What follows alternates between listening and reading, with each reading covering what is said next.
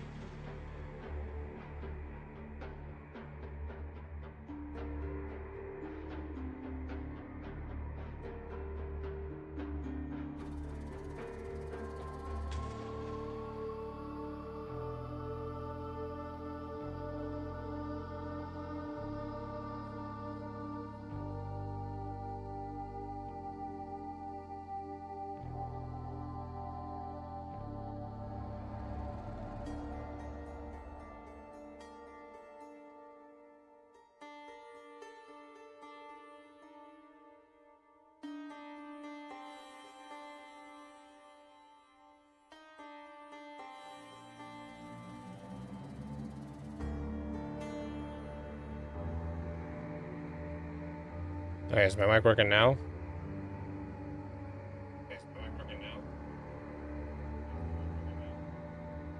Okay. Okay. Yep, it was just my mic that wasn't working. Everything else seems to be working.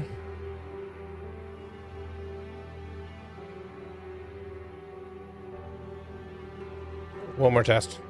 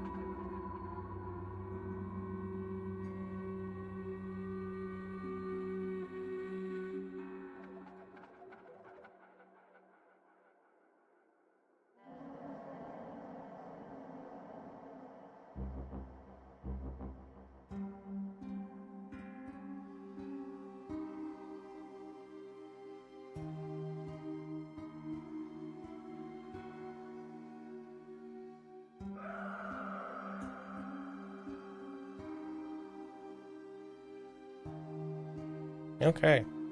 Should be ready to go.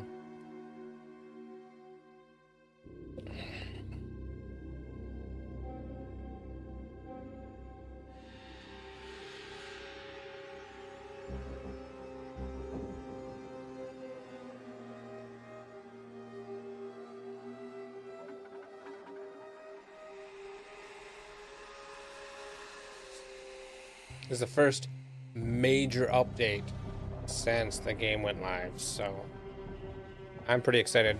Probably won't do a ton of talking during it.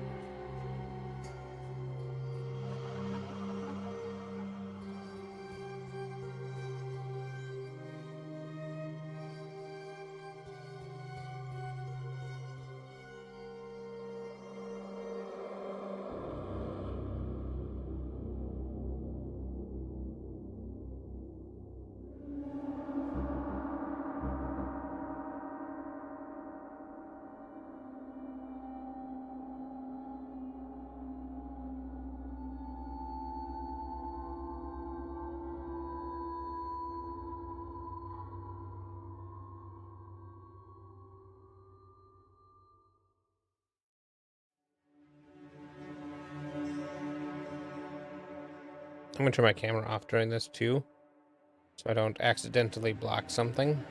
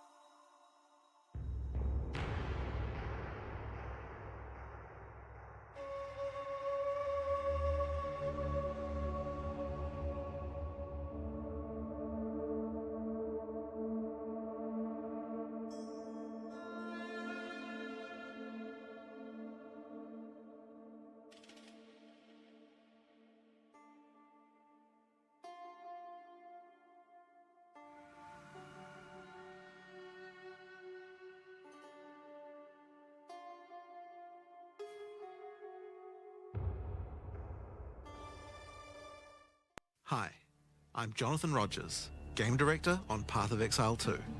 Welcome to GGG Live. Well, it's been a little over 3 months since we launched Early Access, so it's about time for our first major content update.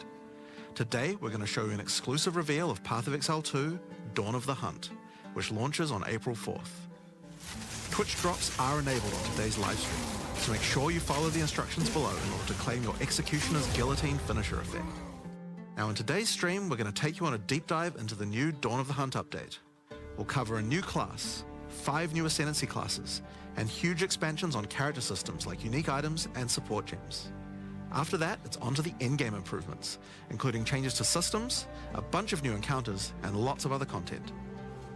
We're going to finish up today with a live Q&A session where Ziggy D will ask Path of Exile 2's game directors, myself and Mark, your questions from Twitch chat. Now we have a lot to cover today, so let's get started with a trailer for Path of Exile 2, Dawn of the Hunt. We as Mary are guided by the Spirit. It provides prey, shelter, even love.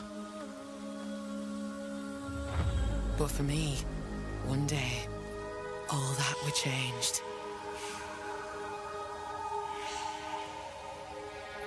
The Spirit, it showed me something.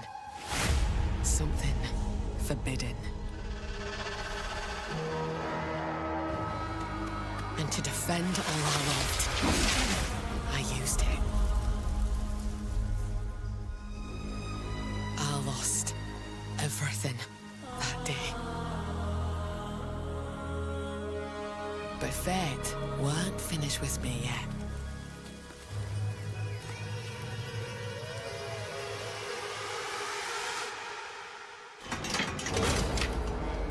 I'll right the wrongs I've done.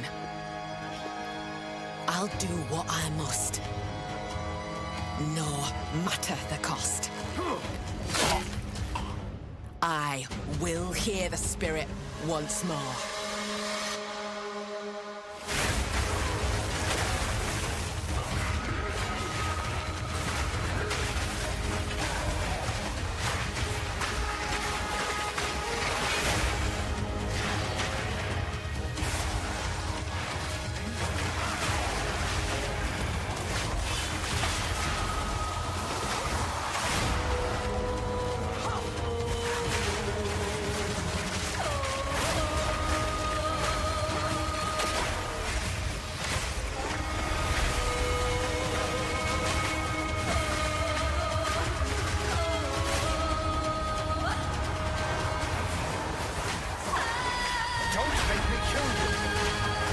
I shall bathe in your blood.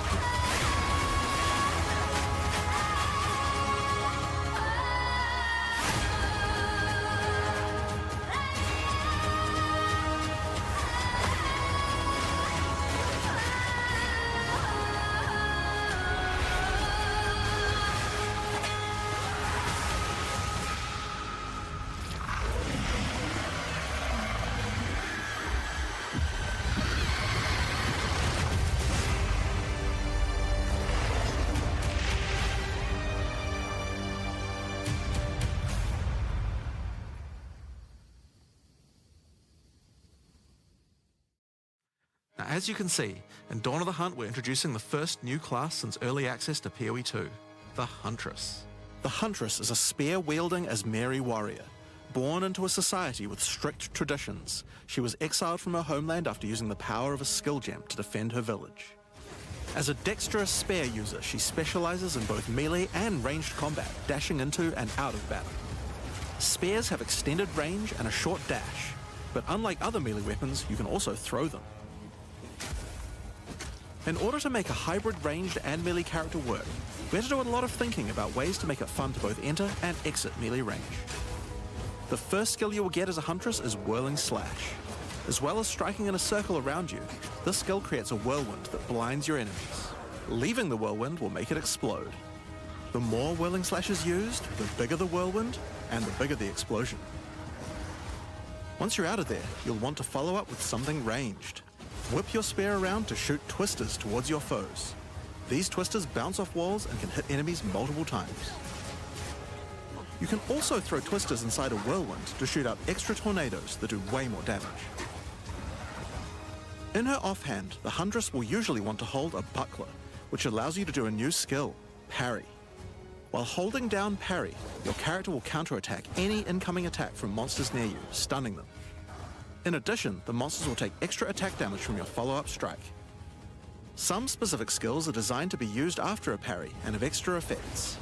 Disengage is a skill that does a quick jump back, damaging enemies in front of you, and it can be used to interrupt other actions, like dodge roll. If you use it against a parried enemy though, it causes an explosion and gives you a frenzy charge. Just be careful. If you parry too much, you're going to get stunned and possibly killed. You can combine this combo with Whirling Slash.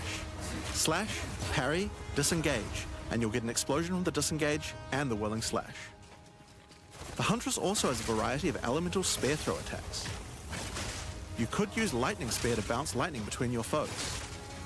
Or you could throw explosive spears into the ground. These spears take a while to detonate, but when they do, they'll incinerate anyone caught in the blast. All spear throws on the Huntress can also be empowered by frenzy charges.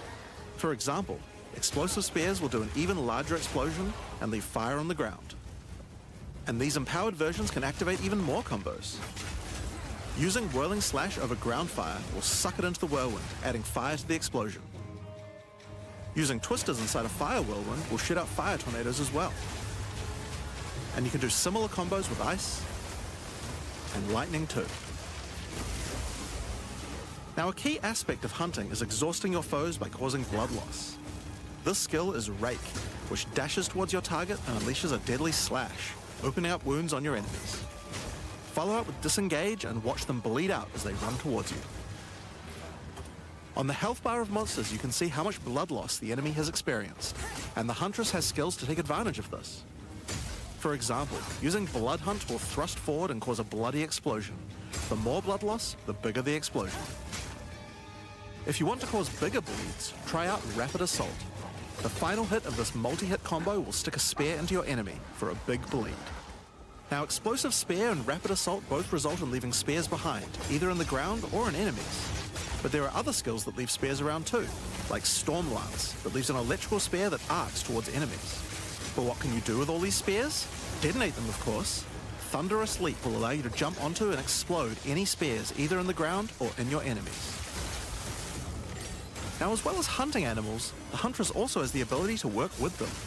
While fighting any beast, you have the ability to tame it and use it as a companion. You can only have one companion at a time, but it will keep the mods that were on it. Try to find a rare beast with good mods to take full advantage of your ability to tame them. Now, this is just the beginning of the Huntress. We've really tried to make the hybrid ranged and melee gameplay work for this class by having a huge amount of synergy between ranged and melee options. There are 22 new skills available for the Huntress. By endgame, you'll be slinging hundreds of insanely powerful spears, sending forth spirit animals and summoning the might of Solaris from the sky. But we still haven't talked about ascendancy classes yet.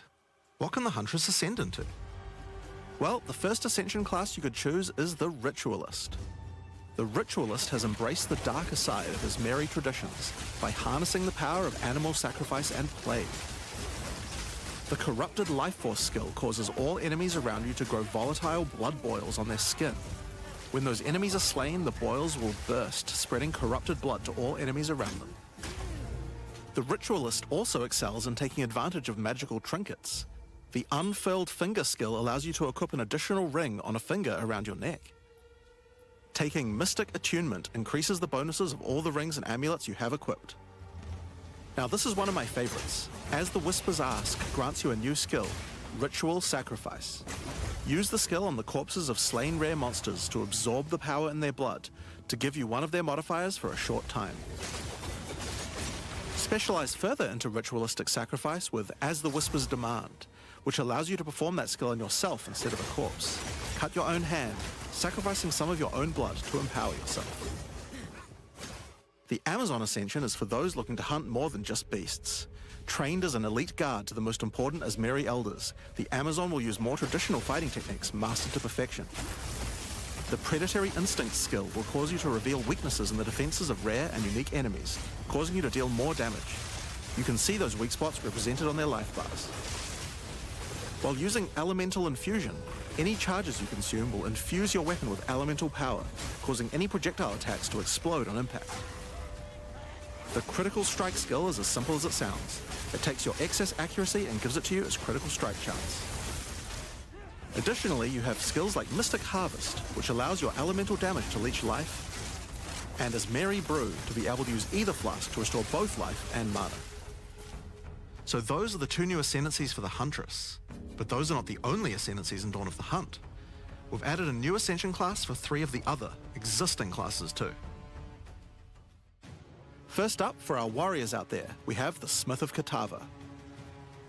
The warrior is a blacksmith in origin, taught by his father Renly. With this ascension, you can take your smithing skills to new heights by embracing power from the insatiable one himself, Kitava. Smiths of Kitava are master blacksmiths and have the ability to forge their weapon, quite literally. Using the Against the Anvil notable skill, you can enhance your weapon with fiery destruction before any battle. After doing so, your attacks will release explosions on hit for maximum devastation. You can also use the power of Kitava to summon an animated copy of your weapon to fight alongside you. A great blacksmith can do more than just forging their weapon though. Their armor can be enhanced too. Now you might think this ascendancy class tree looks a little abnormal, and you're right. There's a lot of notable skills all disconnected at the bottom there. By taking this point here, which is free to assign, your character is unable to equip body armors with mods of any kind. So your body armor must be normal. Sounds like a downside, right? Except now in true blacksmith fashion, you get to craft your own body armor by taking those disconnected notables with your points. If you want your body armor to grant life, take this notable. If you want resistances, take this one. There's so many choices. Think of it like you're crafting your own body armor, just in a more literal sense. Now, let's move on to those who prefer the reassuring feel of a crossbow in their hands, the Mercenary. Alongside the existing Ascension classes, the Gemling Legionnaire and the Witch Hunter, you can now play as the Tactician. The Tactician is a former Blackguard elite. Free from the duties of a Blackguard, he is able to use his training to decimate the monsters of Rayclast and earn a healthy income doing so. This training comes in the form of various skills like Suppressing Fire, which causes all projectiles to pin enemies. When combined with the Right Where We Want Them notable, your pin not only stops your enemies from moving, but stops them from performing actions too, similar to Freeze. With a soldier's training, the Tactician also works well cooperatively. Using the Whoever Pays Best notable, you can place multiple banners at once. The Watch How We Do It skill gives a portion of your weapon's damage to your allies as well. But if that isn't enough, you can also command your army of off-screen archers to unleash hell and carpet an entire area with arrows. Finally, Witch players will be able to join their legions by becoming undead themselves. In Dawn of the Hunt, we're introducing the Lich Ascension class. The Lich is a master of chaos and curses and could sacrifice her life to enhance her energy shield. The Crystalline Phylactery skill allows you to nominate a jewel in which to contain part of your soul, massively increasing its power. There's just one downside to splitting your soul this way though. If you have no energy shield, your mana costs will shoot up. The Necromantic Conduit skill causes you and allies in your presence to have unholy might, granting extra damage as chaos damage. Rupture the Soul makes enemies you curse explode with chaos damage when slain. Dominion over Flesh allows you to apply an additional curse. It's safe to say you'll be the true master of the occult by choosing the Lich class. So Dawn of the Hunt has the Huntress and 5 new Ascension classes, but it doesn't end there. Let's take a look at some of the new skills we've added. Now you may remember we've previously talked about the Raised Spectre skill.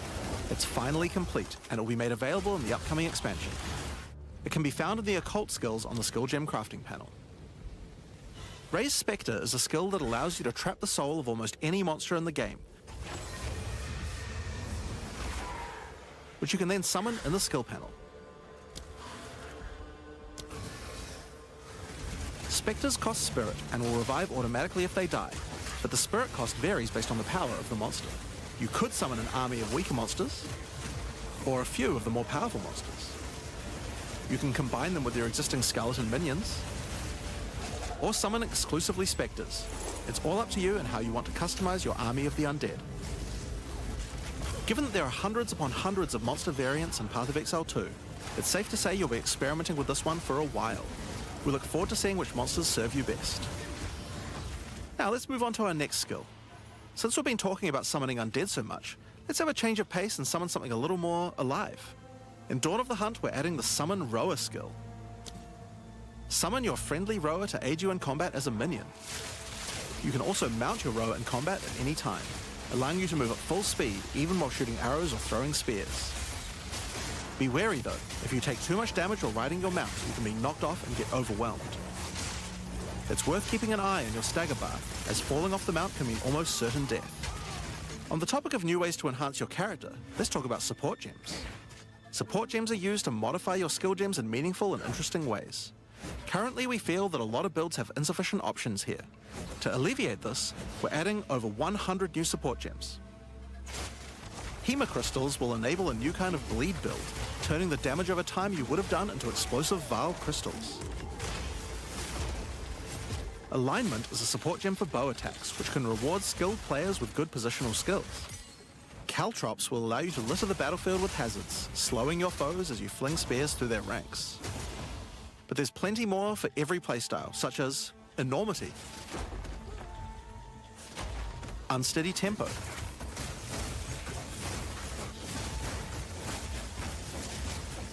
Profanity,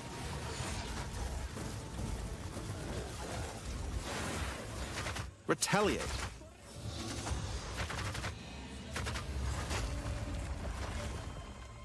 Syzygy, yep, that's a real word, and many more. Now we've talked about a new class, new ascendancy classes, new skills, and new support gems, but let's not forget about the core of a true action RPG, the items. To start with, let's talk about uniques. We're adding over 100 new unique items. This time we've made sure to add uniques with a focus on mid and endgame tiers to make sure there are more exciting items to find for higher level characters. Let's look at some examples. Embrace your inner devil with Chernobog's Pillar. It grants you a large amount of fire damage based on your block chance. The Coming Calamity allows you to become a true master of the elements, granting you all 3 Elemental Herald skills without costing any spirit. At the same time, it penalizes enemy resistances. Wastegate is a belt useful for builds using a single resource like Blood Magic or Archmage builds. With this belt, you can use 2 life flasks or 2 mana flasks. It's up to you. Now, we could go through these all day, but we'll leave most of them for you to discover. Suffice to say, though, we want there to be way more cool things to find. Over time, our goal is to add a unique to every single base item type at a minimum, so that you can chance any base in the game. Now, given that we have the Huntress, we have a set of unique spears from early game all the way through the end game as well. One example is Scyther's Spear, which combines bleed and fire in a powerful way. It allows your ignites to be aggravated, dealing substantially more damage. We're also introducing a suite of unique bucklers with some interesting parry mechanics. Kalgyra's Arc, for example, allows you to parry projectiles from any distance. And we're also adding our first unique charms.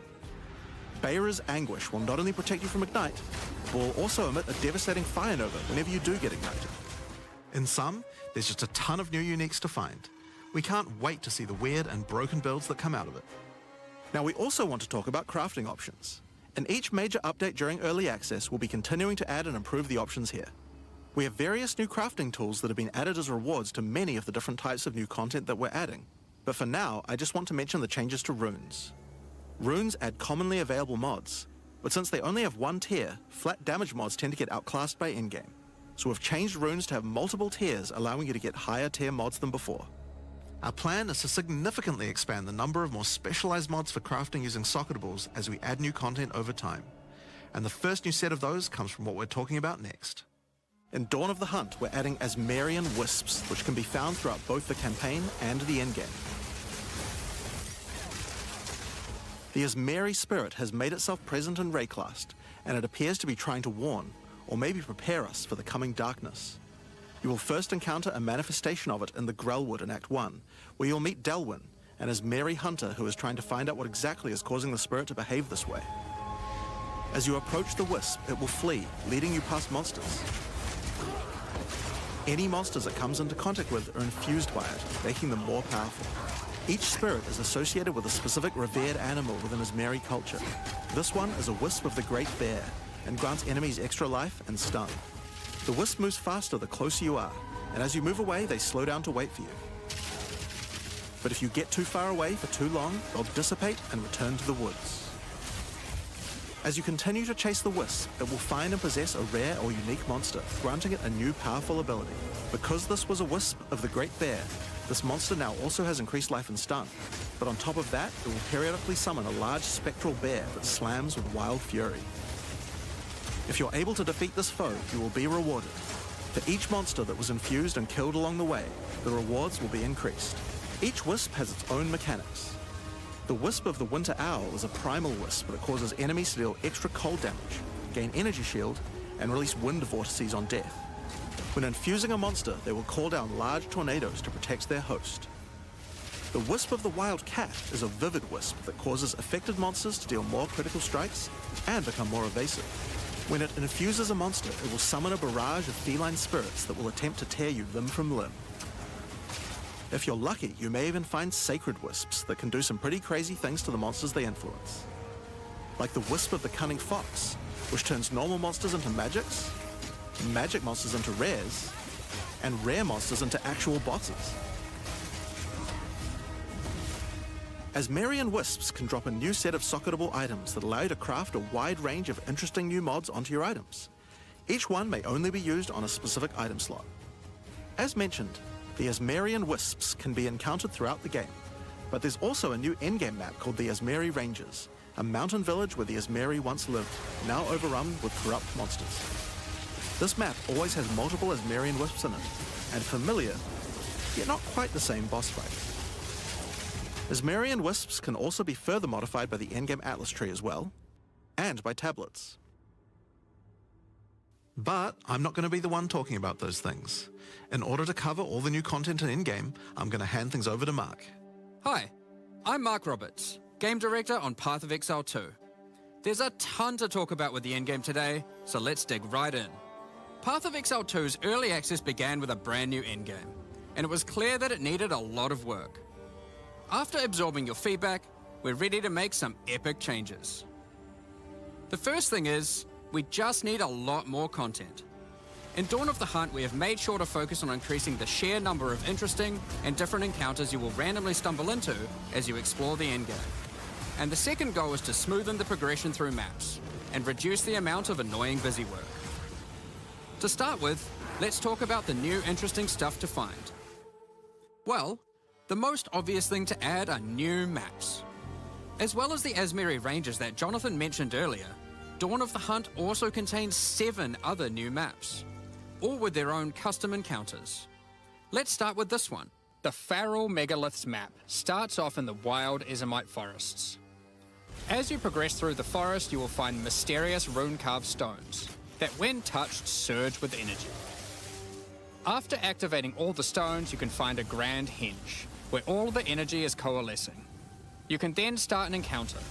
The area darkens, a storm moves in, and a concentration of energy summons a dangerous boss. You must fight and defeat the boss to get its rewards. Once you have defeated it, summon another. And another, and another, and another.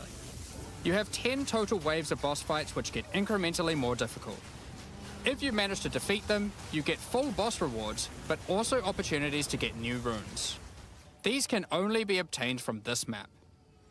The Fractured Lake contains a surreal waterscape with fractured mirror-like objects. As you move around the map, the terrain itself elevates from below, creating the ground you walk on. In this unique map, all the rare monsters are mirrored, so you're always fighting 2 of the same rare at the same time, which can prove quite difficult.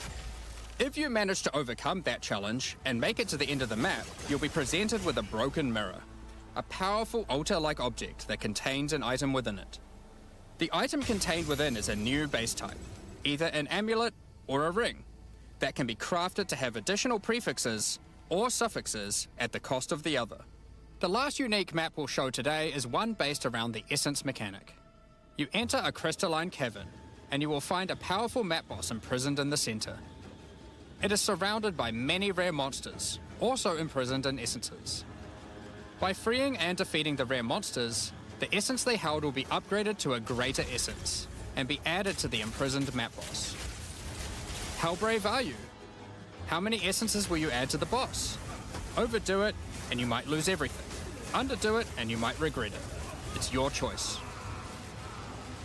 Speaking of essences, alongside visual improvements, you're now able to apply Vaal Orbs to corrupt the essences, with a range of unpredictable outcomes.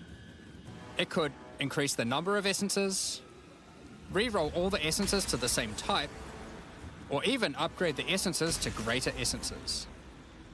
What if they're already greater essences? Well, it can upgrade those too. We have 4 new corrupted essences. Essence of Hysteria, Delirium, Horror, and Insanity. Each corrupted essence has its own interesting combat mechanics. For example, the Essence of Insanity causes you to question even your own mind, as monsters split into shadowy clones, and you must locate the real one before a devastating icy explosion freezes everything around it. Each of these has their own crafting outcomes. The Essence of Insanity can be applied to a belt. It adds a mod that will ensure the next Vaal Orb used on the belt will guarantee adding 2 enchantments. It's worth noting all the essences in the unique map can also be corrupted too, if you're willing to risk it. It's worth noting we have also added 10 extra Atlas passive points you can earn by completing 5 different unique maps. Now, new maps are just the beginning. We had a goal where we wanted to make sure you were constantly finding exciting new content, and that it could be lurking around any corner. So, we have added a bunch of new things that you could stumble into in any map you run. On your travels, you will sometimes encounter rogue exiles. Others like you who have been exiled and are openly hostile. Some are malicious, some are mad, while others are simply fiends for loot. They will challenge you, a fight to the death. They use the same skills available to players, and even the same items. They aren't just dressed up in those items, they're actually using them. It's going to feel like a true player versus player situation. Of course, if you are able to slay these exiles, those items will all drop on the ground. So if you encounter an exile using a powerful or valuable unique item, which you can see displayed under their life bar, you want to be damn sure you kill them. Because if they kill you and your party, they'll portal out, taking their items with them. Every fight will feel completely different depending on the items they come equipped with. These exiles are much smarter than your regular monster. They have capabilities to dodge roll, avoid your abilities with smart pathfinding, smart targeting, and much more action-packed gameplay. Fortunately, they're like you and they're not super durable. Unless, of course, they're wearing uniques like Helm's Heart, in which case, expect a longer battle. There are 12 different rogue exiles you can find, each with their own skills and personalities. Some may insult you, while others may admire your honor in combat. Another encounter you might stumble onto in Dawn of the Hunt are one of 4 new unique strongboxes. Strongboxes are chests with modifiers. When you try to open them, they activate traps and spawn waves of monsters that you must defeat to access the loot. Let's take a look at 2 of the new unique boxes that are harder to find and behave just a little bit differently. The Ogham's Legacy Strongbox has a corpse splayed out in front of the rune-carved stone. Upon interacting with the stone, you activate Forbidden Ezomite magic, which revives the monster as a powerful rare.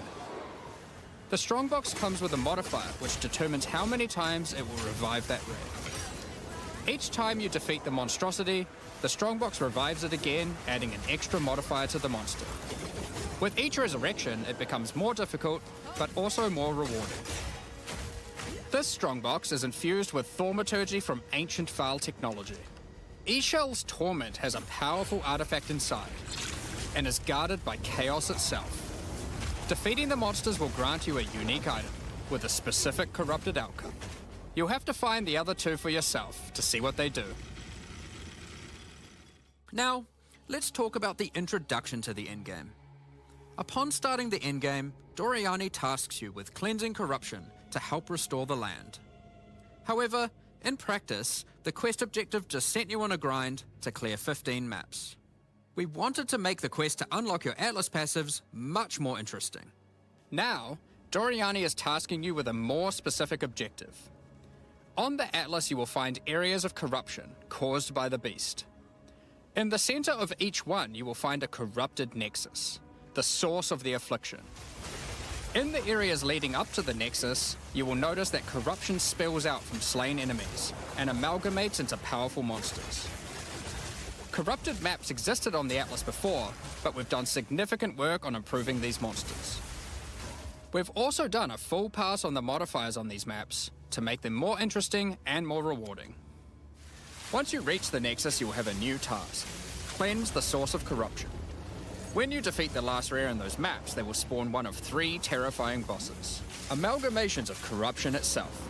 After defeating that boss, Doriani will come and cleanse the corruption for good. As the remains of the boss are purged of corruption, it coalesces into raw crystallized power, which you can use to gain points for your Atlas passive skill tree, the upgrade system that allows you to add and enhance content in your maps. We didn't stop there though.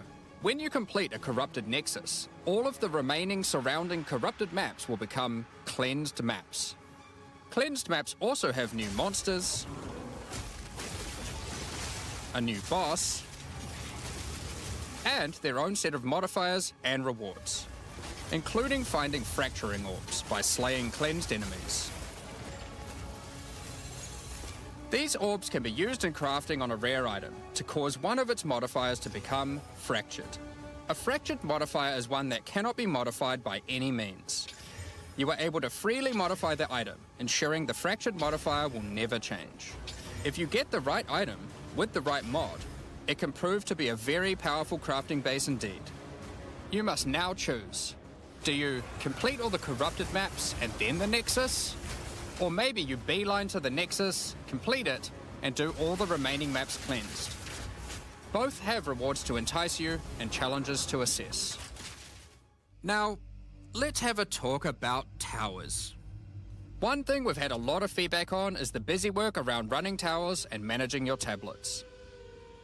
The first change we've made here is that we have reduced the number of towers drastically, so there are now 1/3 as many as before, but we've made them much more powerful. To start with, tablets now inherently add twice as many mechanics, but that's not all. Running higher tier maps and towers now increases the number of mechanics applied by tablets. By tier 15, the bonus is double, allowing a single tablet to now add 4 times as many mechanics as before. So, we're running far fewer towers, dealing with fewer tablets, and affecting even more maps than before. But because there are fewer towers overlapping with each other, you won't get as many opportunities to stack different tablets. In order to solve this, we've made it so that each tower can consume up to 3 tablets at once. You always get 1 slot on completing the tower, but if you can complete a tower with more mods on the Waystone, you can unlock a 2nd or 3rd slot. Overall, this allows for even more juicing from towers, while drastically reducing the amount of busy work you have to do. On top of that, towers are much more interesting maps because they can now spawn with all mechanics, including bosses. Each tower map has a new boss. Let's take a look at a couple here. The boss fight of the Alpine Ridge map has 2 powerful witches contesting for territory. One witch has an affinity for ice, the other fire. Who will win? Hopefully neither. The boss of the Sinking Spire map is a remnant of the Val that has been charged with lightning. It uses a full suite of lightning abilities, but be careful. If any of them hit the surrounding constructs, they will power up. Another thing that we've seen a lot of feedback about is sustaining Waystones. As we looked into it, we realized that the people who couldn't sustain Waystones were dying a lot more than we had expected. And that made us realize something. During the campaign, the expectation is that you can die multiple times in order to learn how to overcome challenges. You are able to learn how the monsters behave, adapt to their skills, and eventually overcome them. But as soon as you get to the endgame, you are effectively no longer allowed to die if you want to sustain Waystones. By the time you are getting towards the end of endgame, we want you to have to be careful not to die. But it certainly shouldn't be that we have such a sudden shift as you run your first maps. The first change we're making is you can now respawn and return to a map if you die. Continuing from where you left off. When you start the endgame, you get up to 6 total attempts per map. as you add more modifiers to a waystone, the number of respawns goes down. This means that as you get to the point that you're running every waystone as a rare, you will have to be more careful. In parties, everyone gets to respawn that number of times. But we still think it's important that you can kill a boss in one go. In order to allow that to happen, we've made a change so that once you start the boss fight, it changes over to the same respawning system we use for pinnacle bosses. This means that the map owner can choose to respawn everyone at the same time. Another complaint we've seen a lot of is players not wanting to do the pinnacle content because of the experience penalty from dying. A change we've made here is that all pinnacle content now no longer grants experience, but also no longer removes experience on death either. Dawn of the Hunt also brings the first batch of Twilight Order reliquary keys from the early access supporter packs. These keys contain items selected by our supporters. They can contain any unique item found in Path of Exile 2. If the selected item is a pinnacle boss drop, then only special keys dropped by this content will be able to provide these items. For example, Hand of Wisdom in action can only come from a key dropped by Zesht. We're also making a change that allows pinnacle boss uniques to drop at any difficulty. Rarer uniques will be rarer at lower difficulties, but still possible to find. This applies to the drop chances for the reliquary keys from this content as well. We spoke about towers and tablets earlier, but we have also added a suite of unique tablets. Each of these adds crazy interactions to the maps influenced by it. For example, this unique tablet allows you to run any map in a tower's radius without requiring connections, which can be quite useful for jumping gaps and traveling around your atlas. And this tablet causes all runic monsters spawned during expedition encounters to be duplicated, and weakens all expedition monsters that emerge from the ground. The Atlas tree has also been expanded, and you can find many of the new mechanics there, and improvements to existing ones too. Now through this livestream we have mentioned quite a few new crafting options that we've added. New runes, corrupted essences, fractured mods and jewelry crafting bases. But we did have just one more crafting system to talk about. Recombination. Expedition was the only in-game mechanic that was lacking a crafting system, so that needed to change. Recombination is a mechanic that might be familiar to some players. It allows you to merge two items together, hoping to get the best elements of each on a single new item. This new crafting bench will be unlocked as you complete your first expedition, and requires artifacts found during expeditions to fuel it. The rarer the mods on the item you are combining, the more expensive the cost. That wraps up all the major in-game changes we're talking about today. With all the system changes and new content, we can't wait to get in there, start blasting maps, and obliterating monsters. There is one more thing we wanted to clarify before we move on, which is that all the content we've talked about today will be made available in the existing early access leagues, so you can play your existing characters. However, there will be new leagues made for those who wish to start in a fresh economy. It is recommended to start over and get the full new experience in the Dawn of the Hunt leagues. For all our existing early access players, we're really looking forward to joining you playing in this new update. For those who don't already have access and are interested in playing Path of Exile 2, Dawn of the Hunt, you are able to at any time purchase an early access supporter pack at www.pathofexile2.com. Additionally, the Paladin and Penance supporter packs are now available to purchase in Path of Exile 2 and contain 6 microtransactions each and the full pack's face value in points. All the microtransactions contained within these packs are purely cosmetic and do not affect your character's power or progression in any way. Thank you so much for your ongoing support. We're just about to start the Q&A with Ziggy D. With release at the end of next week, our community team will be posting crucial information you'll need for the release. Keep an eye on the news. On release weekend, we expect to launch the new mystery box and many new microtransactions, including Path of Exile 2's first alternate skill effects. Thanks for joining us today and checking out our latest developments. We're looking forward to playing the Huntress, trying new builds, and exploring the new endgame next week. We'll begin the Q&A shortly, so please get your questions ready.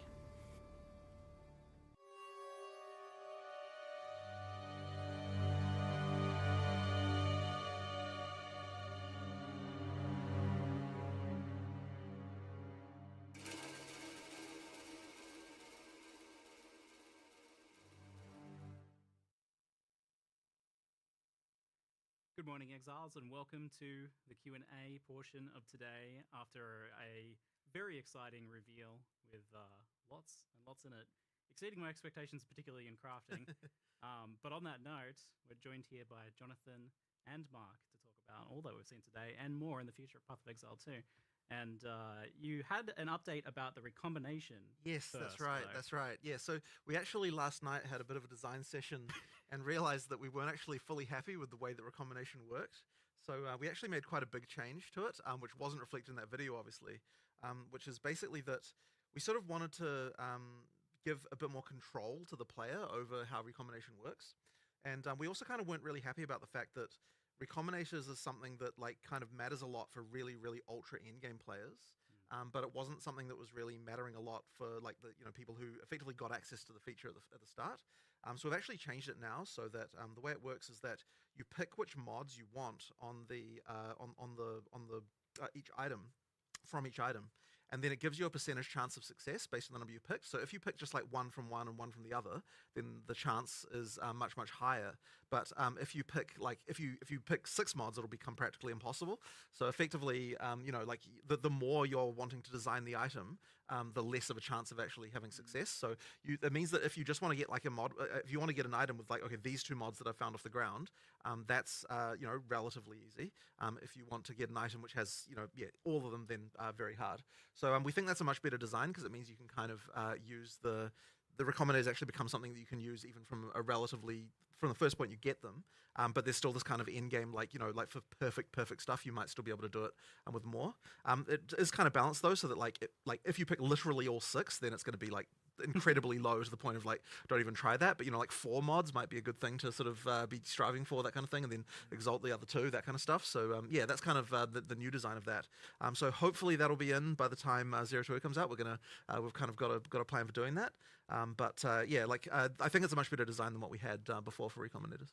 If it's not there for 0.2, it'll be very as soon as soon. it can afterwards. Very soon, But spur of the moment, night before the live stream design sessions. Yeah. But Been a few of those. increased player agency and visibility into the success result is just a win. And honestly, took way too long to, get to the point of us actually going, oh, this is just straight up better to have observability into that and the freedom of choice. So. Sure. Yeah, that's the thing. Recombination definitely felt like something that was both really high end in terms of the crafting that it was intended for, but also just even understanding it. This seems much more intuitive because You just pick what you selecting want. the mods you want. Yeah, Right? exactly. So it does sound like it's a little bit of a nerf for the very high end of crafting, though. Like, It might end up being, but I'm not it sort of depends on how the numbers come out.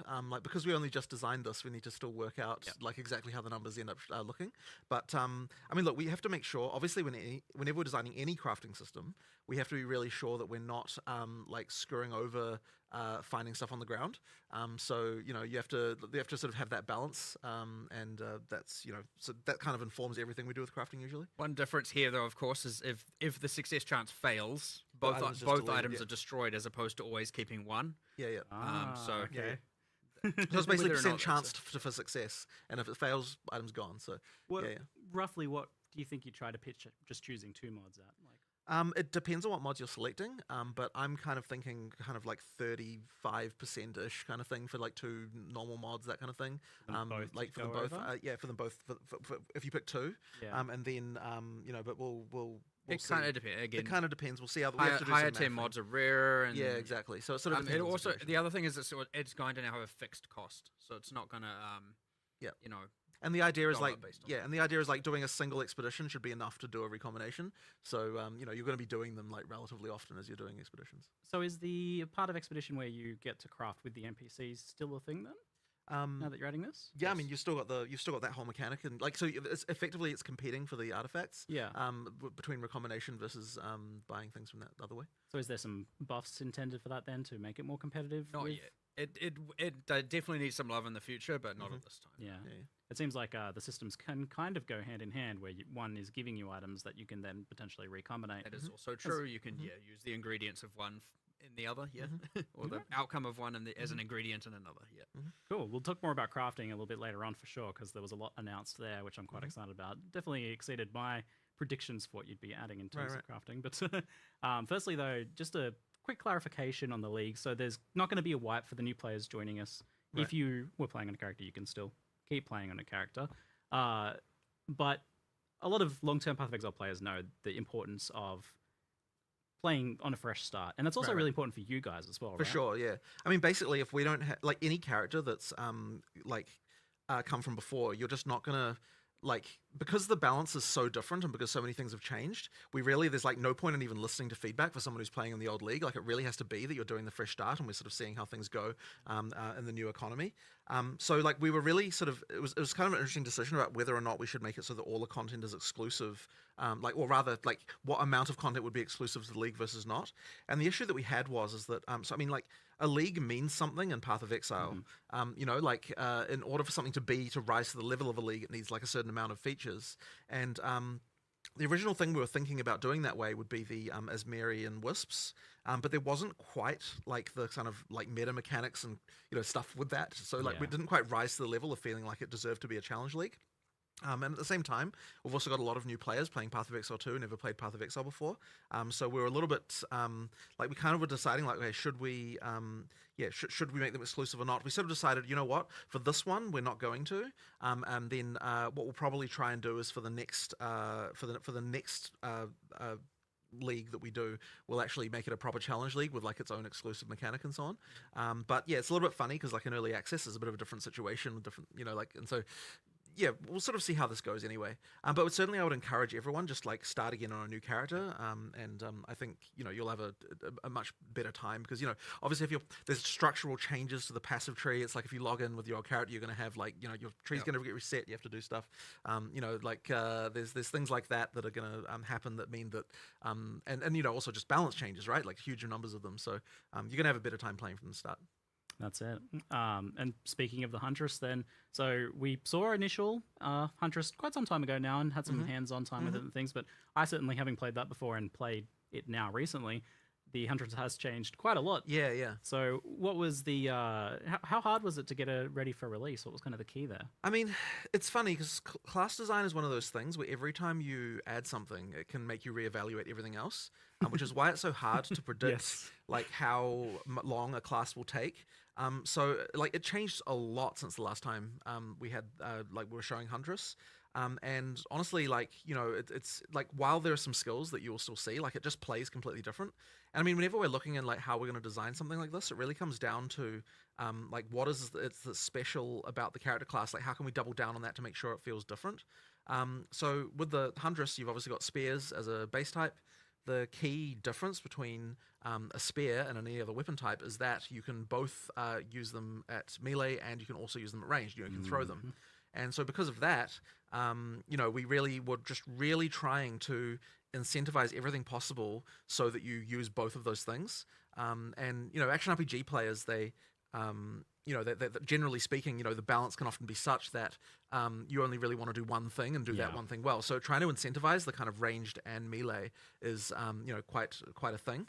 And I mean, the way we do it effectively is try to make sure that like there are combo chains where, a ranged thing can combo with something that's melee and a melee thing can combo with something that's ranged, and then also give you good abilities to move between the two states. And so that kind of means that you end up with a very like agile character, like you're constantly moving like backwards and forwards and kind of moving around. And I would say that like, given that it's the Dex character, that it's good that it feels that way, that it feels the most agile of all of the melee character classes. That's been a really good one. But I mean, look, in terms of changes, I mean, look, there are just changes all the time. Like the frenzy charge thing was like relatively late in development. Like there's like quite a lot of things going on that just meant that the field kept on evolving. And another big one, of course, was parry, which I honestly was very skeptical of working. And Mark, Mark was the one who saved it. Honestly, like I was like, you know what? There was like 3 times I think where I was like, you know what? I don't think it's gonna work. And then you were like, okay, I think we're gonna save this. I was like, give me a week. Yeah, exactly. And it works completely differently for most games, because in most games, obviously, with parrying, the way that works is that you have to time the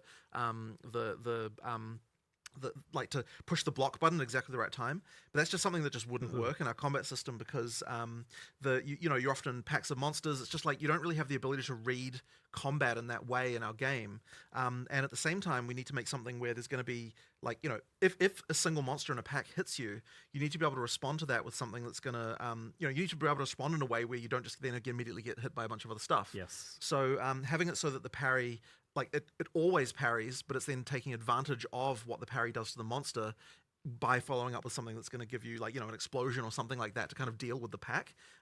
That's something that sort of allows that counter gameplay to work in our game. So you've kind of got 2 primary parry follow-ups. You've got the frenzy charge one, which dashes back, which means that you don't have to worry about the monsters hitting you. And then you've also got the one that there's another one which I don't believe we showed there, which called Fangs of Frost, which does a counter where you attack with ice, which freezes the pack. So it's another way to so in both cases you've kind of got something that's kind of dealing with the fact that you've got all these monsters around you, and that was kind of the biggest challenge I think that we had with that mechanic. I'll also make note of, there was a support gem I found that you can attach to any attack that allows you to follow up parry to generate a frenzy charge too, so it doesn't even have to be the backflip. In that case, there's other, create your own parry. And then of course there's always Sniper's Mark, and there's a skill that does give you a guaranteed crit, so that's a potential option as well. Like you've got a few different ways to generate them. Because parry guarantees a light stun. Yeah. You always get that small window to actually engage or do a thing before before you're under danger again. And I'll tell you this, like, I am one of those players who never parry, right? In any game ever, because I can never do it. It's always just so frustrating. So I was very skeptical of that, but it feels really good. You've both managed to make it something that's easy to do, because you can just hold the button down and parry at any time. There's no skill involved in that. But at the same time, you've incentivized making it so that you do want to still try and time it as best you can personally. How have you done that? How have you made it so that like you actually still want to kind of play it skillfully? Well, I mean, ultimately, anytime you're holding down the parry button is when you're not attacking, right? Exactly. So you still want to kind of minimize the window, but at the same time, like the timing is just not like, not as bad. But the nice thing as well is that like once you do successfully parry, it's very obvious. You get the sound, you get the token on the monster. It's very chunky. Yeah. So it means it's very obvious when you're supposed to counterattack. So yeah, I'm very happy with that. I think that it came out really well. And honestly, one of the funny things about it is that it immediately made me realize like how bad shields are in comparison, which is why we're also trying to ninja in a change to how shields work at the last minute, which we'll see if it makes it into 020. I was playing around with it last night. This was 8 p.m. last night. Yeah, 8 p.m. last night, exactly. I was messing with this. Yeah, messing around with it. And I won't talk too much about how that's going to work, but effectively we want to make shields, the shields better as well, and kind of build something into those to make them more interesting. Yeah. So that's the plan there. We'll see if it makes it for 020. Yeah, following that kind of similar design space idea of being able to do a bit more with it. Yeah, and then 100%. that feed into other skills and things like that as well. 100%. There's a lot of room there to play with. Yeah. So we talked about Huntress being very, very combo heavy, and she has the deepest combo chains out of anyone so far, even exceeding like things you can do with Monk. You got 3-4 different skills deep of things you can start to synergize together. So how do you balance? How do you make that fun? Firstly, like rather than like onerous, for example. Well, I mean, I guess there's a few things. Like one of them is it just has to be very readable and understandable when, like what you can do and when you can do it. And I think the other thing that's really to our advantage here is reusing skills in multiple ways, so you can make a deeper combo chain without requiring you to be using as many skills in order to do it. So the way that Whirling Slash and Tornadoes interact with ground effects and kind of like all that stuff sort of means that you're using Whirling Slash multiple times as part of the same combo chain. And that's an idea I think that I'd like to try and explore more, because I think that it is a cool way to kind of extend the combo chain, as I said, without sort of getting too many things involved, and makes it a lot cooler. So yeah, I'll think a bit more about how we can apply that to other classes and other skills, but it's worked out really well here. Yeah, it's a bit of like a loose create your own combo system in a way. Like obviously there's intended combos, but because it's interacting with something that's fundamental like ground effects, you're able to combo with anything that creates a ground effect. And there's a lot of different ways you can do that. Like I added shocked ground to the backflip skill, or I got a companion pet that had a shocked ground aura. Nice. As like that was just there and that was available all the time. I mean, it's funny as well because it also works on just enemy ground effects, and so sometimes you can just get a damage boost because the rare just happened to be dropping ground fire or something. So that's kind of fun. But it's been it's just a lot of fun to play. You know, the first time I ran into that was actually in the graveyard where there's these like chests that like pop open with fire, and like I was using tornadoes, and then one of them just randomly turned into a fire tornado, and I'm like, oh, what happened there? Oh, yeah, sweet. It was just like a really cool moment where it just sort of interacted with the environment, which was really fun. It always feels like you're getting a little bit of something extra for free when you're taking advantage of the enemy effects, or a boss fight that just has burning ground everywhere. It's like sweet. So how do you go about balancing though when you have a class that has deeper combos and kind of somewhat requires you to do a bit more versus a class or a skill or a build that is just bonk? I mean, you have to ultimately make the combos matter, right? And I think actually that's one of those things that we're trying to really focus on with the balance changes we're doing in Dawn of the Hunt more generally, is making sure that even, like, I think it's the case where some of the combo gameplay kind of degenerates a little bit by end game in a way that, like, I want to make sure it still feels rewarded. And so we were sort of doing various checks, recently about, like as a random example, right? Like, so on the Mercenary, we found that doing, but when you get to endgame, doing armor break, what's it called? The armor piercing that causes armor break, followed with high velocity rounds, is just worse than just using high velocity rounds. And that's like really bad, right? Like we have to make sure that we're improving that stuff. So it's like sometimes you just get these things where like the balance by endgame kind of degenerates in a way that that doesn't support the combo anymore. And so we have to make sure that when we're looking at buffing things, that we're like making sure that when we're doing it, it's to support the fact that using more things is actually a good thing. We're really trying to make sure that we're bringing some of that, improving some of that stuff as well as we're doing making the balance changes. So do you have like a baseline there of where like the really simplest build should be, the build that just bonks? Like, I mean, you mean in terms of damage or in terms of like what it does? You know, I mean, we always want you to be able to build that way. But the players have to do a combo. I mean, for no, people who don't want ultimately to, you never have to, right? But it sort of what it means is that you are sacrificing something. And look, the ideal situation is that like you don't feel like you have to do combos. You feel like you want to do combos, right? Like, because you feel rewarded for them. It's like should feel like a fun, like, oh, I can add this. You know, like it's the feeling you should be getting. Yeah. I think the Huntress is doing that very well. It must have been like extremely hard because I don't think I've ever seen this like ranged melee combo done well before. Right. Well, I mean, it does require a lot of discipline, and it means that a lot of skills like end up on the cutting room floor because you try them out and then you realize, well, if this is in the game, then that's the only thing I'm ever going to do.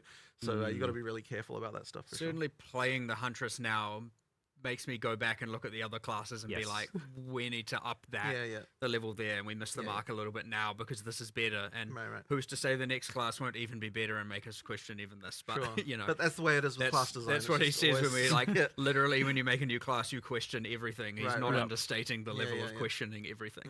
Yeah, do you see like going back to the monk at some point and looking for more like opportunities to link skills together with? I mean, we haven't got to the full skill set for any class yet already, and we need to add more pieces for a lot. I think there's at least 4 skills that were designed and then aren't in the monk currently. Range are the same. There was extra poison skills. It was intended to be more chaos dots. There's all kinds of stuff. We have to obviously at some point fill all of that in. Hard to say when, but. We're going to try and incrementally get it, like much like how Ray Spectre and I mean the mount works with the Huntress, but we were like, let's give something for the Ranger this time. Let's give something for the Summoners out there this time, and so we're just going to keep filling in those gaps over time. And it feels like you're getting better at class and skill design as you go too. So I imagine the last class you're going to release is going to be like amazing. You'll look back at the first ones and be like, ooh. Possibly. Well, that is the worry. But whatever. But look, with that means we've got another round of going through everything and improving stuff again, right? So and that will never end. That's it. So with the parry came the kind of looking at the player getting stunned, in particular player heavy stun. So it's always hard to tell players like, hey, we're going to do something to you and it's going to be a bad thing. You're not going to like this. Well, the funny thing, let's talk about why. there's a few things like that actually, because so I mean, for a start, like we needed the downside of parry to be, you know, like that. Yeah, you get stunned out of it. But then when we're looking at how long, like we're like, okay, right now, even and it's this true with shield block as well. By the way, it's like if you get stunned out of that, the amount of time that you get stunned out for is actually not even enough time for most bosses to do a follow-up attack on you. And it's like, well, where's the downside if it doesn't even have enough time? So we did have to extend that out a little bit, and it makes you a little bit more careful. But in just to warn people, right? There's a few other things like we lowered what's it called, the I can't remember the name of that thing now. The thing that makes you more easy to be elemental statuses apply to you. Ailment threshold. That's right, ailment threshold. Yeah. So we lowered ailment threshold to actually make it so the player has those mechanics happen more to them, right? Because like right now through campaign, like you barely get frozen or burning or shocked, really, to be honest. So there's stuff like that we've had to do to kind of make sure that you know, that because if you don't have that stuff actually happen to you, then there's no point in mitigating it. And it's like, you know, things like charms were like not very useful because, you know, those mechanics weren't happening to you. There's stuff like that, right? The downsides do actually matter in order to make it so that, you know, that you then, you know, there's other things you can do to sort of bypass those downsides. So yeah, that's kind of one of those things that, you know, we just have to make sure is there. I did always find it a little bit strange that like was able to count the number of times I was frozen in the campaign on one finger. For sure. For sure. For sure. But And yes. it's always by those vile ghosts. Yes. So Right. expect a little bit more, a little bit more danger from the stun. I definitely died a couple times to getting heavy stun. Yeah, it can So happen. that's mostly occurring if you're like doing bad blocking or parrying. But Yeah. can it also occur just from like taking a really big hit or something? So at least we've discussed that. We've gone through a whole bunch of different, like, should certain boss abilities heavy stun you, and if you speak into enough stun threshold, it like demotes it to a light stun, and if that, you know, there's all kinds of multi-hour discussions we've had, and we haven't really come to anything conclusive there. But it's only from mount, raise shield, and parry, and of which, you know, at least for all of them, you can see your stagger bar filling up. It's worth noting things like evasion apply to. So when you're parrying, we turn off your evasion from taking damage because have to. the block does, right? And otherwise you'd be like, I'm going to parry it. Oh, I evaded it. It didn't parry. But you can evade the stagger build up. So you don't take the damage anyway, just So the before evasion anyone still misunderstands that. The evasion still works. Yeah. okay, So I didn't high know that. evasion will mean you can parry for longer. There's a bunch of parry stuff on the tree, including damage affecting the debuff, the duration of the debuff, so you get to benefit for it longer. Reducing stagger is all over the place for both mount and so in the dex section of the tree. So yeah, you can mitigate. I mean, my expectation is probably you'll get some in-game builds that are just like, I can parry forever and like, there's no real consequence. So you know, not every skill can be parried, of course. Yeah, it otherwise follows the slam rules. If it's a slam from above or below, you can't parry it. Much to your frustration for some Yes, things. I mean there are a few things where I've got disagreements about what looks like it's parryable, but My hopeful there was when it's contentious, people would bring it up and would change it, right? Sure. So like, if it's on the line, it's meant to be blockable.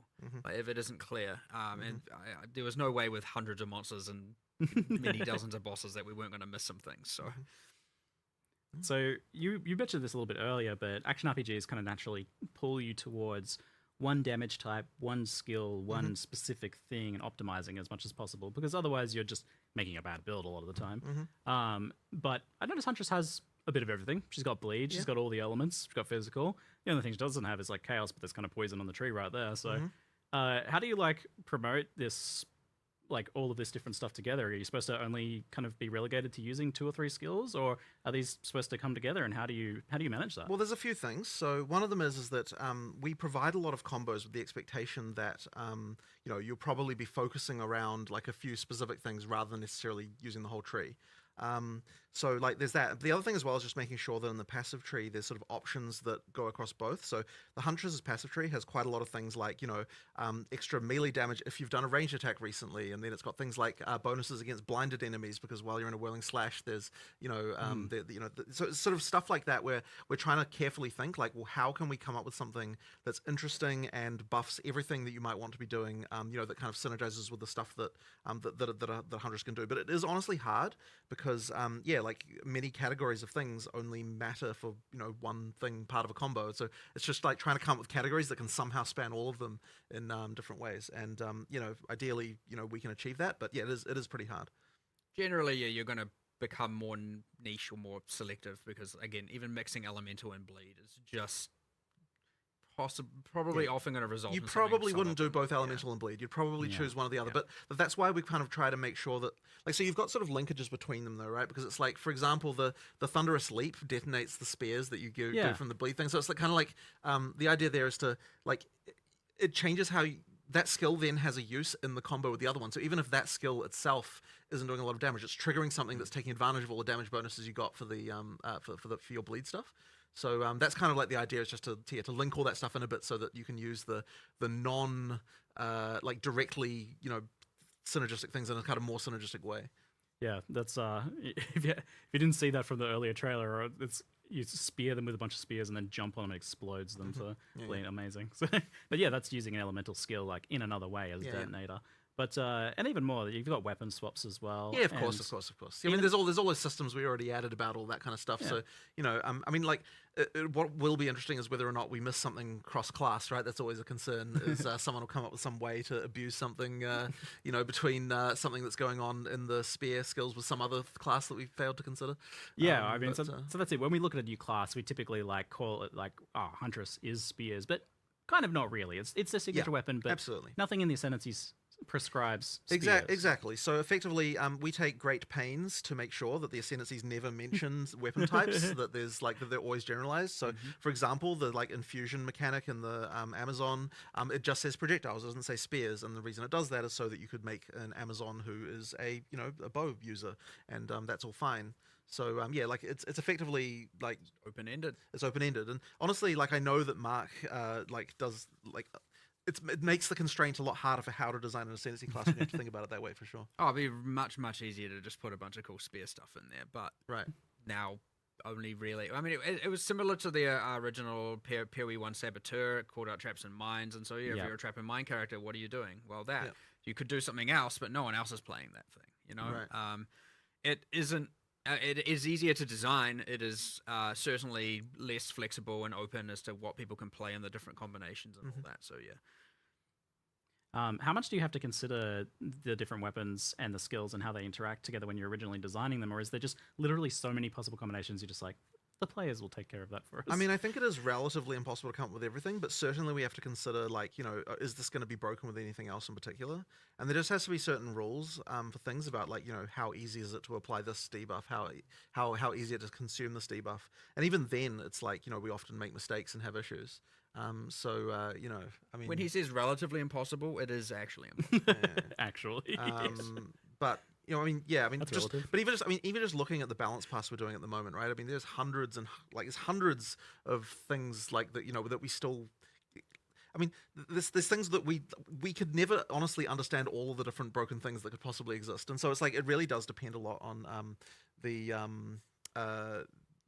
like on seeing reports on what people are doing on some level, right? But then I think that what will happen over time is that obviously, like, the game's still relatively new. We're still making relatively big changes. Over time, the balance, I think, will get to the point where we no longer have these like crazy outliers to the same extent. And it should mean that we get to some sort of relative class parity. By parity, what I mean is like, people playing all the different classes rather than focusing only on a few as we get towards full release. Because, right now it's obviously very skewed because, there's certain broken things. So, the balance over time, we'll get there. It's one of the main goals and benefits of the early access is just like, let's get the balance of characters right.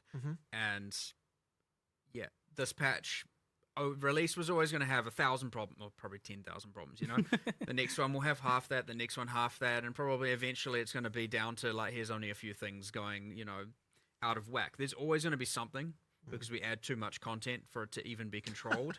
Again, there are too many uniques, too many supports, too many skills, and too many other changes for any amount of people. Like you're talking about a matter of you'd have to put in like thousands and thousands of hours internally to find it and then you give it to the players. There's so many people, it's going to take literally 5 minutes. So it is. It's very beneficial. And we're lucky in that regard that we get to that level of testing and feedback and on such a mass level, and especially with things like Ninja and all of that, and other people being able to see it and discuss it more openly. We're just going to be able to iterate on it even faster. But yeah, every single patch you're going to see a pretty substantial change in what's going to happen here. Yeah. Thanks for making the broken builds. And Well, players. 100%. I mean, you mentioned support gems. It's like over 100 support gems added just this patch. It's already like so many, and with you doing a different weapon for each of the 16 classes. Yeah, I mean, there's going to be a lot by the time we're done. But there kind of has to be, right? Because that's what you made it. You made this system that you need so many supports to support. You do. Otherwise, it's not going to work. Like, Yeah. especially with this one support system, it's like, what have you guys done? Well, I mean, look, this is why we have recommendations, and hopefully we can improve those as well, and continue to get that better. There's certainly room for the complexity to get a little bit out of control here. So the recommendeds are going to become more and more important. Right. So we need to make sure those are very much right. For sure. You must be looking to players even to find some of those recommendations down the line as well. In some cases. What stuff is popularly getting But used. the thing with the recommendations, though, is that they can't really take into account what you've already got on the gem. So the recommendations have to be just sort of generally good, but not really take into account combos. That kind of means they're a bit more simple. Like, the recommendations are going to be more simple than what you'd otherwise be doing if you're not following them. Feels like at some point you're going to need some sort of nested recommendation system. It's like, well, I'm kind of doing bleed stuff, so you go to the sub-menu for bleed recommendations. I'm less certain about that, because I kind of don't want to get into the thing of actually telling you what your build should be. That's a little bit different there. Maybe like more sorting methods for the show me all the gems. Oh, because there's a lot that are only in there that are never recommended, right? At this point, there are, there are. It's going to be an interesting challenge you guys have set yourselves to make enough supports there. So another thing that you managed to challenge that you set yourselves, and I always wondered, like, why did you do this to yourselves, was Spectres. So originally those were planned to be in for launch, but obviously Spectres are a whole can of worms. It's, hey, let's just give players access to every monster. Also, we've made so many new monsters. Yeah. We're talking about all the broken. There's going to be some broken in there, I promise you.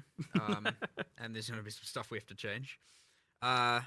I mean, they've done, but I mean, effectively, what the time between early access and this was like, okay, let's actually attempt at least to do a balance pass of this and like see if there's anything that's going to be a problem, and then adjust numbers accordingly. But now you've got to account all those support gems on all those monsters. Yes, well, this is an interesting thing, isn't it? The support gems work. The support gems work on them, and like, what the hell is that going to do? Like, it's impossible to completely know, but like, look, I mean, there's probably definitely some some dark secrets lying in what kind of Spectre mixed with support gems are going to do. And monsters have skills now. It's not like PoE 1 where it's like just a bunch of zombies just doing default attack. It's like everything pretty much has a skill now at this point. So, but the great thing about it is we got to leverage all that work again for the beast taming as well.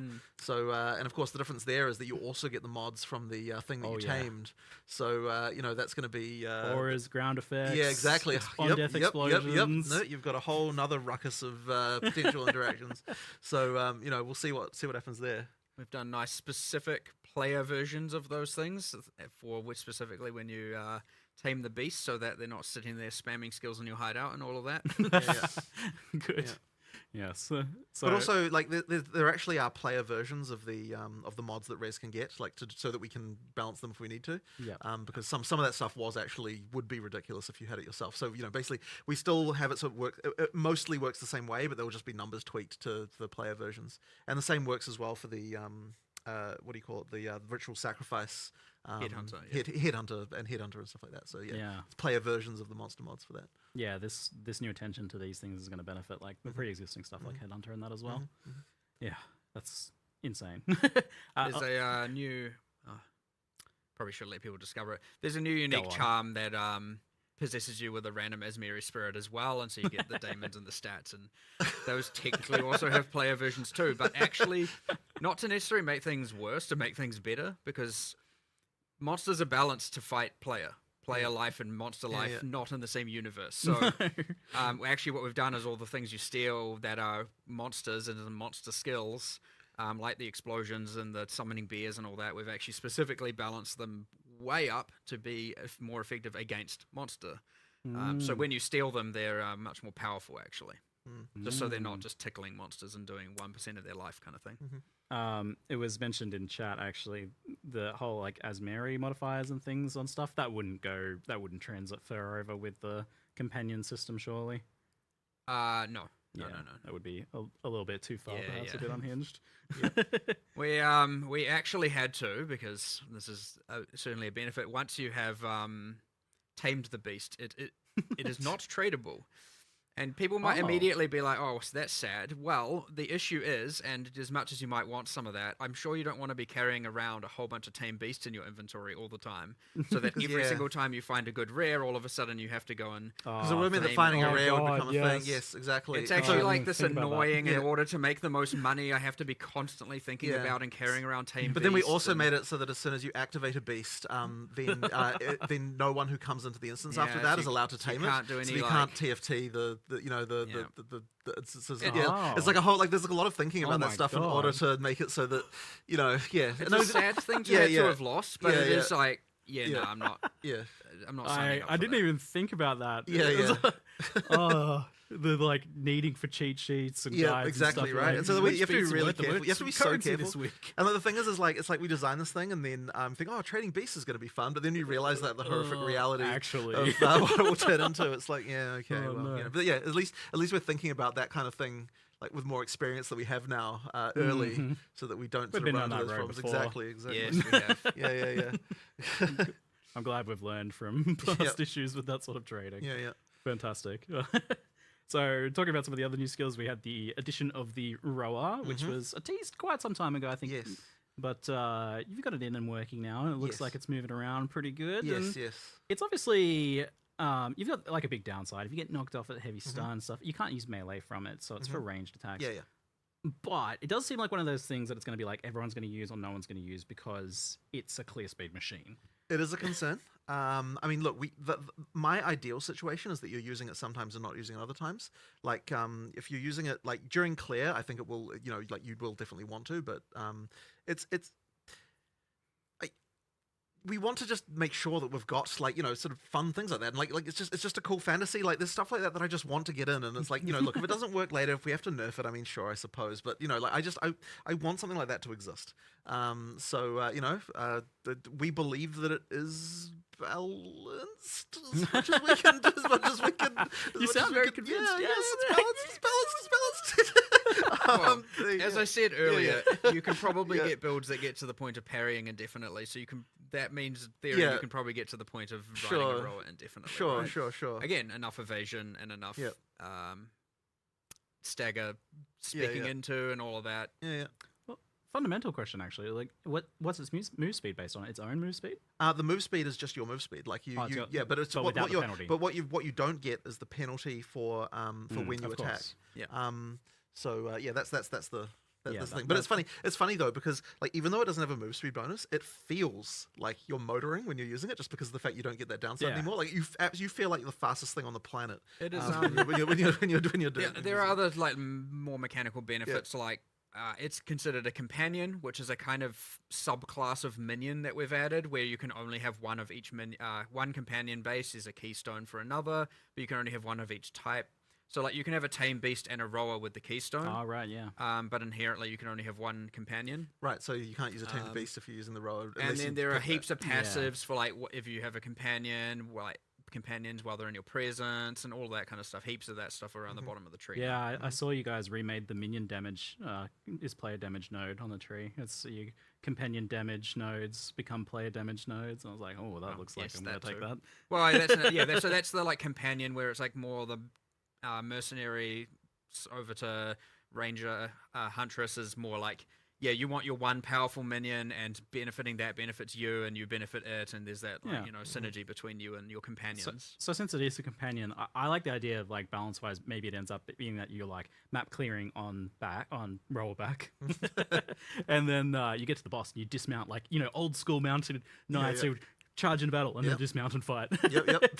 So if it ends up like that seems like that would be a pretty cool balance for it. That should be the best way to use it, I believe. Yeah, because then you gain access to your dodge roll for Yeah, the boss fight where exactly. you need it. Yeah. And does the rower then kind of do a bit when you're not on it? It can attack, but I mean, it's not exactly a huge damage source or anything. It's like certainly better to stay at ranged. It's not the most durable of birds, for sure. But it acts as a distraction. Maybe Yeah, there's yeah, some yeah. support I mean, it's a gems minion, right? Like, you it can do attacks things with. things and does stuff. Yeah, you can support it with minion supports to make it more durable and all of that. So Yeah. Oh, I mean, there's the one that's like the minion takes 10% of the damage before you do. So sacrificial bird. Yeah, true. Poor little guy. So that sounds. I'm looking forward to playing around with that one then. Speaking of new content, 100 new uniques this time. So how many are you aiming for? Kind of in general, is this about really like filling that roster? Well, out? we want to have every base type have a unique for the purposes of chance. outside of boss uniques. Outside of boss unique, so we want every on base top. type to have a unique that you can chance, and Yes, so that okay. was with the eventual goal. One of the things, of course, that we had that was sort of a problem in early access is that because of the way, because when we were designing uniques, we kind of designed them like in order from base type up, just literally because that's the way that like spreadsheets are arranged. It's like we ended up with all the low level uniques enough, first, fair kind of enough, yeah. before the either ones, and it was kind of it's like we didn't see that mistake coming. Like it was kind of stupid We because thought like we thought we'd get we through thought way we'd get through more them of all, right? We were like, so- okay, we'll get all the uniques, and so we designed them all. It's like, okay, we'll start working on the art, just go down the list. So then we're like, oh crap, now we don't have very many in-game uniques. So this time we're like, okay, we really need to make sure that in-game uniques are a thing. There's way more of them. So the focus really is on making sure there's lots of cool stuff to find. Lots of really chase things that you can get. It's not. So you discovered the sort order changing in the Yeah, spreadsheet. it does help. Turns out. But effectively, like you should. It should be a lot better, and like there's lots of cool stuff there. And we're just going to keep going with that. yeah, By the way, like of course. Yeah. 100 now, 100 later, 100 next. Just keep going until kind of honestly, we never really stop making uniques. Like Yeah. especially anyone familiar with Path of Exile 1's history, is every single expansion since the dawn of time has had new uniques added to it. So there's a lot there, and there's going to be a lot here eventually as well. So yeah. So then let's talk about the idea of like players seeing a unique and be like, 1x, that's not very good. What do you guys want uniques to be in Path of Exile 2? Like, how powerful should they be? What should they be aiming to do? And how should they affect the rares in that slot? I mean, there's always a tension because we want rares to still matter. Like, we don't want just your character to be just only full of uniques. So it really is like the role can evolve. So at the start of the game, they're really supposed to be more about that. So the earlier game uniques are supposed to do two things. One of them is when you find them, they should be powerful for a little while. Yeah. But then also they have a some kind of combo thing that you might be able to do with them at end game. But we don't always know exactly what that might be. Like, I mean, we've got sort of ideas, obviously, but it's like we don't necessarily design them to say, okay, this unique definitely has like an in-game build that's going to be actually strong to do with it. And that's because you're kind of putting in things where, later on some other mechanic might come along or something might happen, and then people find an interesting interaction, and that's when the unique kind of comes into its own. And I mean, that's the same as like Magic card design philosophy, that kind of stuff. You just put in like kind of weird stuff and sort of, maybe you find something. But obviously it can mean that like, when people see a new unique, they might they dismiss it. But then one day they might also be paying vast amounts for it if it becomes a meta build. So, but I feel like a game has to have that stuff in it in order to feel like there's lots of interesting ways to experiment, because like, it's like the feeling of being the first person to discover some new interaction is an amazing thing, and then when people see something that like feels smart, and it's like, if we don't have uniques that just take chances and do weird shit, we'll never have that kind of stuff happen. Yeah. So when we're designing a unique, we don't think about what's the value going to be. Yeah. We're not even coming out of it going like, this is going to be really expensive, or this is going to be really cheap. Well, in some cases, Well, you yeah, knew what you were doing with that Herald unique. Nah, I don't remember. It's more of the charm and. But that's the thing. Are you aiming for the? Honestly, there's someone said the other day, they were like, it's a successful unique is one that should be divisive, and I was like, I agree for the most part, but not every unique should fill that role. Some should just be clearly, this is powerful, I want it for sure. It is going to be on my build. Chase. And others are like, what can I do with this now? And then others are just like, we don't know if anyone's going to do anything with this. Throw it in, and sometimes it doesn't get anything happen with it for 3 years. But we don't know that necessarily. It's like, let's just take an experiment and throw it in there and let the players figure that out. Yeah, I feel like you're with a lot of these uniques, you're designing a question. You're just like, I'm going to put something that's a little weird. Maybe someone will figure that out. Well, I think as Rishi called it, it's a puzzle piece, right? Yeah. It's just a piece in the puzzle. You put it there, and maybe someone will complete the puzzle or half of it. Maybe not. And then others where it's just like, yeah, this is powerful. Yeah. Like, I mean, there are definitely some chase uniques in this. In this Yeah, situation. 100%. Oh, definitely. Yeah. So on chase uniques, then we've obviously had some like pretty crazy ones so far. Where do they want to be in terms of like how hard they are to get for players? Because at that point, you do need to consider like how expensive they end up being. It's really tricky. So whenever we're looking, so if there's a unique that's broken, I guess there's two responses, right? One of them is make it rare enough that you only get the brokenness after the point when you're at the point where you're supposed to get that, right? Yeah. Which is to say, like, post pinnacle boss type, like win. level of character Yes. development, right? And then the other response would be nerf the actual unique, and it honestly is a case by case. Like, so I think that like Temporalis, for example, actually got nerfed in both ways. The actual unique was nerfed a little bit, I believe, although I don't believe it's maybe as much as what players might expect. But then also you've got okay, whatever. But also we have made that one rarer. It's still pretty crazy. Oh, it's in the still right crazy sense, for sure, yes. for sure. But the thing is like you want to chase stuff, right? So therefore you don't want to just go nerfing everything into the ground the moment that it's good. So therefore that one becoming rarer, I think, was the right answer there, because it was way too common. Just due to the We had also the issues with like I mean, there were three real issues. One is darkness at one point bypassed honor loss. So all of a sudden a no-hit run, it wasn't a no-hit run. Yeah. You had guard bypass on a loss, so once again a no-hit run is not a no-hit run. And then there was just like, well, how can anything hit you if you can kill literally everything on your screen in one frame, right? So those three problems, and so as the balance issue of not everything surviving for more than one frame due to a subset of builds, and those other two things go away, it becomes a lot rarer in itself. Yeah. That it is much harder to require like very specific and ideally high skill gameplay. And then there's just like, well, it also was just too common, the relic that yielded it. I mean, the expectation was that, because this is a hard challenge, most of the time when people try, they will fail. But the reality is once you get the ability to do it, you just trade for that thing and get it every time. Yeah. So that's kind of meant that the rarity kind of didn't work like we thought. And, now that should be better in both ways. Again, for the PoE 1 players comparison, like it was far more common than Original Sin. Which was the same role in PoE 1's version of the Sanctum, just to give us some sort of comparison. It's just much easier to actually reliably do it. And it shouldn't have been that much more common. Right. Yeah, gotcha. So crafting really surprised me. You guys announced, I thought we'd maybe get like one little thing, maybe you'd do something with essences or something, but we've got essences coming out a lot more, it looks like. You've got, because you're violent, you can so greater essences are going to be much easier to get. One thing we didn't mention in the video is that like omens are way more common, because I believe you made the change that there's an omen in every 2.5 times more common, I think. Yeah, than every thing. So like you've got stuff like that. Like we certainly knew that we needed to do more with what crafting stuff, and so we're kind of like, well, let's just make sure we're at least adding 3 or 4 things, like new things to. And, every ritual will now have at least one omen in the window.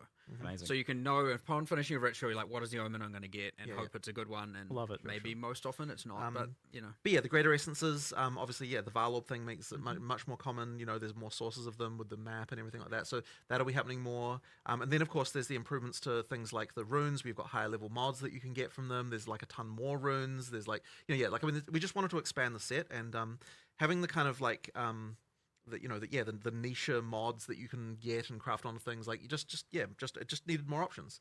And it's sort of interesting because like some people say, oh, you don't have crafting in PoE 2 because we don't have a crafting bench, but it's like we actually have a huge number of crafting options, and the crafting being good kind of comes down to like how many of these kind of weird systems are there and how they can interact. But we just have to be really careful because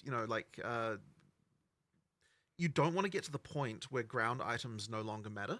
Like and I think PoE 1 kind of basically did get to that point for various reasons, where like people aren't caring about what's on the ground nearly as much. So we still want to make sure with every change we're making that they still use the ground stuff, that you're still excited for things on the ground, and so that's like a really careful balancing act, because they do directly contravene each other. Like the better stuff you can craft, the less important the ground stuff is. So it's a really sort of subtle balancing act. But I think that the stuff we've added here will definitely push things in a way where you feel like there's more smart things that you can do to kind of improve your stuff. Yeah, well, I think done right, and what you're doing is making sure that the ground items do matter with each of these crafting systems. So you have that fundamental change where you can't just turn an item back into a white item. Exactly, and that's very important. One of the biggest ones, I think. And that kind of then unlocks the ability to do more. And so the great thing about the socketables as a crafting system is that they don't compromise the ground at all, because they don't, they're on top of the stuff that you can get on the ground. So that's very good. But when it comes to the kind of the base mods, we do want to retain, that an item has. We do want to retain, for the most part, the kind of thing of that part of the item generation is random. It's just that, it's just that on top of that, you get the more deterministic things that you can add in addition to. And then when you do it that way, it works really well. So socketables work really well as a crafting system for that reason. Well, so on that topic, we've had this talking to you. It's like you're always saying to me that this rune system is our crafting bench, but players don't keep asking for a bench anyway. Right. So obviously there's like a branding issue or a functionality gap. So it is funny, because I was actually saying the other day that if we had literally had that system be identical, except that the way it was themed was that there's a crafting bench you go to and craft extra mods on the items, which literally be functionally the same, I think, and required materials that are effectively the runes that you get. Then I feel like people would be thinking that we've got a crafting bench. But yeah, ultimately that is that the rune system, the socketables are what replaced the crafting bench in the PoE 1 style crafting bench. And I guess it must have also been with that initial kind of output of them was just not as many options as 100% as well. So that is the issue, and that's because they were relatively late in development. So now we're just sort of expanding that, and we'll continue to add more socketables probably with every release, right? We'll add more categories of them, or do different things. It's like expanding the kind of type of mods, because there is a thing where it's the more in the base mod pool for items, there can only be things that are really fundamental, and so anything that's kind of out there, we don't want to put in the base mod pool, because then you end up with this sort of situation where you get items and they've got random shit you don't care about. The crafting is where you want to have all of the kind of stuff that's very build specific. And so adding more mods to that pool so that you can do that is the right idea. Why is it that you can't socket and rune some things, like non-attack weapons, for example? Well, it was more just a choice for asymmetry, where we just wanted these things to feel different.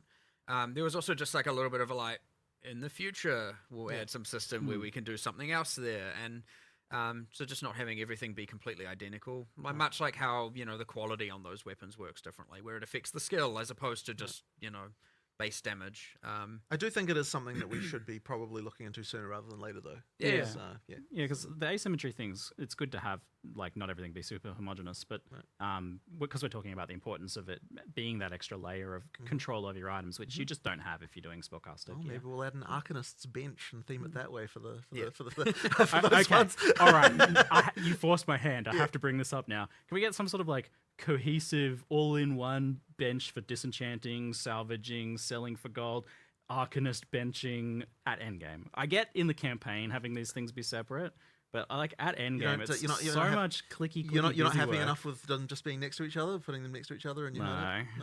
Well, that's all right. I'll think about that one. Okay, good. I've planted the seeds at least. Okay. Done my part. All right. There's ways. Max, there's ways. I like the sounds of that. Well, at least for endgame, that's I don't want the world to not feel like it makes sense. Absolutely. So, But having it that you can just you've got your hideout where they're all it would have to be a hideout related thing. Yeah. That makes sense. I mean, people are putting their NPCs within each other's personal space anyway, so the law goes out the window at that point. For sure. So we've also got Fractured, crafted via an orb from the cleansed monsters. How rare are those? How do you quantify rarity like that? They drop from the monsters. I can't remember the exact number, but I think I was kind of saying 1 per biome, which is the kind of total blob of cleansed monsters. But then that obviously does get affected by things like pack size and all that on top of that. So is that 5 maps or something? Well, it depends on how many of them you kill as corrupted. Yeah, because so- the ones you didn't Yeah. cleanse while you were getting to the Nexus, those are the ones that then become cleansed. So you kind of have to choose, like when you go into a biome, am I going to beeline straight for the Nexus and then cleanse everything, or am I going to just fight them all as corrupted to get the rewards from that? So you're kind of choosing one reward or the other based on what you decide to run.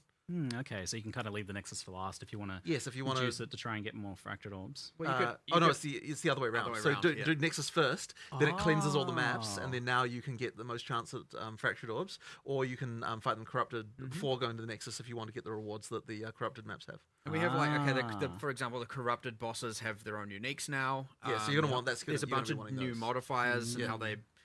So there's like Yeah, yeah. random corrupted strongbox kind of things and all of that Clever. stuff. So Yeah. you kind of really are like, I'm going to, have a look at the mods. I like Are this. I'm going there- to do this, then this, then this, then the Nexus, and then I'm going to do the rest cleansed. Does the cleansed boss have its own uniques as well? Not yet. Not yet. Okay. It does have. It guarantees a fractured orb though as well. Oh, okay. Oh, So you can and- get the boss. So and you'll display if you hover over the map and it says like contains, I can't remember his name. Then you run it and kill it, you will get a fractured orb. So at least you will know that will drop one. Yeah. Right. So with the fractured orbs being a wave fracturing, that's obviously super powerful for crafting. Are there any fractured items dropping pre-fractured? I quite liked that. I think we went with no in the end. Yeah, we not were going to do currently. it, but then we decided not to. But we might do it later. Yeah. So an extra add-on. Is there a particular reason for it or thought process for that? There just kind of wasn't anything that really fit that exactly. I think At some main point, thing. you'll want some new thing to Yeah, go in probably. that like this. Probably. This feels Personally, right I there. would rather just drop more orbs, honestly, and let people choose how they want to use them. I like it from the perspective of dropped items matter. Like when you're yeah, seeing but a rare, they kind and of then already you're like, do. "Ooh." They kind of do here anyway because they do, like because you because use you it- need that yeah. as the thing of the fracture. makes So it's sense. kind of not necessary. I think. Yeah. There's other little subtle things, like for example, the cleansed monsters within cleansed maps can't drop equipment as a little thing. So they have much higher. Obviously, they're dropping things more like waystones, tablets, currency. They don't get to drop any of the armor or anything. So they're more like currency sources. Is like an interesting Yeah, subtle thing because if you want more currency, then play cleansed maps. So we're gonna have a lot more essences, a lot more omens, potentially ability to get fractured, recombination with the new, more accessible at low and mid tier design recombination. 4.0. Yeah. This is yes, recombination's certainly undergone some changes. This is a huge leap forwards compared to 0.1's crafting. For sure. So was it just about that you had to establish that really like humble baseline for crafting so that you could then go crazy with it like this? Honestly, I mean, look, on some level, it can just be, like you need economy, you need to see how things evolve. We just don't want to do too much at once. I mean, although this may seem like quite a lot. I mean, It does, yeah. but the thing is like, but in terms of the initial system, it's like if we'd have had all that at the start, Yeah. I think that we wouldn't have been like, we'll put it this way: it is hard to take the stuff away, so that's why we have to be a little bit careful as we do this. Yeah, thing. I guess you needed to kind of assess the fundamental things like the no scours, the no Yeah, bolts 100%, and stuff like 100%. that as well, because then you can have a better idea of how to build off that, which I'm super excited for. Crafting. But of course, and if actual you know crafting. us, like more, there'll be more. There's always going to be more. Oh yeah. so. Oh, you gotta have a new craft for every league, right? That's how it is these days. Oh, yes. I expect a crafting system for every league. Thank Yep, you. something like that. That's somewhat actually our intention. So yeah. I love it. Love it. Perfect. So let's talk about Endgame then, because that had some humble origins as well with the initial implementation of PoE 2's Endgame. Obviously trying some new things, being a bit experimental, not necessarily just wanting to copy PoE 1's Endgame, but how far of your vision was 0.1's Endgame? Was it what you want? I would say that the main problem that we had is there wasn't enough overlapping axes of randomness, as we call them, where effectively you need to have it so that when you go into a map, there's just chances for random shit occurring, and then that random shit like might happen alongside some other random shit, and then now the thing together is like a new scenario. So I mean, effectively, Random like shit squared. yeah, exactly, right. So it's like if you look at what we actually added here in terms of like encounters, if you will, whatever that means to you, like we've added kind of more than 40, probably something approaching 50 encounters, and that's if you count things like each rogue exile is a separate one, and each spirit's a different one, and things like that, right? So those are the things. But the big difference between the ones we had before and the ones we have now is that most of these ones can overlap with other things. So you have a situation where you've got the Asmeri wisp that like happens to infect the unique boss of the area, and then that leads to a combat situation that you haven't had to deal with before, or then like you've got some essence thing that like or like oh crap, the this other wisp like caused the thing to turn into a boss that then it's just like it's all that stuff combining, or like what happens when this goes with a with a unique strongbox, and it's like all that combining stuff, and that's what leads to the situation where you've got an exponential explosion of like possible combat situations, and then sometimes you just run into stuff that you've never seen before because of that, because of this combined in some interesting way. And that's something that definitely PoE 1 has got very well, because it's got so many of these things that have been added over time. And it's also something that we took care to make sure that each league specifically did. So what PoE 2 lacked was, I think, that. And so that will mean, I think, that the end game is overall just much more engaging. Now, obviously, we're going to be adding more content and more of the other stuff, but fundamentally, it's like it was specifically more of that type of stuff that we needed to do. And honestly, I don't think we've even got enough yet. Like, we want even more. We'll keep on adding that stuff, but it needed to become a focus. And I think part of the reason is that when we're first working on the end game, it's like we need to come up with the big ticket items, right? Like, what are the the league things, and like the maps, and we need to come up with all that stuff. And so it's the little detaily kind of things that kind of a little bit require a bit more like time and stuff to work on, even though they're actually like relatively efficient to make. Like, we can make a lot of them when we do actually sit down and design them, because they're like making a new strongbox. Like, sure, it's like it's work, but it doesn't take like that long, if you know what I mean. But it is. But it is that stuff that really adds all the flavor and kind of interest. So we'll just be continuing to do that through the game. And I mean, even yesterday we were having a conversation about like making it so more of the maps, even just like regular maps, have more interesting just little things that happen in them and stuff like that. Like more like what the campaign has. Love that. So we haven't like got there yet, but like through early access, we'll definitely be just like introducing more of those little details everywhere, so that you get the interesting things happening. Yeah, so a bit like those exploration mechanics in campaigns. 100%, yeah, exactly. That's just, we just want to make sure that you feel that same way through the end game as well. And with the leagues as well. Yeah. And like, there's really only so much randomness that can occur within a breach in a map, and so they will end up feeling ultra repetitive. Whereas, and again, in PoE 1, you had the boss that could spawn occasionally. You had 5 different factions, things like that. And it is very much our intention to expand on all the leagues, to have way more random things occurring, mini bosses spawning, whatever else. I have a whole set. I don't want to spoil them all yet, because that's a whole later thing. But definitely want to expand on all that. Even Expedition only has the one boss. It had 4 in the predecessor. Like, we need to get back to having all of that depth and all of combat and all of those mechanics, and it'll help hugely, while also making sure we're adding new ones, of course. But what we definitely have learned is that our minimum standard for new ones is going to it should include all of these things from the get-go. Right. Otherwise, we're just signing ourselves up for like, here's 1,000 things we need to improve. Right. It'd be nice to actually get some of them finished. So that's going to be a goal going forward for sure. But I think it's like, it is where our type of design shines, because like adding content is no longer a process of like, we work on a thing and then the players get to play, like it gets into a situation where like adding content has more value than just the content itself, because it adds to everything else too. And so that kind of makes it feel like the world gets like larger, in much larger proportion than what you have. And so like, it's an n squared thing where like, the square of all the stuff we add. So that, like, basically it'll feel like it's ramping up in terms of interest as we add more content, rather than just feeling like you're just continuing like rather than every league feeling like you just add the same amount. It'll feel like it gets even bigger each time. Yeah, like when you add Asmeri Wisps, that's not just about adding that. It interacts with all the other things that already exist that it can go ahead and affect. So that's tackling one of the, ultimately, I think the biggest things is just that, like, the core basic mapping of running an empty map was boring, and that's never what you want to be, obviously. So like, some of the issues there, I guess, as well, that were exacerbated by that problem was the fact that the maps were so big and that there were so many of them. Obviously, that's getting a lot better with the maps themselves becoming much more interesting. But it seems like this corruption and cleansing mechanic is breaking up and giving you something to progress through as you move towards the next tower or next boss or next other mechanic. I mean, I guess there's always something on your screen that you're pushing towards, it looks like. Well, we want to try and, like, honestly, I don't even think we're even quite there yet. Like, we really want to make it so that you feel like there's lots of quests, as it were, in endgame, like not necessarily directly in the form of like, here is a quest objective, but like that you sort of have this feeling of like, there's like different stuff that you're like, that you feel like, there's a thing, like, exactly, right? You need to, ideally, like, every time you do one of those, it's like there's another one just on the horizon that you're thinking about. So if we can achieve that, then we'll have succeeded. But it'll need to keep adding stuff, right? Like, just more and more things, because obviously, you need to have enough just core there to be able to get to the point of it doesn't feel like you're just repeating the same thing over and over again as well.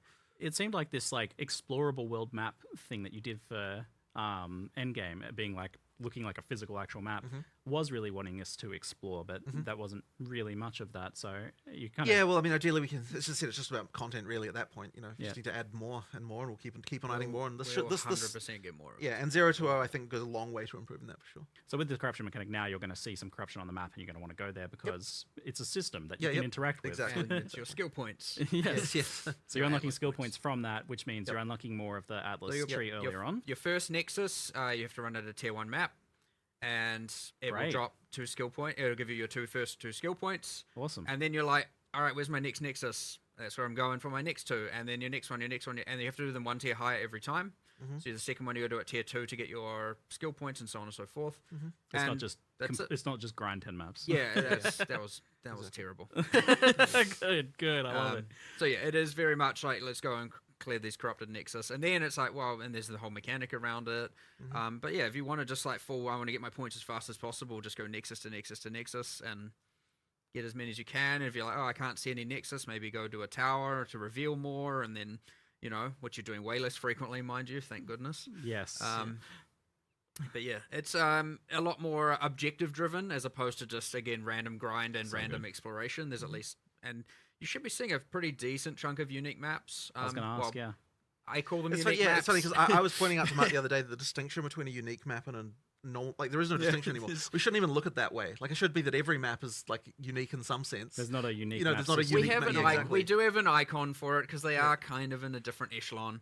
Yeah. But yes, technically, unique map is a name that's a holdover from PoE 1. Yeah, because you can use mods with them with Waystones anyway, so it doesn't. There's no actual reason for a unique to be any different than a normal map. You can craft it and enhance it. It really just comes down to how rare they are relative to other things, right? So, and how rare are they? I mean, maybe in so hard to terms explain. of player screen. Yeah, I mean, look, as I said, I think how many screens? How many? I had the numbers, I just don't remember them.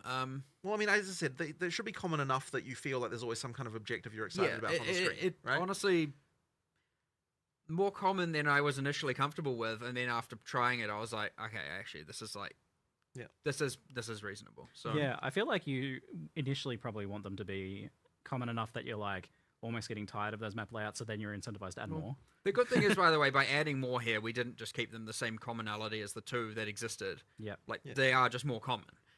It's not like part of the reason it wasn't as common before is because there was only 2, and that would have just been repetitive and boring.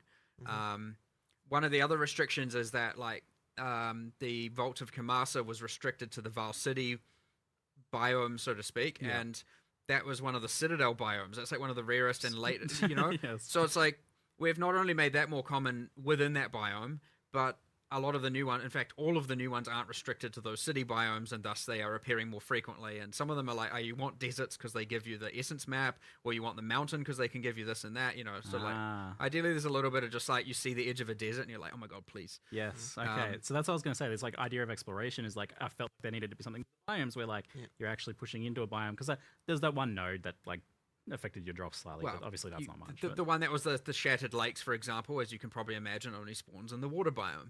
And so there's a little bit of and so does Untainted Paradise, and so does one other. So there are actually 3 special maps that can spawn only in the water. So go to the water. And otherwise, how easy is it to find? You said there was an icon. Obviously, you kind of have an idea of what biomes. Is it also something that's pretty visually there's art there, spottable on the map? So the one we looked at with the megaliths, which had all the storm and lightning. Well, on the map, it has a bunch of storm and lightning. Cool. So, that's awesome. Cute. That's great. So we mentioned the Atlas passive tree, and you're seemingly, I think, you're getting better progression of that.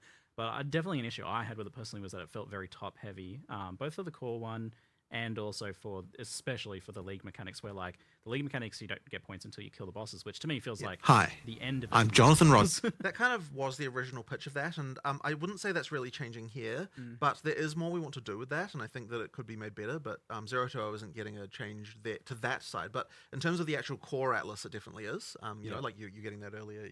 There's more. It's a bigger tree. There's more interesting stuff. There's subtle changes to getting them in the sense that, for example, the difficulty 0 pinnacle bosses are Yep. way lower life Well, that's actually now. good. That's actually a very good point. So yes, difficulty 0 is now like half the life that it had before, and so that's like a pretty But substantial difficulty change. 4 is currently the same Yeah. as what it was before. So it's same top end, but like easy, more accessible for more people at the bottom end. Right. And then also because of like, due to the reliquary key working the way it does, all pinnacle bosses can drop all uniques at all difficulties, except they are like substantially less common at difficulty 0, but you feel way less bad for running them at that point now. Right.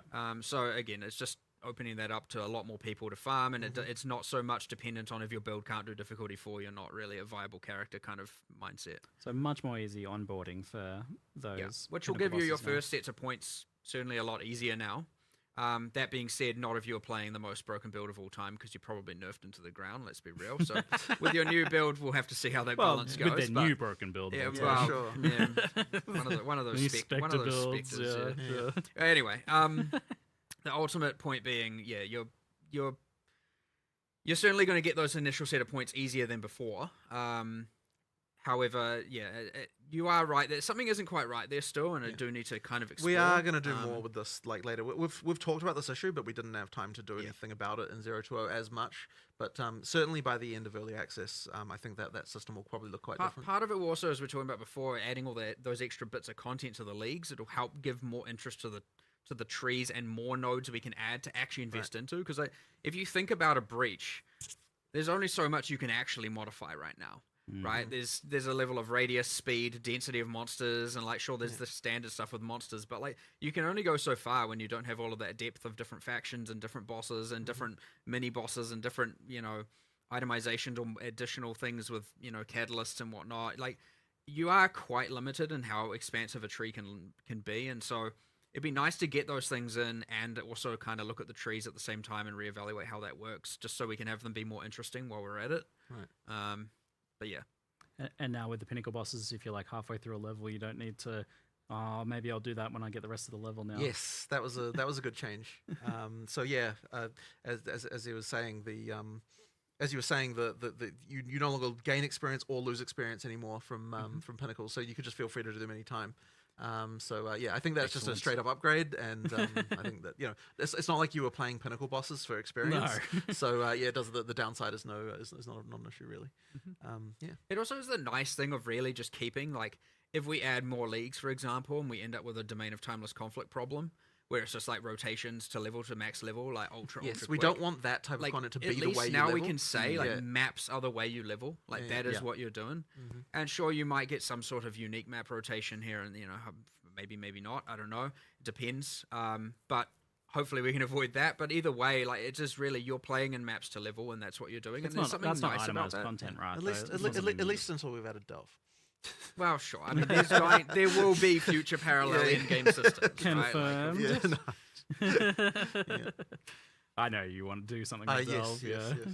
You're a fan. I mean, you made the end game look like Delve, so. Yeah. But yeah, that's been a long-term problem, and one we need to properly apply to the other game as well. The whole like can't do my content because I got a level, and I'm like, even if you're only like 15% in, you're like, oh.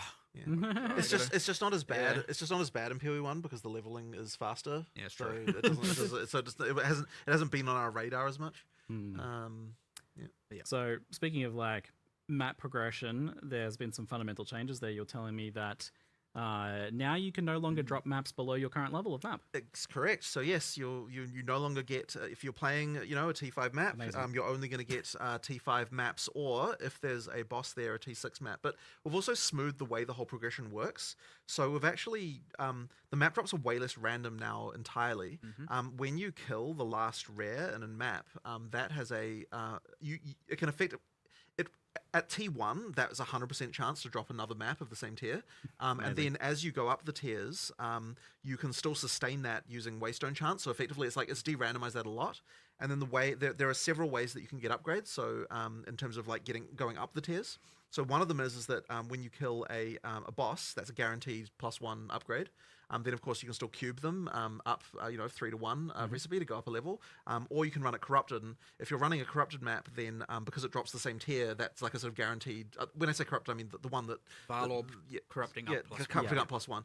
That lets you do the run them the same level as well. So you've kind of got those three options, but it's much more intentional now. It's like if you're going up maps, it's like you're deciding, okay, this is a thing I am doing. You don't just kind of have that like it doesn't just happen. So it's kind of supposed to make the jump like. If you're just looking to sustain, you can do that, pretty much guaranteed.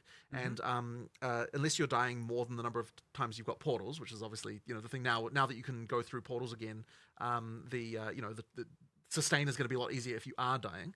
But then it's like once you've achieved that, it's like okay, you effectively can sustain forever. Like the cases where people just drop off the bottom and have issues should be like way less common. Ultimately, it's way less random, way more deterministic.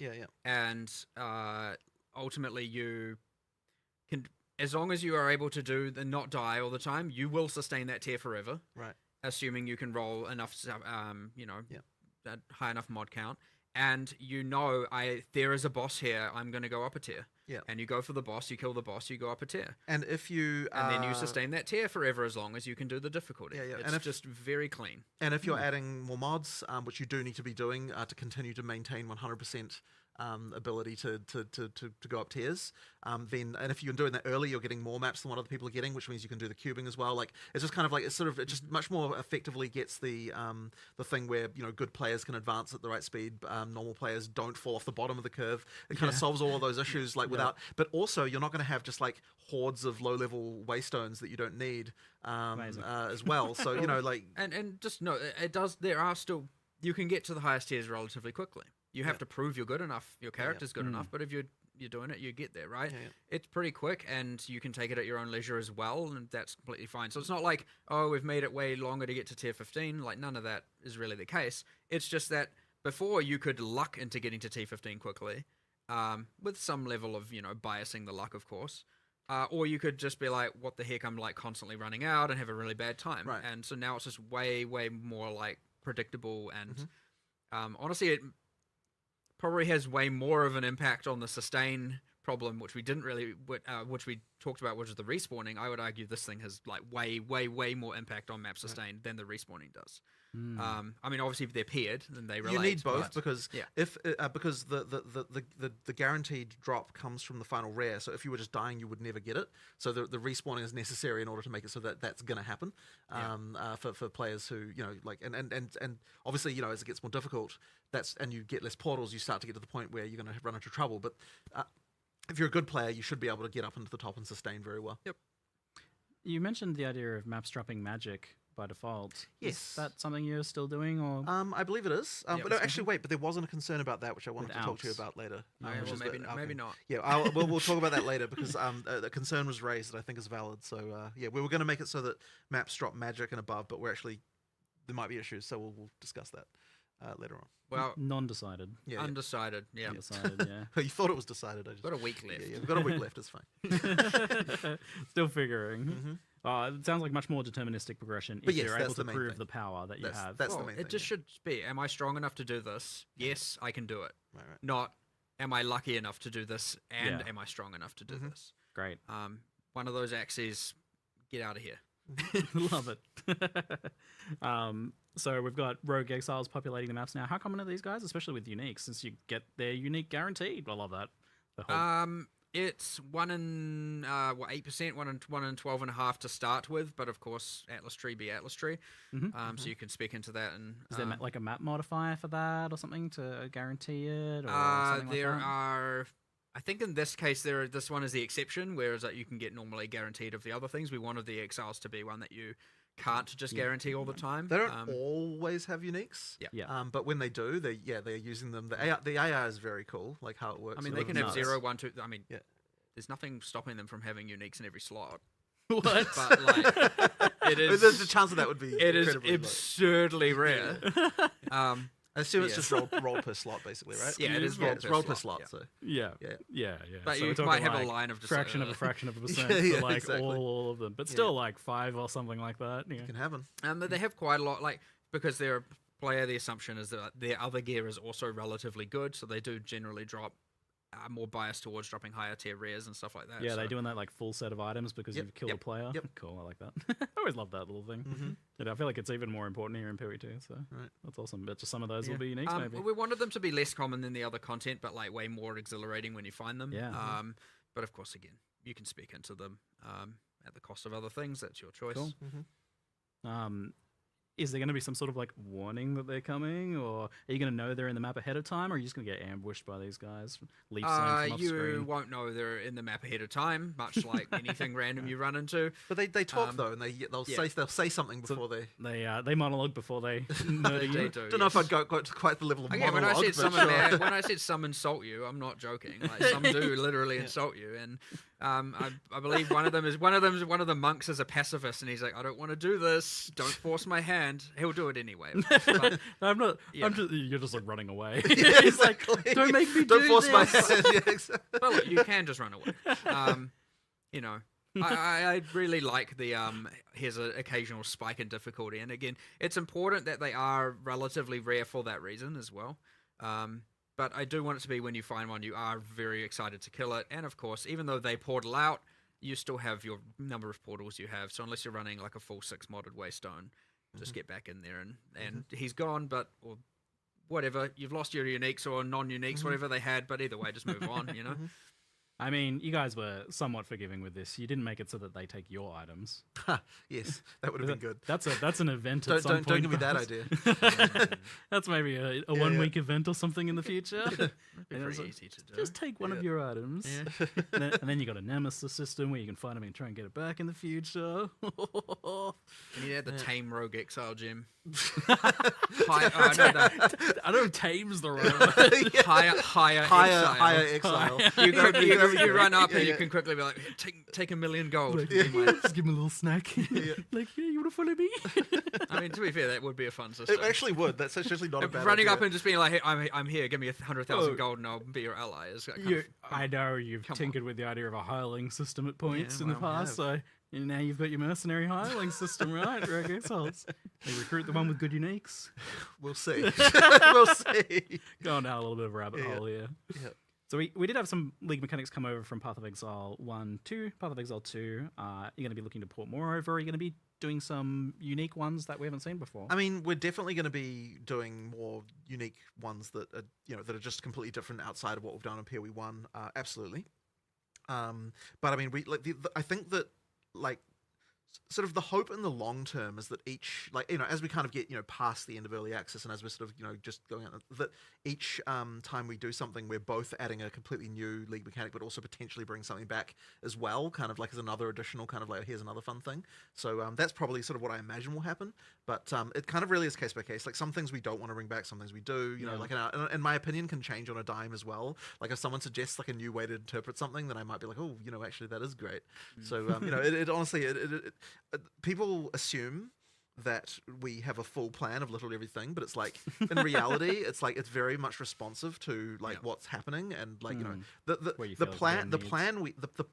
actual plan relates to the things that are definitely happening, right? You're talking acts, you're talking classes, you're talking all that stuff is definitely, that's happening. It takes a long time to produce. It sort of happens in the background. You've got outsources, armies of people kind of working on that stuff. And then all the kind of more incidentally stuff is very much like, oh, let's do something cool. Let's just make this. What if we do this? And we don't have I don't have a plan for the next, 12 strong boxes. It's just, just come up with an idea and that's cool. Just a fun little project for a designer to work on. How do you feel like some of the ones that were, I felt somewhat definitively part of Exile 1 in terms of clear speed, like Breach, for example, have settled into PoE 2? Do you feel like they're in a good spot, or were they a good idea to bring over to the game? Look, I think Breach is. I mean, look, Breach is fun, right? I certainly wouldn't want to remove it. I don't know about there's probably been some balance changes. It was spawning too many. It has. monsters. Yeah, Let's just say that without a doubt. It's much better now to PoE 2 standards. Yeah. It's currently on PoE 2, it's just too out of control. It just needs to chill. Right. There was a little bit of an assumption made where it was just like, well, you'll get overwhelmed by monsters and it's more a matter of survive as long as you can. And then, of course, because you get self-propagating herald builds that are just literally can kill anything. Which, by the in way, every heralds direction. don't self-propagate anymore. Just get that out of the way. Just get that out of the way right now. The power of the characters kind of yeah. distorted the league balance in a way where it's like we have to make some changes. So yes, Yeah. like it's coming down a bit. I think we saw For that sure. one coming. Yeah, well, 100%. I mean, look, there's a lot of things that people will say they saw coming, but it certainly does end up being the case that like the patch notes are, so by the way, we aren't releasing them at the end of this live stream. We're going to be releasing them next week, but they are going to feel like a bit of a nerf fest for sure because like there's a lot of things that needed to get. Let's talk balance. Yeah. All right. My Settle in here. expectations and anticipations are that this first one is going to be an absolute wrecking ball of chaos and carnage, and see where things land. Yeah. But then maybe over time it'll become a sledgehammer, and then like a fine carpenter hammer. Sure, that definitely should be the case. As I said earlier, it's like 10,000 things will change this time. 5,000 things will change next time. Then hopefully we can halve it every single time. People should really be going in with the expectation that like nothing they knew about how the game was balanced before is the same. Just forget everything you know. Like exactly. So basically we'll that kind of just means that like everyone who's finding builds like do it again. Like you are going to find more shit that is like outrageously broken again, but it is not going to be the same shit that was broken before. Attribute stacking, get out of here. Yeah, exactly. yeah. So I mean, it's the hope is though that yes, you're right. It'll stabilize to the point, and I it will take time, but we will get to the point where we no longer have things that are easy to become outrageous with. Right, like the idea is like it shouldn't be that you can just slap a combination of supports together and then like you're just like destroying pinnacles in 14 seconds. Like it should be that. 14's a long time. Yeah, okay, sure. But you mean 14? That sounds like terrible. Exactly. That's not even on PoE. Yeah, no, but that's what I'm saying is with no items, right? But anyway, so the point is that like the first time you fight a pinnacle, it should be a bit of a fight. But then of course you do get back to the ability after like when like kind of like continuing to expand, like continue to develop your character post pinnacle to the point of being able to annihilate them in seconds. Yeah. But it's just like that has to be earned. It can't just be that like just a combination of supports that you can get trivially will do that. Or like a common unique, and then that's it. Yeah, exactly, right? So, but it can be. But once again, but if you get Temporalis, it's like well now, like now you've got some shit going on. But it really has to be that there is an economic factor involved in becoming ridiculous. Yes. And so it's when that's not the case that we have a problem that we need to hit shit with a big giant balance sledgehammer. Yeah. So originally I was going to come in and like ask about all the specific things, but we can just assume that like it's not going to be chaos. So I like the idea instead of focusing on kind of like your core. What are you aiming for? What are your goals? What are your metrics? So we talked about this idea of like having a number of like damage / how fast you kill a pinnacle boss. Yeah. That you're aiming for, and then how much players can exceed that, and you're like, good job. Yeah. So it really should be that you're not killing, as I said, not killing pinnacle bosses that fast at the moment.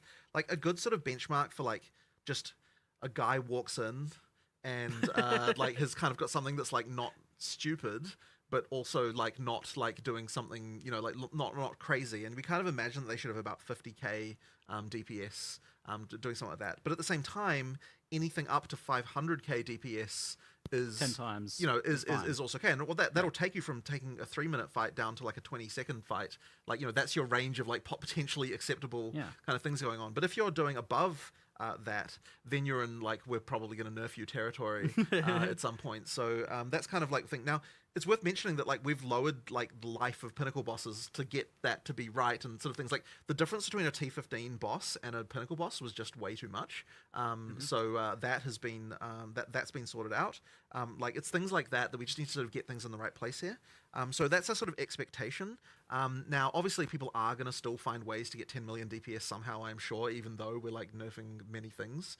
But the thing I think that when we're talking about nerfs and how we want to do, my key thing that I want to try and achieve always is that whenever we're nerfing something, we're only nerfing the thing that was particularly like we're nerfing as little as possible to make it so that the average Joe who works in and just tries to do stuff is not getting affected by it. Yeah. Like it should only be the like ridiculously broken synergy thing that kind of like has some way of dealing with it that's actually affected by this. And I'm struggling to think of an example off the top of my head. Maybe you've got some of like a way that a targeted nerf that kind of like. I mean, like say lightning conduit. You're not gonna reduce the base damage of it because someone's able to hit for 150 million with one hit from it. Like that comes from the compounding like top end levels of exposure, stacking, conductivity, and more so shock effect, right? So it's more about like take away from the shock effect scaling side of things there and increase the base damage even, do changes like that where it's like for an average person it's now better, and for someone who is absolutely abusing's not the right word because like they're doing the right thing technically by their standards, that are using all those extreme factors, bring those down a little bit, keep those regulated, and like it'll increase the average user's experience while narrowing, bringing this down and bringing this ideally up a little bit in a lot of cases. I like the idea that I felt it's somewhat reassuring to hear that there was actually kind of like a math here. Like ultimately you're saying bosses have X amount of hit points. It has 500k hit points, and so we expect players around 50. Yes. Right. So that's a clear number. Like we know that. Oh yeah, and we're okay with you killing that like 10 times faster than we expect. Right. But it's when you get it down to 1 second. Exactly. Then we're 10, like, 10 times is fine, right? And the problem with the more DPS you have, it is now I have to dodge less. Yeah. I get more crowd control. There's a snowball. It is. It really is. So you're always going to be incentivized to do that, and you get to this weird thing where now it's just like, okay, well, I think you after a while was like, I haven't actually seen a pinnacle boss fight that lasted more than 2 seconds. That was really sad to me. Probably the saddest thing about the early access launch to me was seeing the first pinnacle boss fight, and it just like, and it's like, like it's like nobody had to care about the mechanics. The first time I gave it so many skills. Exactly, right? Like there were so many skills and all these things, and it's like none of it mattered. It's like that's sad. Yeah. We ideally was in a situation. Now I hope that doesn't happen again, but honestly, it's probably wishful thinking. As I said, 10,000 things before, there's still going to be there's still going to be more, and it will happen every time, and people will find stuff, look, this again by the end of early access, I want to say we're going to be in a real fucking good spot with this in a way that is not going to have so much abusive stuff, and getting rid of that whole I feel like I have to play X. Like, it is that very 100% demoralizing to players when they played their thing, and all of a sudden something comes out and they're like, And so the way you will know that we're successful is because you get more diversity in classes. Because it means that there's no longer the thing that everyone has to play because it's easy to be successful. I mean, you definitely saw that where it's like the comments of any build guide, it's like, oh, another Archmage build. Oh, exactly. It's just Heralds again. Exactly. Yeah. It's like, this isn't even a build, this is just Herald again. You go look at like, what are all crossbow people playing? And crossbows is actually the least used weapon type. And so you specifically start there and you're like, okay, well, here's a bunch of people using these skills. Oh, Hand of Wisdom in action, Hand of Wisdom in action, Hand of Wisdom. Okay, well, never mind. The crossbows are relevant, right? Yeah. Even without stat stacking, it's still better than and it's like, okay, well, obviously take some away from there, and then it's like, okay, well, what are you left with? Well, you're still left with probably crossbows are bad. So what do you have to do? And it's like, crossbows now, for example, just a quick change is like, instead of using one-handed damage mods for added damage, they use two-handed and their base damage. And then all the skills now have a higher growth per level because they scale with other external factors like attack speed less because they have the reload time. So they will be getting more damage per level, whereas before, most skills were very consistently growing per level. So almost every spell would get the same amount of damage per level regardless of everything else it had. And this is how you got things like Spark just being the dominant skill, out of control, because it scales not only that, it scales obviously the number of projectiles kind of out of control, and with projectile and duration and other multiplicative scaling factors, you'll end up with just like, well, of course I'm just going to Spark everywhere. And so now it's like, well, Spark has these other multiplicative things, so it should get less damage per level. And this was in PoE 1 and was the right answer, and we somehow didn't replicate that exact thing that we did. Yeah, everything just had the same damage growth. Yes, we end up with exactly the same. So now every single skill we're looking at it and going, you're going to scale more, you're going to scale less, you're going to scale more on the damage axis because they have other things that scale. And this just means that, like, when you're asking, well, what skills have changed? Well, the answer is literally all of them. Yes. Like, no skill will have the same damage as before. It's like a complete a complete rebalance of the whole thing. Expectation-wise, it means that any skill that didn't have a lot of things you could do for it will get more damage.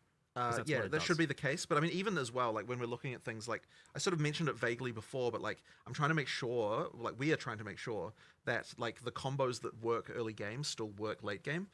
Which is kind of another important element of that too. Yeah. So crossbow's been buffed a lot, and I also heard the other thing that was definitely getting a lot of buffs as Warrior as well. I mean, we'll see how that looks. I mean, everything up and everything down. Yeah. It's so hard to even like. Yeah. It's so hard to have like a cohesive message with a single like this class is better. Yeah. Because it's just, I mean, it's easy for mercenary skills or for crossbow skills because I can look at those numbers and just be like, okay, everything's clearly higher. Yeah. But then in others, it's like it's Well, it's that's too the thing easy with to Warrior. say. Is like Warrior was like in many cases there was a lot of things that it was actually not bad. Yeah. Like it was good in many ways. But then it didn't have anything that was outrageously broken like how the other classes did. In Yeah, the same and it way. didn't gel with all players in many ways as well. I mean, we've also done balance changes on literally every ascendancy class as well. Yep. You know, Chaos. Pathfinder has like 2 extra notables and some changes. Oh. You've got a new notable on Chronomancer. You've got Cool. a changes to, like, you know, Chrono was way too much utility stuff. Like, was just my like good thing, you know. So like, you got like a good Where's my thing, bonk node? you know. Yeah, less niche, more something. And then we've just done that on every single class. We've upped a lot of the undertaken or bad things, and we've downed a lot of the really good, powerful things that were over the top. So this is why we've gone back to the more conventional patch note cycle of a couple of days beforehand, maybe. Yeah, I mean, look, absolutely. Look, if they were ready, you would have them. They're not ready because we're not finished, right? Like, and giving someone half the balance changes doesn't allow them to even make educated decisions on what they're doesn't going to help play. you. So it's or just them. completely pointless at that So point. Yeah, we'd yeah. rather give you everything all at once instead of just some like, here's, you know. But even once you have the patch notes, like, don't even be under the mistaken illusion that you'll be somehow able to determine what the best builds are from that. Like, this because it's such a big difference. It's so many hard to take changes, things yeah. into context because you can look at Yeah. it and say, oh, okay, so like this thing got buffed, but this thing got nerfed. It's like, okay, but you're linking just 2 things. You're not linking Yeah. all of the other things. that Yeah, go into it. exactly. So, you know, Yeah. it's You're, very- We'll try though. We'll try. Yeah, sure. Give it a shot. Do your best. Look, when the game released, Yeah, you had to learn everything. You just might have to do it again Mm-hmm. and again. Every single patch every major patch after this, you know, you're going to have Release to have too. less and less of that, and your familiarity will be able to come in and be useful. Yeah. So at least from a balance perspective at this point, like Mm-hmm. you know, it's not like we've structurally changed the campaign and all that. So you have still a lot of information and knowledge that is going to help you play the game better anyway. On your you know second. I mean, a lot of people maybe made multiple characters, but for a lot of people, this might just be their second character. Yeah. So they're certainly going to be more equipped. And we've had the races, so you've been able to see how the best people Oh play. yeah. Oh yeah. There's definitely some good tips to learn from there. Oh yeah. That lever skip with the portal. Oof, beautiful. It's my favorite. On the slightly bigger picture as well, like life and armor versus energy shields. Are you happy with kind of where either of those are at, or what do you kind of hope to achieve with them? Energy shield certainly. I mean, primarily due to Grim Feast. And like mana stacking being a little bit out of control that's been too strong on more the inside of defense for sure. Expect some pretty drastic changes there. As for armor, well, you know, it's one of those like accuracy kind of things, right? Where it's like or dexterity and like you know, where it's like honestly our next point with that is honestly just to get in a room and just be like, all right, let's pretend it didn't exist and we were coming up with the game from scratch and you know, we're like, okay, we have strength. What would we want the ideal defense to be? And honestly, it might even extend further than that. And really just see, firstly, to make sure we end up, if we don't end up at the same point, to make sure we end up as better, maybe we do end up at the same point and we do just go, okay, here are some other changes that we need to make around physical damage in particular or something like that. But it's one of those things where at this point we just need to like review it from literally back to basics and see where we end up. Because it might be something completely different, but like it might also end up being relatively the same, and maybe it was the better answer. But either way, it's worth the discussion and worth the time because you know, it's. I wouldn't say we're happy with it, and I wouldn't say we're necessarily like all the way unhappy with it, but it's there's something not quite right going on for sure. You're still fundamentally questioning some of these things and willing to go back to the drawing board on them, which is quite interesting. Well, 100%. And this is the time to do it. We drastically changed how evasion works, and I would say it's for the better, you know, and we should be exploring that with everything. And, you know, so we just need to do that process still. You know, that being said, you know, as we make things more like the shield block better, as we buff the ascendancies or nerf them in you know, on the other defensive arcs, you know, things like armor will become better, but yeah, again, it's not quite right, but I don't have enough information to say, you know, what it will look like in the future. So. Yeah, okay, cool. So let's talk about recovery as well, because that's another big thing. I remember early on ExileCon discussions about the importance of limited recovery in making combat matter, you know, so that you could have situations where you're attritioned or where like the hit that you took matters for the next hit that you take, and, you know, just back up the full. But it's pretty good in boss fights, honestly. I feel like recovery is somewhat limited. That still happens a bit, but certainly in clearing, you have access to tons of recovery with cannibalism and things like that. It's certainly out of control, and it's a little bit of, again, partly due to the fact that kill speed and clear speed just was way higher than we had expected and what we balanced around.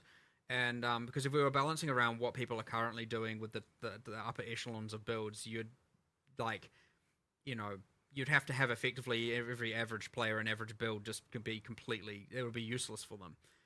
Now there are ways around that, of course, but part of it is like a lot of the recovery mechanics, like if you're talking about things like on kill and based on damage dealt, it is a rich get richer problem. And so yes, there are cases that are problematic, and then there are just characters that are too strong. And there's a little bit of both going on. I wouldn't say we've targeted any recovery specifically here, really. Okay. Like, it's not been a main goal. I'm not going to say that there aren't little bits changed here and there, but it's more about, we've really made sure to just...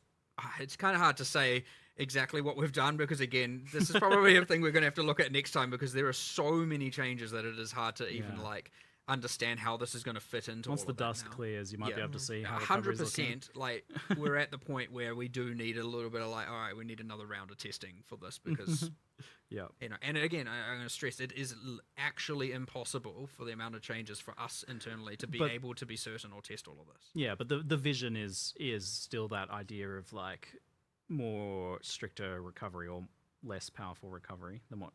Well, it shouldn't certainly be like here's one little piece and now it's fully solved, right? Like having heaps of recovery should be something you can achieve, but it should require a decent amount of investment or high tier item itemization, right? Like for sure it should be possible. It just shouldn't be trivial. Yeah. So, and on that note, then for like vision, what's your vision of what Path of Exile 2 is supposed to be? Because I think some people are still like unsure about, is it supposed to be just kind of more like Path of Exile 1, a faster game, or is it supposed to be a slower game, a much more different thing? Like, this is a hard thing to communicate, but it gets asked a lot, and I feel like people are still a bit unsure. It's funny though, because like once again, it's not. I don't view it as just a pure speed question. It's about like, is the combat engaging and fun? Yeah. And also, are you getting to the point where you never get to engage with bosses? Like, if you're never, if the first time you fight a boss, you just destroy it without seeing any of its mechanics, then that's a problem. And it doesn't really say anything about the pace of combat. Like, if you look at some of the Huntress stuff we've got there, like, it's incredibly fast-paced when it comes to, like, dashing around and stuff, but you still have to engage with things, and that's the key element for us.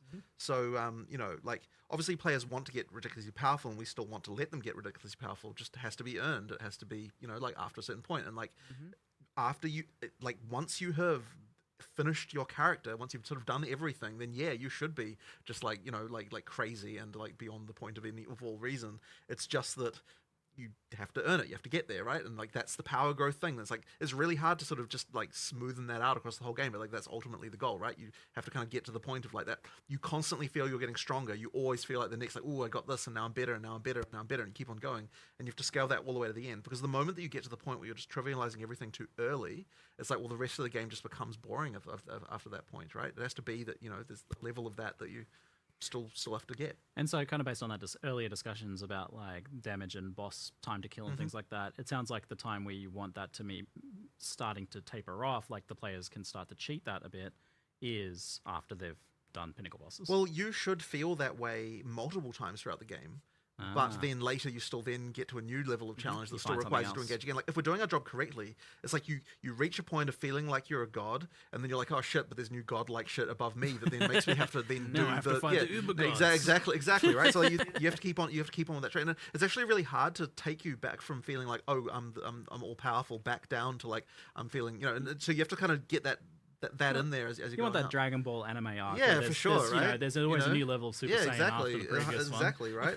That's what you have to be able to do. And so, yeah, it's just smoothly taking up that power level curve, all the way to the end. Yeah, so I think like when it comes down to things like movement speed when clearing, it's about like if you're able to just ignore everything because you're moving so fast. Yeah, exactly. If you're able to ignore everything, then you obviously you will move really fast. If you're not able to ignore everything, suddenly your clear speed is like not as big of a thing. So long as there are still things that are challenging you, as long as you reach the next tier and like everything's harder again, then you're good. I feel like a point of the difficulty here between the communication of this with you guys and some of the people in the community is that I feel like you're not really looking at it in terms of PoE 1 versus 2. You're just trying to answer that question specifically. Yeah. So it's not really about like it being like PoE 1 or 2. Exactly, right? It's just about making the combat good. It's either the combat is fun or it isn't. Yeah. Yeah. And there's a sort of spectrum of stuff there, but I would say that you want to be able to engage with the boss. You want to be able to fight its mechanics and do its skills, and you want to feel like you can overcome those over time and get better. And you want to engage with monsters, and yeah, there's probably some people who are like, no, I don't. I want to just press a button and loot drops on the ground, and I don't have to look or do anything. And well, so that's an interesting point. Is there's this let's say the quote unquote mythical average build is are they able to switch their brain off and watch Netflix on a second monitor only if they're doing like maps 3 levels under what they should be doing or something, or should that be able to happen at kind of like where they're once at you're at your tier of godhood? Yeah, but I actually want to address that because, like, okay, so I'm watching. Well, okay, right now I'm watching Deep Space Nine, funnily enough, but you know, I'm watching Deep Space Nine as I'm playing, as I'm testing the game, right? It's like you develop a muscle memory, and that muscle memory can include using multiple skills and doing like multiple things, and that's still to me more engaging than just holding down a button, you know? So you're saying this like watching things on the secondary thing isn't about the game being easy; it's just a skill issue. You need to get I wouldn't say that. I'm just saying that your muscle memory can develop from more than just using a single skill. You just, you know, like and we've always sort of said that there's this thing where, like, okay, sometimes you pause the show, right? Sometimes that happens because you come to a thing that's this is an update to the classic, you know, second monitor. I love how this Netflix. friggin' watching something on the second screen has become such a I fundamental know part it's just, of the community's just grabbed it and it's become a thing forever. But Well, it's been updated now. Like this is the update. You want Well, you want them to have to pause It was sometimes. a philosophy set for a different Because I feel like I've said that 10 years ago about how, like, sometimes you get the spike in difficulty. It'll like, haunt oh, you shit. forever. You know, like, now you have to do this. But yeah, I guess that turns into pause the video at this point. But yeah. But no, but look, if I play this way as well, right? Like, it's not like I'm, you know, like, once you get to a certain point, it's like, you know, obviously you're going to want to, you know, the music, you've heard it lots of times, you know, like, you want to have something else going on. That's fine. But I still think that there needs to be the ability to have, you know, to have something engaging from time to time that you have to deal with. So yeah. It's always been a bit of a silly thing because you've got so much element of choose your own difficulty in Path of Exile, right? Like Exactly. do harder maps, do easier maps. But I mean, but look, people always want to choose the hardest stuff, right? So therefore, that's what they're judging it against. That's true. And so that's why you do need a level of economic gating to make it so that, like, you know, you can't go too far with difficulty without, you know, without having to prove the economic stuff on some level, so that you can. Yeah, you're dying so and losing the map. Exactly, you're dying and losing the map. So yeah, that we have to think. Like, all that map sustain stuff is so tricky for that reason. Like, getting that exactly right. Yeah. Well, it sounds like some big advancements in that regards. So I've got some kind of random tail questions here. Are you planning in the future on, I don't think it's probably happening this time around, but on changing campaign pacing at all? Like, I feel like some of the zones are probably a bit too large and a bit too empty. I mean, that's more about adding more stuff to them than it is about making them smaller. Yeah. Like, there's still a lot more events in campaign that we haven't added yet that still need doing. There's like big lists of, you know, things that we never got time to do. So we'll keep on getting to those. Yeah, the argument there, which I do believe in, is an area should be able to be large if it has enough interesting things. The frequency of interesting things is high or consistent. I mean, the size of an area is completely right. Like, imagine there were no load screens. You just walked from place to place. Like, you wouldn't be thinking about area size exactly. It's just, is the density of interest enough? You know, like the fact that there happens to be a load screen between one place and the other is not really the relevant long element. is directly proportional to interesting. Yeah, exactly, right? So yeah, so to me, one thing we do need to obviously do, and we have done in some areas, is just making sure that if it is a large area, it's not just interesting things to find as well. It's also making sure there's enough monster variety that way it's not just so repetitive. Like, exactly. Yeah, where you've got like almost different biomes. In there some are areas. some where I would say the area is large enough, or you're in there long enough such that there isn't enough monster variance, and so it just gets a bit repetitive. But yeah, it's completely true that anytime someone says, "Oh, this area is too large," I'm like, "Well, okay, so what monsters are we changing? What events are we adding? That kind of stuff, right? Because that's the way that you change it around. Like, there are areas that are very large that no one complains about because they're, you know, stuff. They got fine. There's also like there are good. I don't know how many, you know, people are gonna play this, or how many people stop playing before 011, but, like, you know, it's worth noting again, like, areas have like the fast travel thing now as well, to between checkpoints, and you know, there's some of that stuff which I'm hoping, again, when people start playing from scratch, they get to see a lot of the improvements we did before as well, and see how they feel about it again. Worth mentioning, through campaign, we've got both the wisps and there's also strong boxes as well through campaign. Like, they feel a little bit different. Is, you know, there's just as you play through, you're certainly finding some things you wouldn't have last time. Soon. Couple more soon. rounds. Yeah. The what? Shrines. Oh, We'll have them actually in the campaign soon. Cool. I think art wasn't quite done right or something like that. Yeah, yeah. Well, yeah, it might be a bit weird. The ones in Endgame, it works a little bit better narratively, but using that asset throughout the campaign, it would feel real random. So it's just a matter of as soon as the art's done, we'll be chucking those in as well. Oh, great. So that could be after release. It'll certainly be shortly after. But also, like, every time we do, like, that we're expecting people to play through again, like, we'll probably tweak, like, which the content spawns in different areas, and we'll just, like, fiddle around a bit so that then you play it just feels a bit fresh, and, you know, things are going on there. Yeah, you kind of got me there. I feel like each of the zones I'm trying to think of that like feel like they're way too big is like they're also just coincidentally empty. Yes. So I guess that is maybe perhaps more it's the issue. It's the exact same problem happens in maps, by the way. Yeah. I mean, yeah, we talked about that. Like the boring empty map. Yeah. When people say the map's too big, just not. I think I phrased it to Jonathan yesterday when we were talking about it as every screen looks the same as every other screen. It wouldn't matter where I'm standing in the map. It would look. I think the map you were talking about was Step. Like we were looking at Step and being like, okay, well, what's actually like? It's a big square. Yeah. And there's nothing going on in it. And even if there was stuff going on, I mean, like it's funny because like it took us a little while to even come to an understanding of like what needed to change there. Because I'm sort of saying like, okay, well, you know. Like, and this is very random. So it's like, you know, do you find the cold plains in D2 as to be a boring area? Because it's ultimately kind of similar. But the answer is, well, there's buildings sometimes, and you get like, you know, there's just like, there's just a little more going on in that way. So like, we need to make sure that maps feel that way too. When we're doing them. There has been a few pervasive crashes and issues like that. Oh god, yes. Well, I'll tell you what, the entire engine team have basically been entirely focused on that for 3 months, and it's been horrible because, so I mean. It's kind of a long story, and I don't know if I should go into all of it, but ultimately, the issue is that on NVIDIA cards, the remaining issue at least, is that on NVIDIA cards, if you're using a driver that's bigger than, I think, 560 point something, like basically after that point, the game crashes, and if you install an older driver than that, it doesn't. If the crash happens in the driver, in the GPU, NVIDIA is just like not really much help, you know, like, and so it's like just trying to nail down what even caused it. It's just so hard when it's like, and the thing that sucks about it is like it won't reproduce on anywhere except production and alpha, and like the moment you look at it, like we can't reproduce it anymore, and yet for some people it happens all the time, and it's just like it's so horrible. And like, you know, what we've done, we actually come up with a somewhat ridiculous idea that was now implementing, which we're going into 020 with, by the way, which is that, and this will seem stupid, but like, how about we just don't crash? Which you tell me about this. Yeah, exactly. So basically what we do is, what we're now changing it to is that if the GPU driver crashes, what we do is we create a new device and then upload all the textures to that. The game is paused while this is happening, and then it unpauses, and then the game keeps going. And so that is what we're doing to solve this crash. And it's like it's kind of ridiculous that this has to be the solution, because like it's just mysteriously in the NVIDIA driver we have like, and we have tried to find a workaround for this. It is just like so difficult. So that in 020 that's what will happen. And so while we're here, like, do the players have a workaround? Like. Well, you can install the driver earlier than. Sure. What about the Vulkan? Does that matter? Yes. Well, but no, not entirely. It does still happen in Vulkan, but it's a bit unclear about that particular thing, about whether or not that's less. But I figured it might be. It is in the driver, but I mean, yeah, like if you install an older driver, it will go away.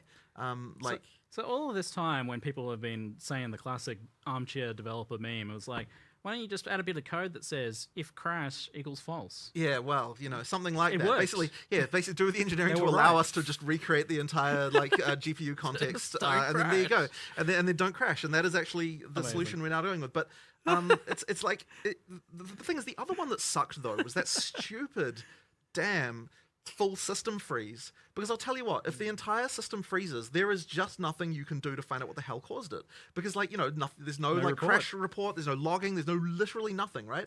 And it's like that happened that happened when the Windows November H2 update shipped, and then things just started mysteriously freezing.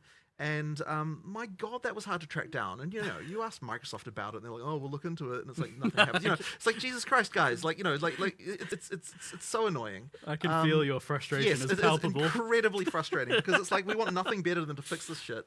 So that one was fixed. Like there was some spin lock implementation that like. I don't have any understanding of why it causes this to happen, but we tweaked it a bit and now it doesn't happen anymore. And it's like there's no rational reason why this should cause the operating system to freeze. And it's like there's not even a good answer at the end. There's not even like, oh, here's what was wrong. It's just like this random particular sequence of operations being done causes your entire system to freeze for no reason after this Windows update. And it's like, well, cool. Like what do you do about that? Like it's just terrible. And so yeah, that one sucked. But basically now, I mean, it's funny because we've fixed so many crashes that weren't the crash. So like general stability, apart from that crash, is incredibly good now. 99% down, maybe probably 99.99%. And it's like the thing is we'll fix a crash and we'll be like, oh, maybe this is the crash, and then it fixes like 2% of crashes, and you're like, well, that wasn't the crash, but at least it looks good to fix, right? Like it's so annoying. But as I said, we have a workaround now. That's good. That will basically recreate the graphics device if so you might get a pause and then you'll get a pause for 3 seconds and then like roughly depending on hardware, and then it will continue and the game will pause at the I obviously just make it clear we don't want it to remain like that. Obviously, yes. Obviously, we'll still try and fix it, but at least it means you're not crashing.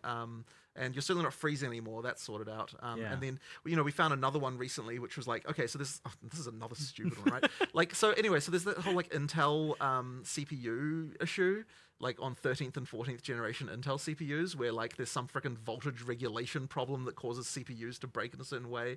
And if that happens, then like the thing that will break is that like the decompressor will like it'll decompress something and like one bit of it will be wrong. Like literally one bit in there, and then it fails like a hash check, and then that just causes the game to crash. And so the fix, like it's like things like that will happen as well. Like you've got stuff like that, and it's like, well, once again, it's like it is our problem. We have to fix it because it's affecting real users. But like the solution to stuff like that, is just so annoying to find. And so yeah. Anyway. It sounds like you've improved a lot of the unrelated crashes, and you've come up with a good workaround at least now at least for that hopefully. one. But So that sounds like a massive improvement. But I also just think your obvious frustration is very validating for people who have been frustrated with this. Exactly. But the thing that's the most annoying about it is that like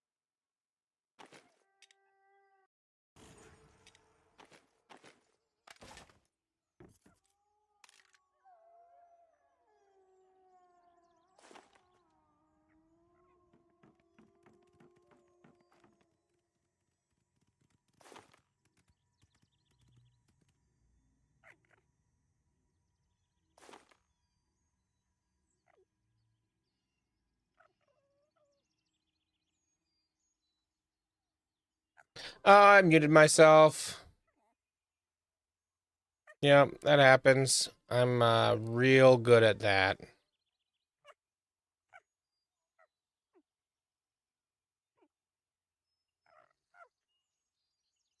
Okay, so let's go put all this,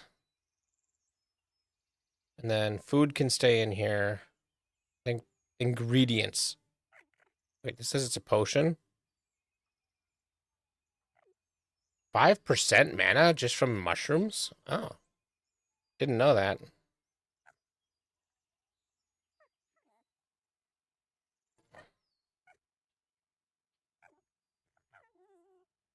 So that's an ingredient that goes over here.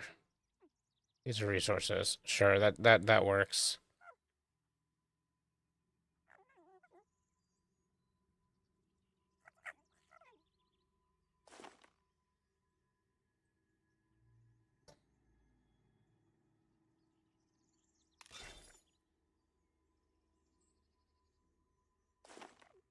Okay, so now I need to separate out some stuff. So we're gonna take the bloods and put them in their own thing. Snake scales can go with the bloods.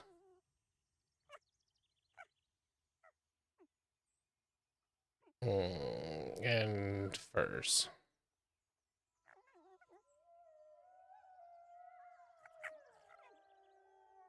Animal parts gets its own bag.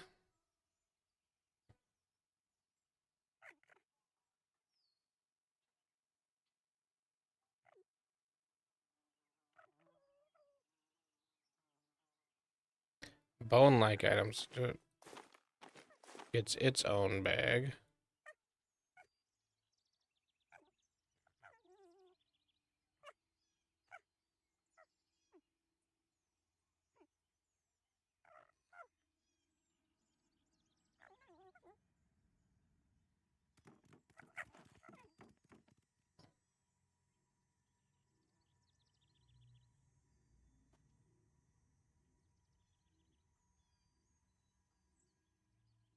It's another part. This stuff, which are part of, other stuff. Let's see here. Is there anything else? No. Okay. This is a large bat fang.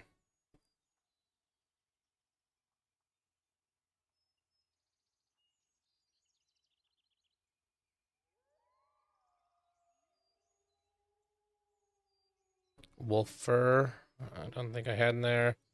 Bear hide. Low quality bear hide.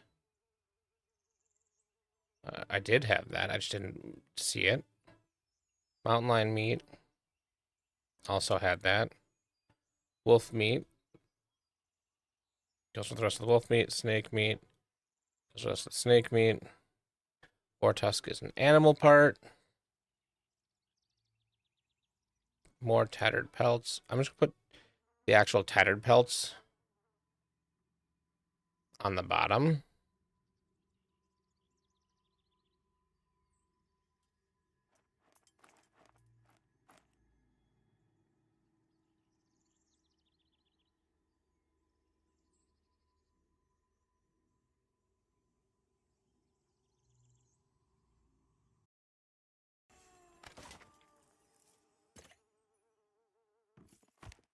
How's it going? I'm not sure if you like Path of Exile 2. I watched the live stream. About 3 hours worth of the live stream and stuff. So lots of interesting changes coming. Both more and less stuff than I thought was going to be in here in the patch next week. I'm looking forward to it. But that's next week. This week is still Pantheon.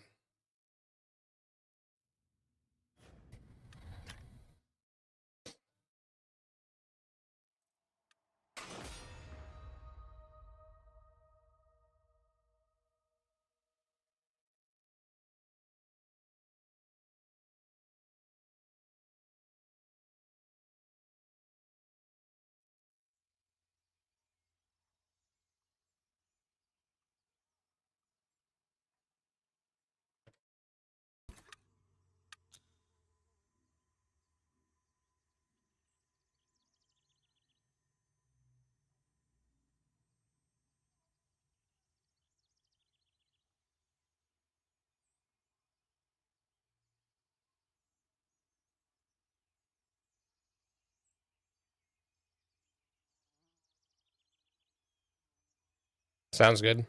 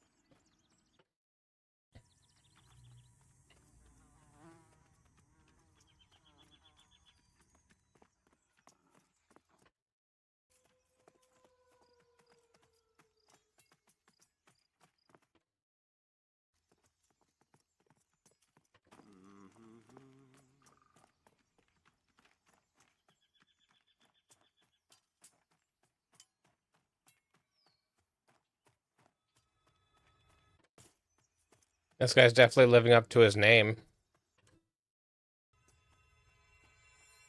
Dead fish. That's a dead fish's corpse.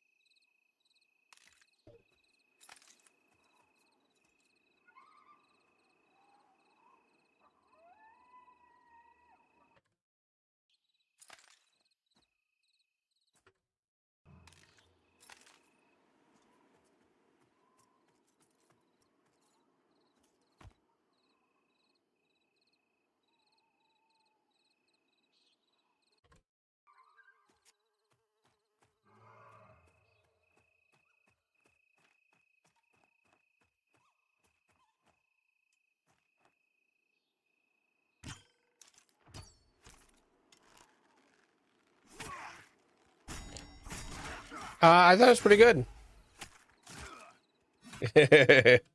Yeah, random. Welcome, Demon Slayer. There's a lot of new stuff. It's both more and less new stuff than I thought.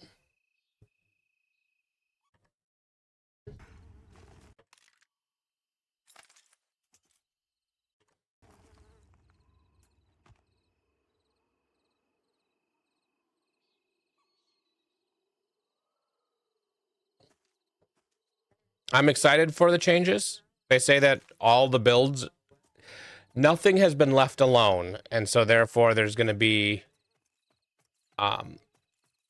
like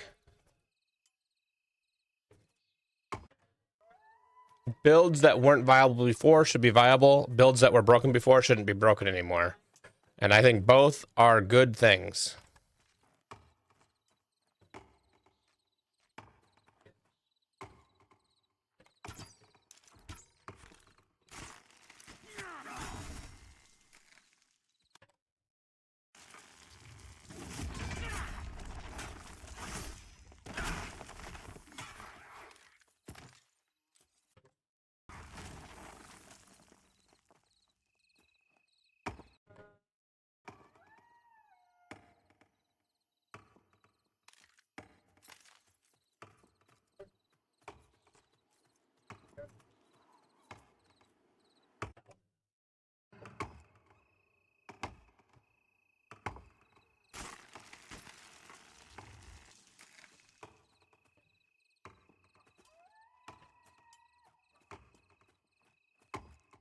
Wish targeting in this game was a little bit better. Okay, yeah, that guy's red.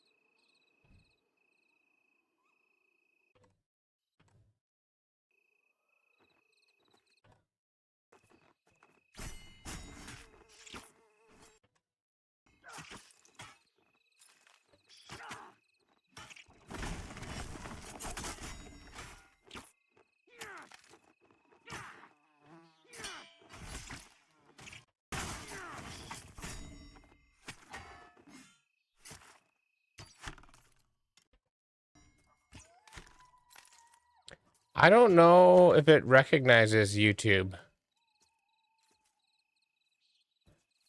I used to try and do just random stuff. Is my thing not running though?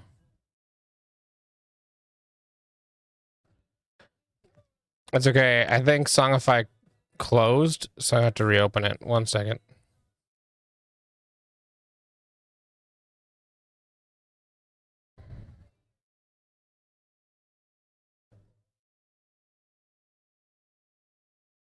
Yeah, it was closed. So it didn't work for 2 reasons.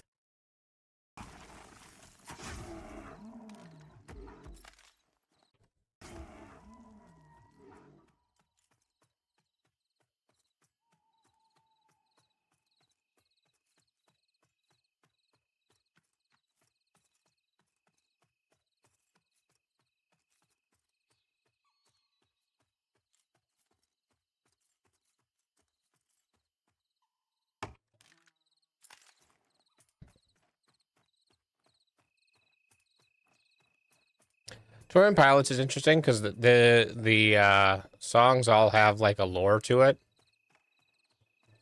It's a very like detailed lore.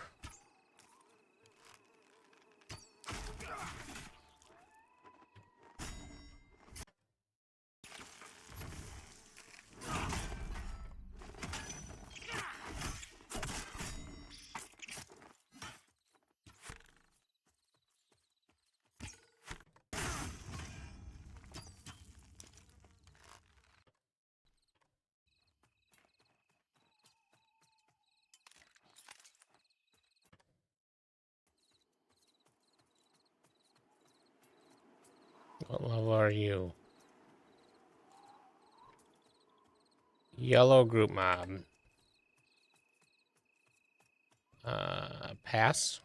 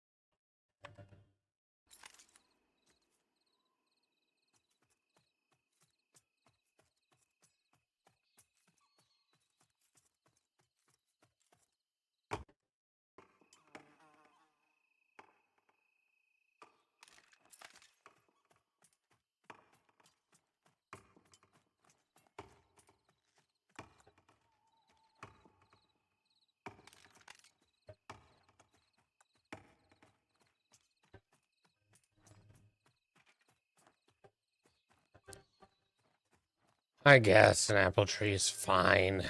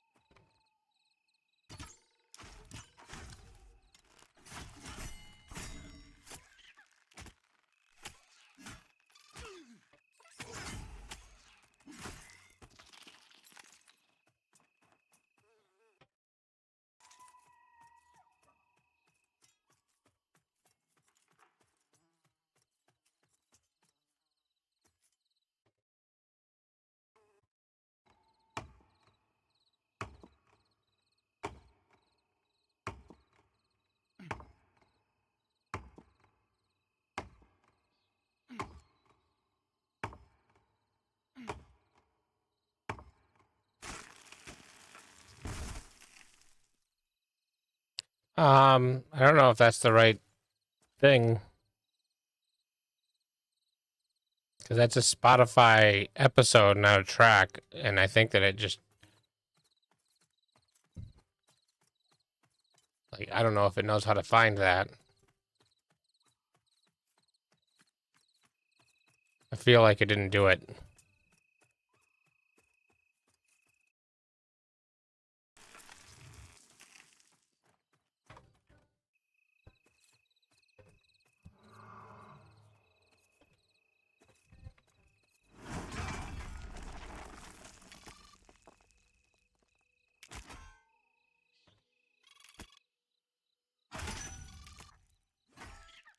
Yeah, I think because the link says episode in it instead of track, it's trying to go to the track that has a close ID instead of going to the proper episode.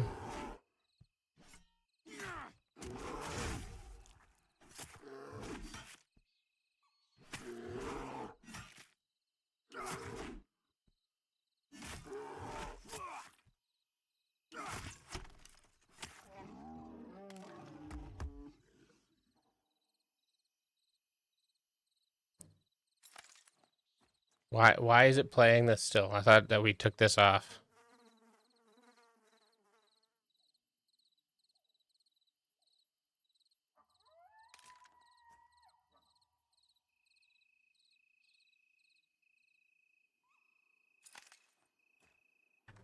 Oh, because the way that it works is it skips the next track, and I think that skipping 2 tracks in a row unskipped the first track. Which is weird. That's not how that should work.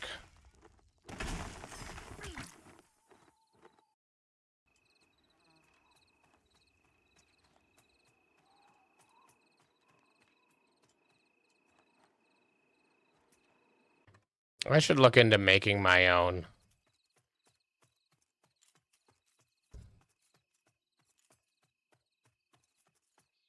Maybe what I do is I start doing a development stream where I develop something and try to make a better version of Songify, because it's okay. It works. But I feel like I could do better.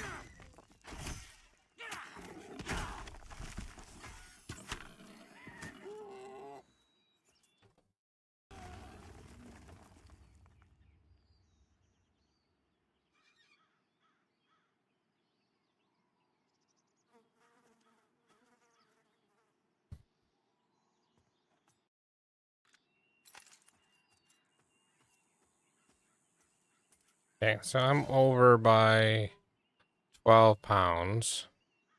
What do I have that's going to be 12 pounds? There's 9, 10, a little over 12.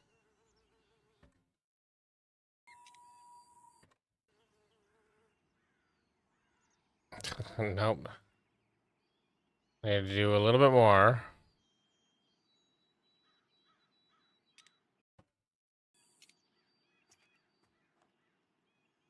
And now, still under on this guy.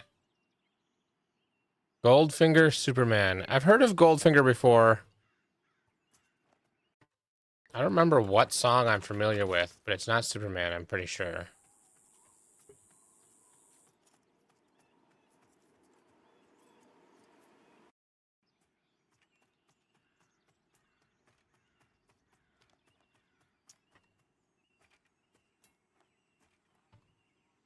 Maybe I am familiar.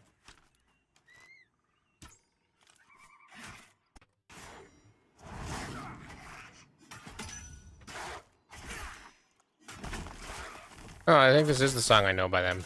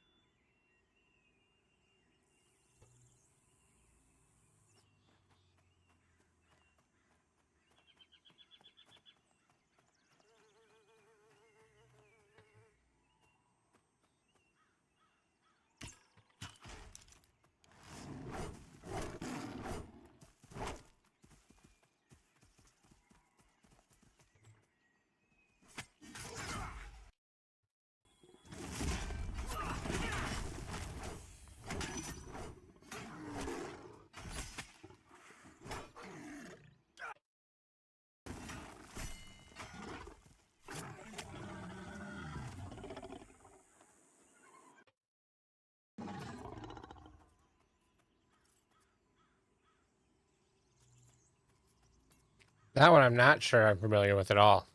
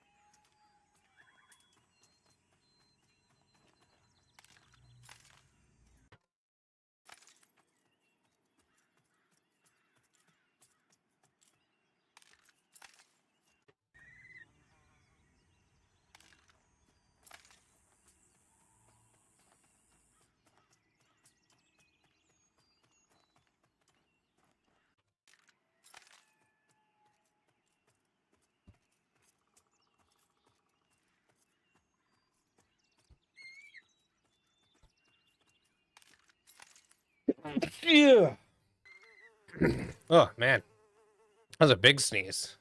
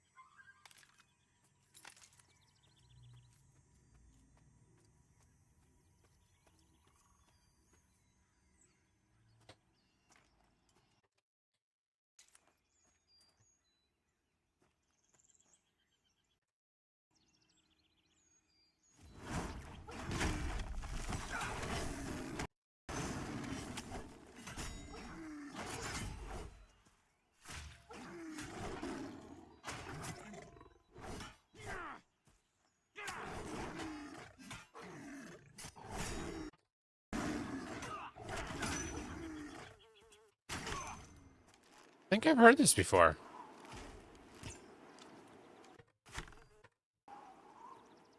It's the background music.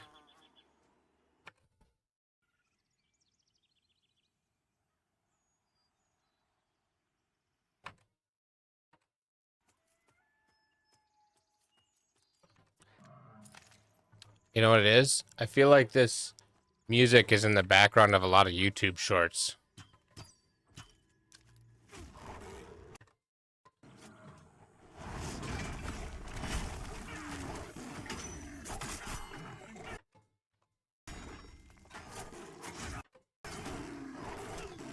Or something similar to it anyways.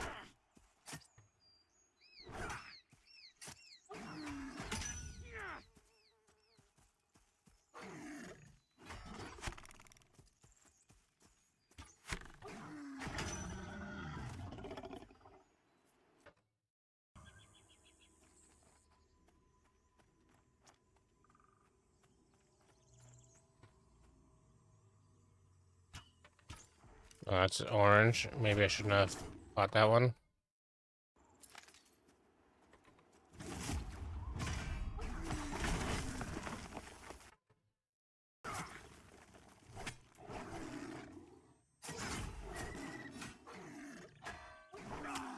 I almost died on my archer.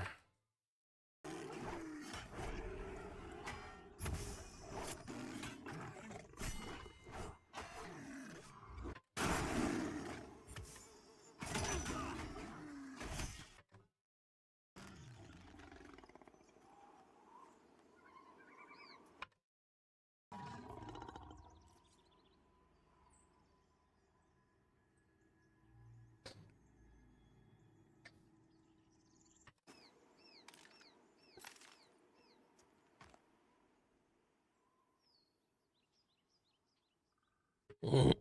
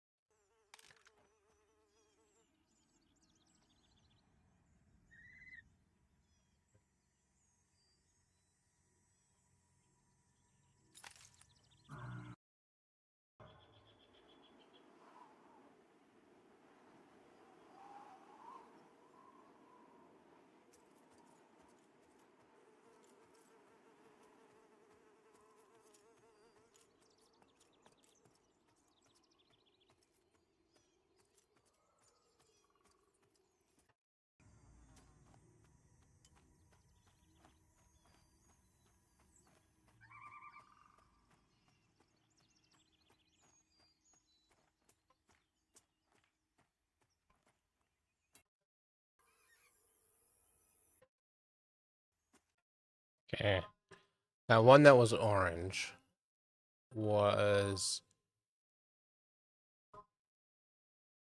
11.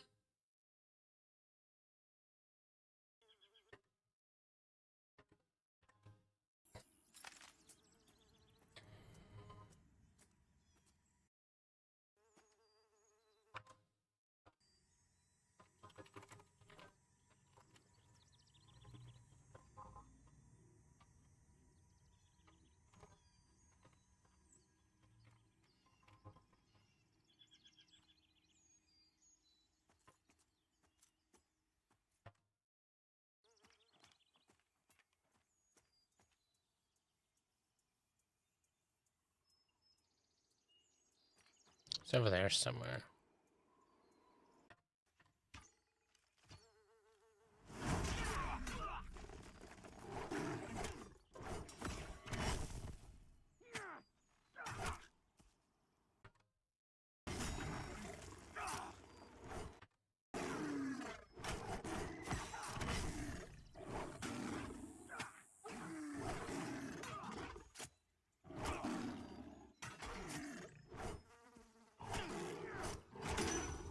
This one's 12.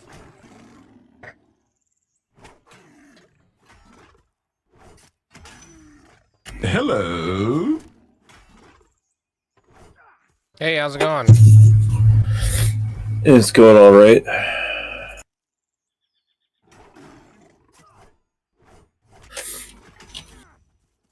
If you want to do something higher level, I am down for not playing level 8s. What? If you wanted to do something. Oh. I was Emily and I were talking about playing some games together. Ah, okay. So we were gonna play some Terraria. We're playing this modded Terraria. Lots of stuff to do. It's pretty good. You can join us if you want. And then if other people were going to be around, we were talking about a super workout together. I guess you've played it twice now. Yeah, it's not really my game, but if other people are doing it, Yeah. Yeah. you know, I can hit people with sticks. That's fine.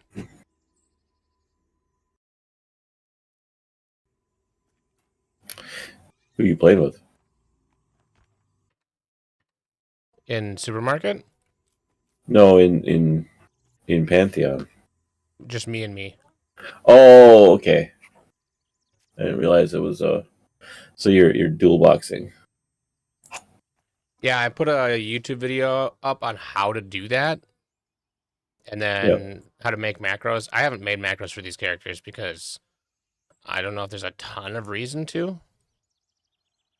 Yeah. And then once I get these guys to 10, then I have I think 2 more characters I need to get to 10, including an enchanter, which I haven't even started, and my death dire lord. Mhm. And then I'll have all classes to 10. Jeez. There's not a character limit, huh? Or there is enough to have one of each class? Well, across 2 accounts. Oh, there's that too, huh?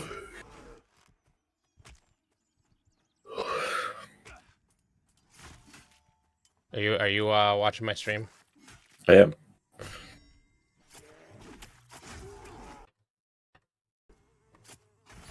I hear the last Monsters and Memories test was just like terrible. Okay. What's up with that? Okay. I have thoughts, and you're gonna hear them now. Yeah. I did not like it at all. And I don't know that it was the playtest that was the problem, because the issues that I had weren't due to like server load or anything. Maybe one of them was a little bit of latency, but I can get beyond that. That doesn't bother me. And you saw my messages with John, right? Yep. And he's like, "Oh, the game doesn't really hold your hand." It's like, that's not, I don't want it to hold my hand. I want it to turn me just slightly towards the right direction. Yeah, so it does have that. Okay, so like but even in Pantheon, right? The quest givers don't show that they are quest givers, but there is a quest log, right? So I don't even mind that it doesn't have a quest log. Let me tell you my initial experience and the parts that really frustrated me. Yeah. Okay. Step 1, I log in as a paladin that I chose the background of miner. So I could mining experience. Well, that started me with an extra mining pick. Yep. But the paladin, apparently, when you log in, you already have a full inventory. So I logged in with a mining pick on my cursor, which is a bit confusing. That is okay. Yep. So it's a bit confusing. And then I went to go. I was like, okay, well, I can put it in my inventory and I can swap things around. At first, I didn't even realize it was a mining pick on my cursor. I thought that's a weird cursor effect to have it have a mining pick. Like, am I trying to mine everything? What's going on? Oh, no, it's the item on my cursor. Got it. Figured that out. That wasn't that big of a deal. But it's just one of many. Yeah, yeah. Then I'm like, okay, well, I want to put it in my inventory so I can interact with people without trying to give them my stupid mining pick. Because I forgot that in EverQuest, you hail everyone instead of right-click on everyone. Yeah. And then you talk back to them, which is fine. That's a learning experience, not a big deal. But so I if I didn't have that item on my cursor, I would have figured it out a lot faster.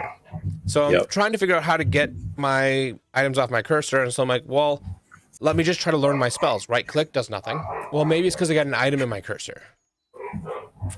And then I found my spell book. I'm like, oh, okay. I tried to put a couple of spells in the spell book by just dragging them in. Doesn't work.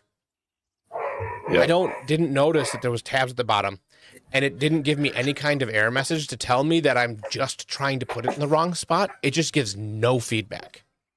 Yeah. So I do agree with everything you're saying, right? But these are all like, it is super okay. This is earlier than Pantheon, right? In its whole scheme of things, right? Yeah. And it's a stress test. Every time we've played, it's because they're like trying to figure out server stuff. Yeah. What I do like about Monsters and Memories over Pantheon is the grouping experience, not experience, the grouping feel, and all that, like the dungeon delving, feels better in Monsters and Memory than it does in Pantheon. I never got that far. Yeah. Also, who's that? Emily came and left.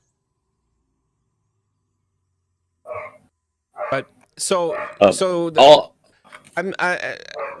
got two more little things that happened that I want to. So, in trying to figure that out with no feedback, what I ended up doing is like, well, I'm guessing I'm gonna have to destroy something. What's the least valuable thing? My water, I guess.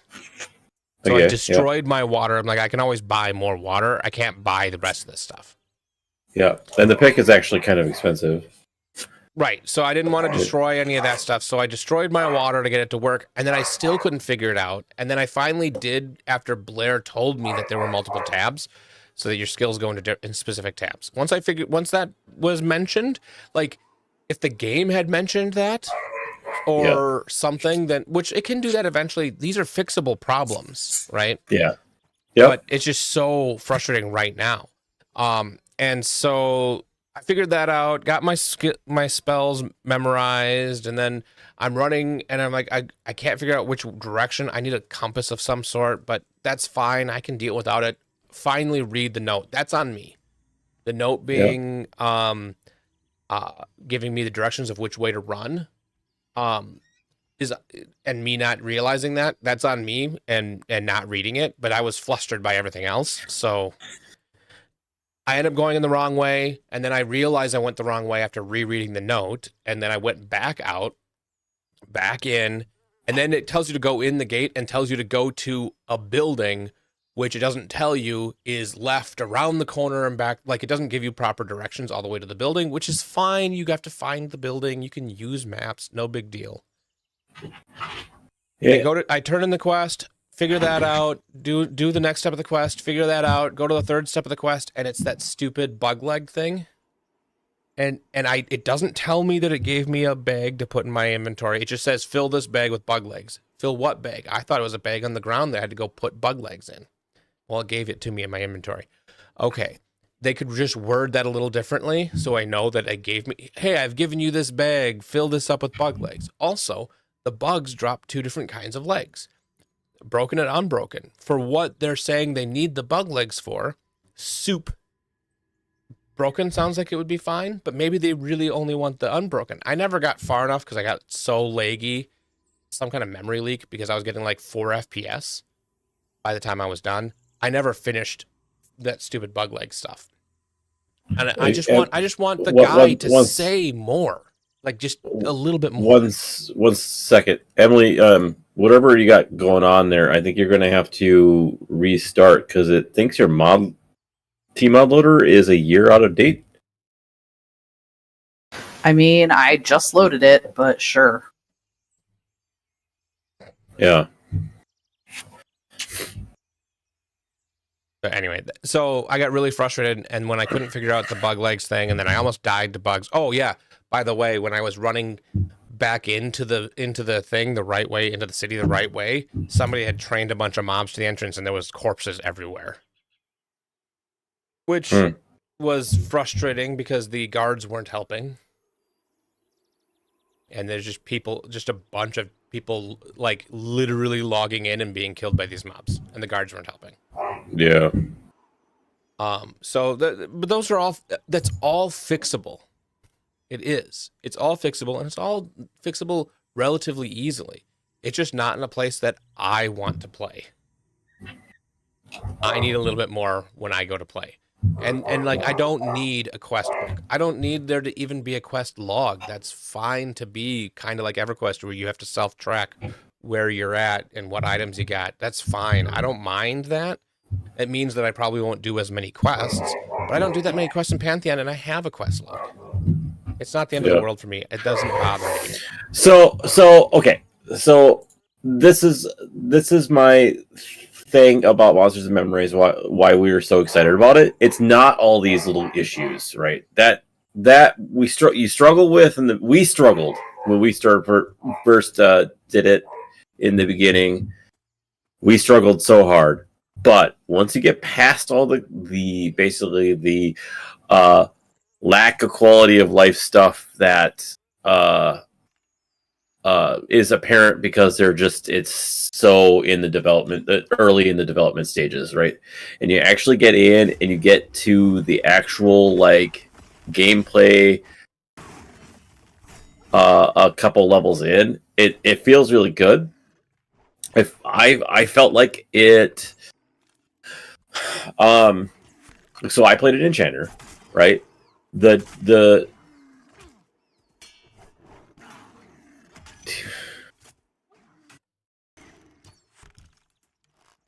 why are you getting all these issues?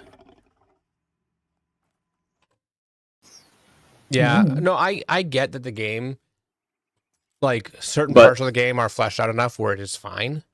But yeah, so it's so frustrating in the beginning that I can't get to that part of the game. Yeah. Anyways, sorry, Emily's having some issues with Terraria, and I don't know what that's about.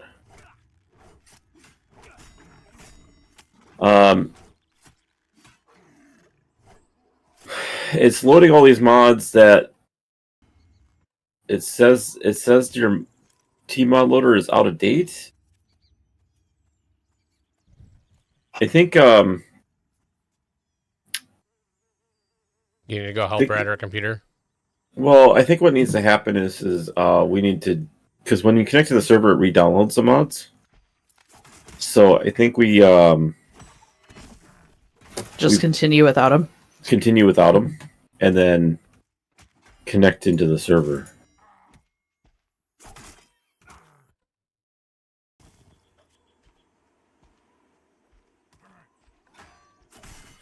Anyways, so that's the thing is like I feel like the actual gameplay once you get into it. Oh man, I crashed.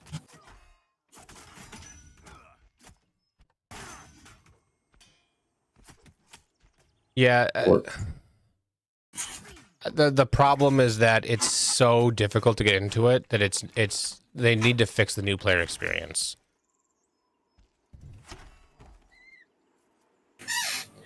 And Yeah, that doesn't mean that's not that's not their concern at the moment. To make it super handholdy.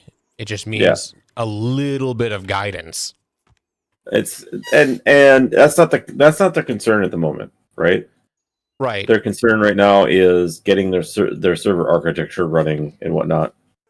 Yeah, and I understand that, but that's still it's And not then- in a situation where I feel like I want to play. Because I'm going to get so frustrated so quick when we'll sit in a group and I'll be fine for 6 hours while we're grouping.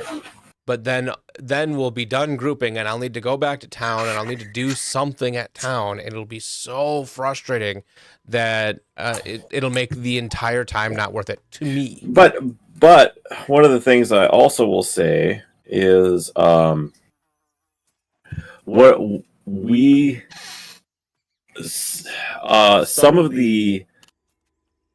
some of the funness that we were also having was the exploration and like figuring out the new, right? And actually trying to like getting these like doing things that like nobody is posted. Okay, so like problems with video games right now is they're like figured out. You know what I mean? Yeah. So they're like I understand that. And since one of the things that we were running around finding quests that nobody has done before, right? And doing them and doing a lot of testing, and there's the wiki is basically just non-existent, so it has a general map, and that's about it. So it's kind of like being a pioneer.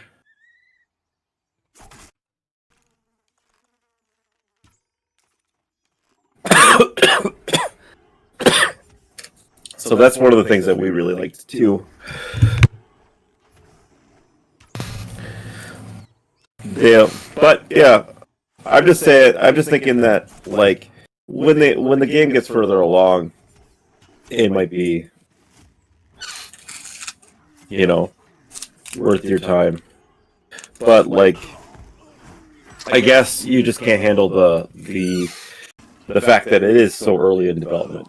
Yeah, and that's just it. Is like,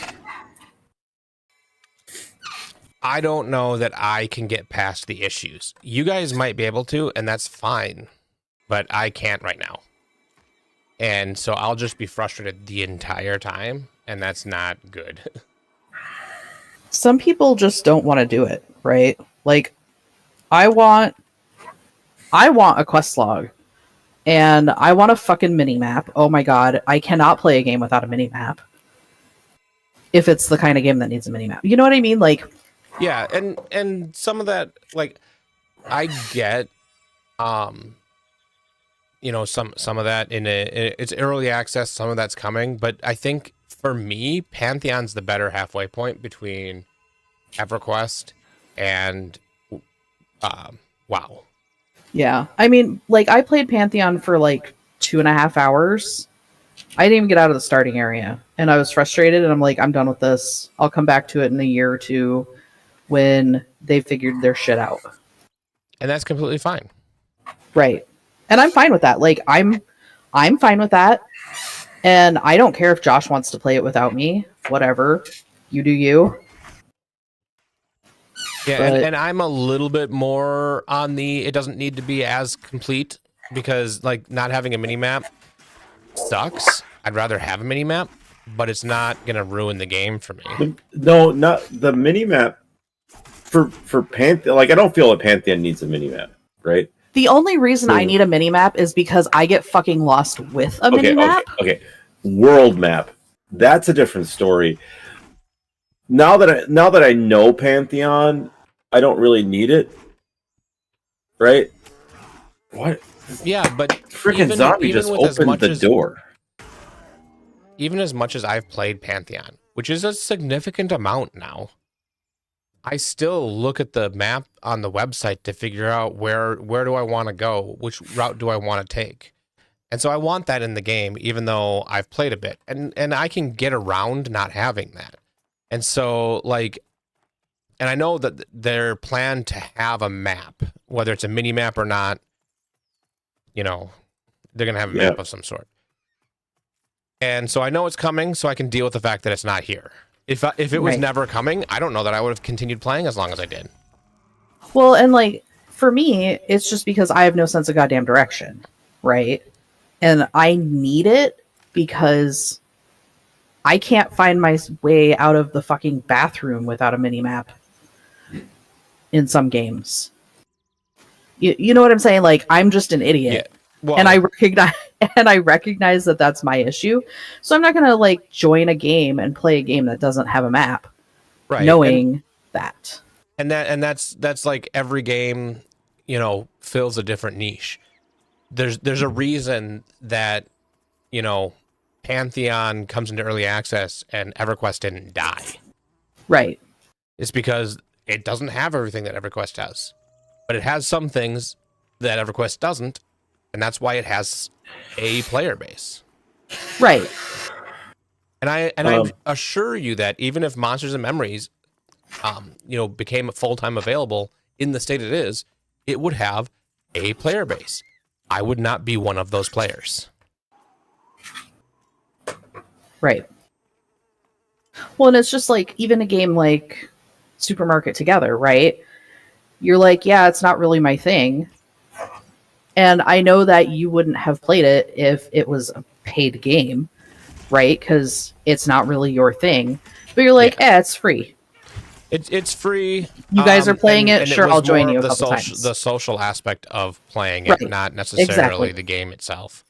Right. And that was it for me, though, too, is I'm like, it's Supermarket Together. If I'm going to play it, I'm going to play it with other people. I don't want to play it by myself. If I want to play a game like that by myself, I'll just go play TCG Card Simulator. Right. Right? Because I want to play a game with you guys. Which is like if they added multiplayer to that would actually be a better game. But I mean, truly, yes. Especially if you could play the actual card game, right? And then you could like have your Yeah. friends and do like little mini tournaments within the game. I think all TCG card player needs is a little bit of balancing so that it's not so overpoweredly what you have to do to just sit there and open packs once you've gotten a certain amount of money. That should never be the core strategy. All right, let's say after this, Emily. Let's play something else. Yeah, or I mean, I kind of want to play, but it's just like there's so many mods. Are there any mods that we could remove? Yeah, at this point, we're talking about removing mods. We're gonna have to restart the whole thing. So let's. All right. I'm not dealing with that tonight.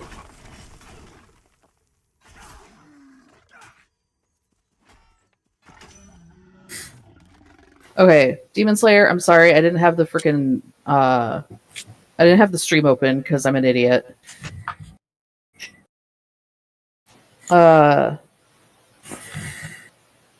Which video? Was I supposed to watch a video, or was Justin supposed to watch a video? That was me. Demon Slayer sent me a video of the combat for Shroud of the Avatar, which I actually haven't gotten around to watch.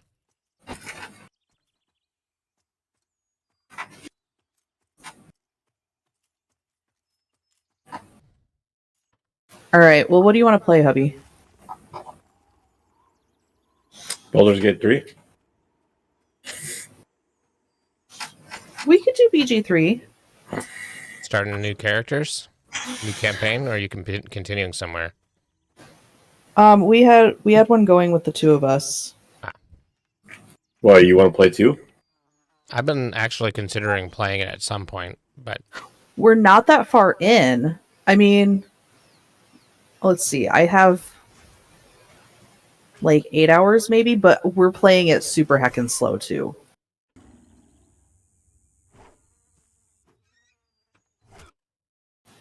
SOTA? Shroud of the Avatar, the game that. Oh. Shard of the Avatar. Shroud. It Shroud. Basically, it was a scam. Shit of the Avatar? Shart of the Avatar?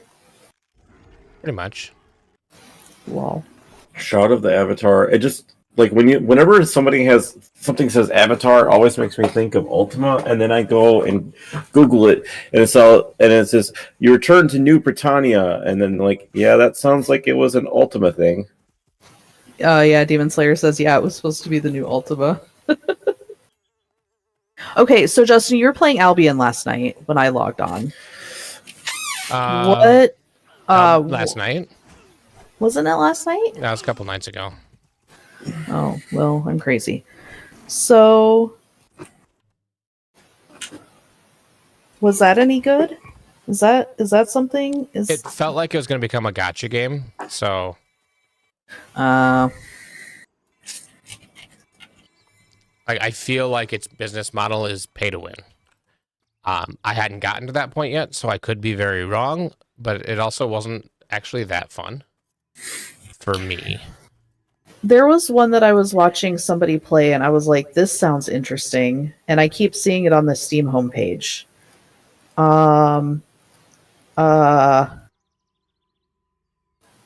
It starts with an A, I think.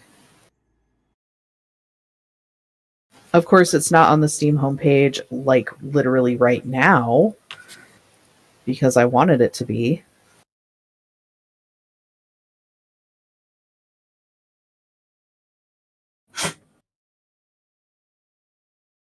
Alright, I'm gonna go find it. Hold on.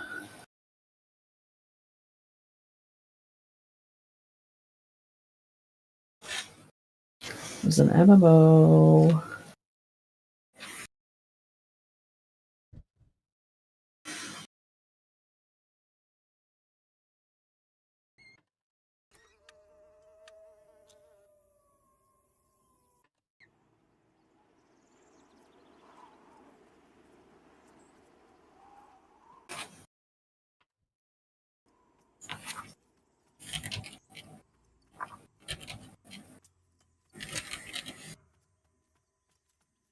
Oh, no.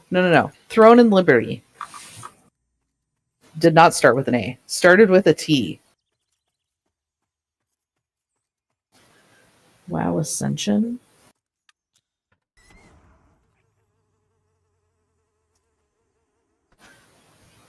What's WoW Ascension? I'm guessing it's expansion.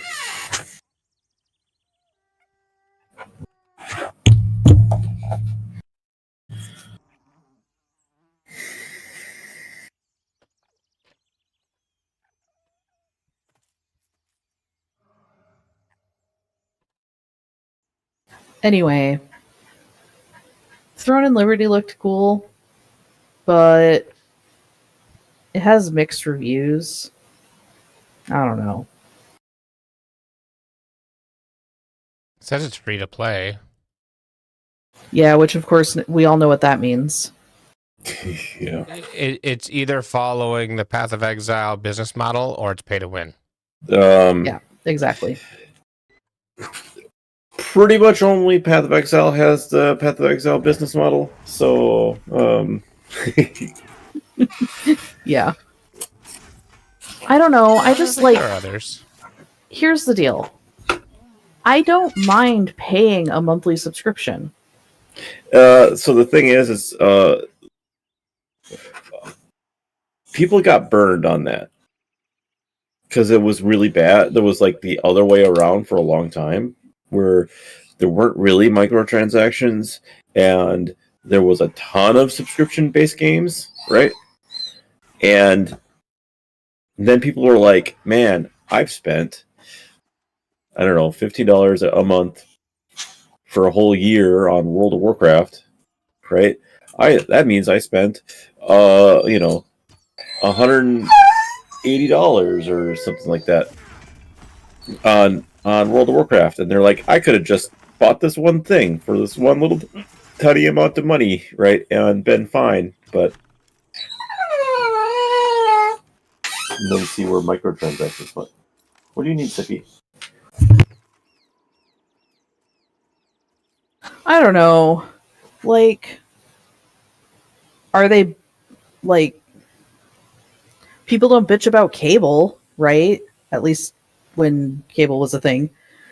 People aren't like, oh, well, I spent, I don't know, $1,500 on cable this year. I mean, we did, but like, I could have bought a new TV. You know what I mean? Like, I don't know. I would rather pay a subscription model than pay to win. 100%. But pay to win makes more money. That's the real problem.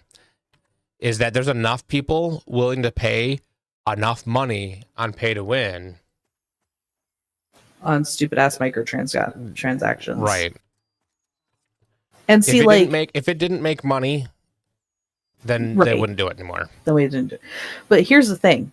I am one of those people that literally refuses to pay money on microtransactions.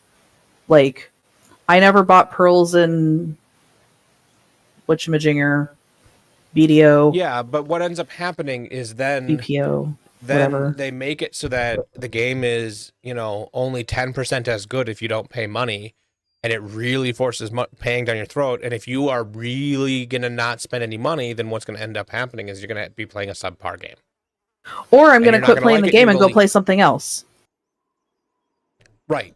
And so you're not gonna like it and you're gonna leave. But you're the minority by far. Oh yeah, I'm sure I am. And so they're okay with you leaving because they're making 10 times as much on 10.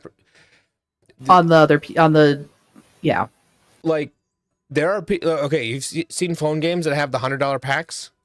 Mm-hmm. There are people that buy those. And I cannot believe that. Like, I know it happens. Like, realistically, I'm aware that happens, but I just cannot wrap my fucking head around that. There's enough people with a stupid amount of money that don't care that like $100 is a drop in a bucket to them. Well, yeah, I mean, like, if you're Bezos, sure, but like, or Bezos's son or daughter, but that doesn't. The thing is, you said like a trust fund kid. Yeah, if you're in a household that makes $500,000 a year, then you're not going to care that you spent, $3,000 on a stupid mobile game. Yeah. The And only you'll money spend more than that on a PC game.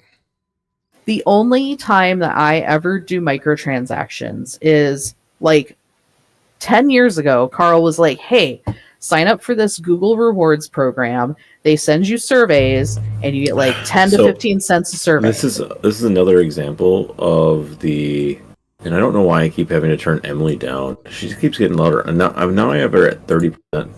It's because I'm being loud right now because I'm upset. Anyway, this is another example of the wealth disparity. It's because I wanted to speak. I haven't had a chance to speak. Hurry up. This is just another example of the wealth disparity between the standard class of people and the high class of people, just like fucking it up for everybody. Because the 1%, they're the people that all the video games companies are going after, and none of us are part of the 1%. Yeah. Right. Well, it's the wealth disparity is at such a point that the top 10% of the player base of any game probably does 90% of the funding for that game. So it's just another example of the wealth disparity in the world, not just the US, that's basically causing us as average everyday people to suffer, because microtransactions wouldn't really be a thing without that. Yeah. So anyway, what I was saying is I signed up for the survey reward thing. I've made like $300 in 10 years. It's not a huge amount of money, right? But if I'm going to buy something on a phone game, that's the money I'm going to use. Well, it didn't come out of my checking account. Like, I can't do it right now, but like stupid phone games, like the idle games that I like to play, if they're doing, if I end up spending, a significant amount of time and a significant amount of entertainment on that game, I'll put $20 down on that game. Yeah. But like, okay, so I've been playing Tiny Tower for literally 10 years. It's basically since it came out. And a year in, I was like, all right, I'm going to buy their gold package or whatever for $20. And ever since then, I get like free bucks and free elevator and all this other stuff. Well, now they have a monthly subscription model, but I'm grandfathered into the old model. So I get all that stuff for free still. But it wasn't working for them. They weren't making money anymore. So they had to go to a subscription model for their gold package or whatever. And I think so. A lot of games are doing that, and it's just stupid how much it costs. Like, yeah, it's like $10 a month. I'm not paying $10 a month for your fucking crappy game. If it's a game that I spent, 10 hours a week playing, I would pay $10 a month for it. If I was getting that amount of entertainment out of it, sure. But a lot of them are paying $10 a week. Like, the subscriptions aren't monthly, they're weekly. And so you think you're paying for a monthly subscription, and you're paying for a weekly one. Oh, I think you're a host. Yeah, I've been sitting here waiting for you to join. Yeah, I just started up my own. No, not last time I checked Demon Slayer. So I haven't played Tiny. So when I say I've played it for 10 years, I've played it on and off. So I'm on and off right now. But so usually I'll play it for like 6, 7, 8 months and then turn it and then like forget about it for a couple months, play other stuff, and then come back to it. You started a new game? Why'd you start a new game? I didn't start a new game. I hit continue thinking that we were playing off of my game. And then went into my own personal game. All right. Well, I literally forgot what we were doing. We're Why am I him?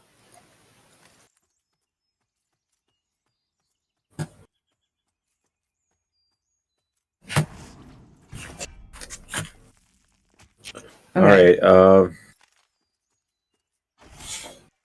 Do you remember what we were doing? I need to turn this game down. Oh, we were trying to go through this door, weren't we? Hey, how's it going? What door? The No. door I'm standing in front of? No.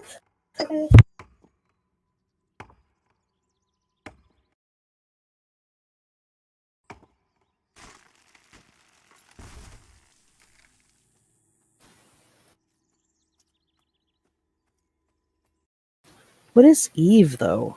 Should I play Eve? This sounds good. What is Eve? It's a phone game? Eve Online? Like, that's a spaceship. There's a wind griffin down there. I'm gonna stay away from Oh. it. Oh. Trading simulator thingy with my Bob. Okay. Sci-fi. We don't do spaceships. Why is everybody highlighted though? Like, what did I do to make everybody highlighted?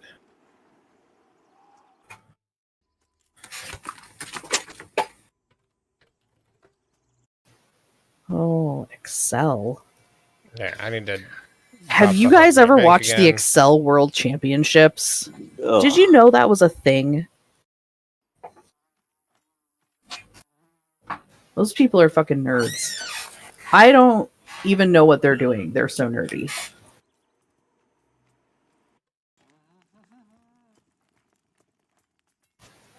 I watched them. I have no idea what they're doing, but I watched them. So, with Excel, I got really good at asking ChatGPT how to do something, and then asking it the right way to get it to actually tell me. Oh, hubby, my spider won't follow me.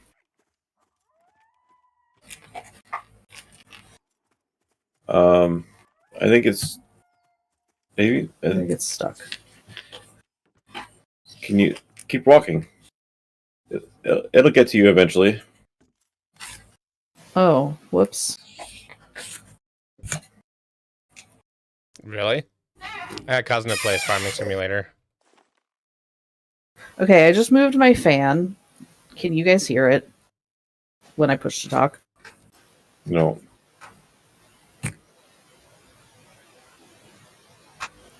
I don't hear anything. Okay. Farming Simulator is insane, man.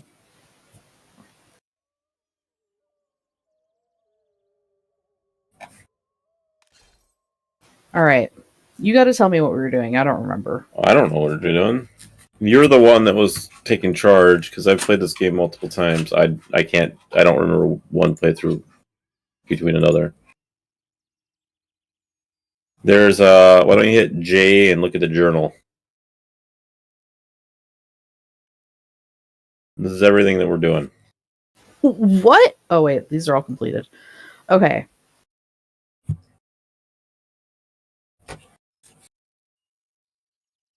Wait. Why is this up here? It says it's completed. Because subtests of quests don't go down to the completed. So I have to ask the goblin for help? Ask the goblin priestess for help. Oh, that's right. Okay, so we have to go to like out in the woods, right? I'm not sure what you mean Okay, so we by went randomly out in the woods. Okay, so we went to that refugee camp. Yeah, we're in the refugee camp. We're still in the refugee camp? Yeah, we're in the Druid Grove right now. Okay, so we have to leave the Druid Grove and go find the Goblin Priestess. I mean, you want to go find a goblin priestess? That's fine. That's what it says I'm supposed to do. I mean, that's an option, but yes, sure, let's do that. All right.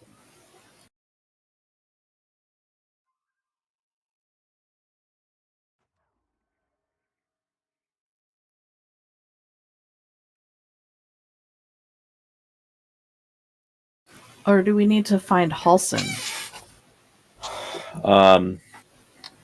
Maybe we should get out of Justin's channel We could. so he's not being overloaded by our gameplay. Okay. Bye, nerds. Bye.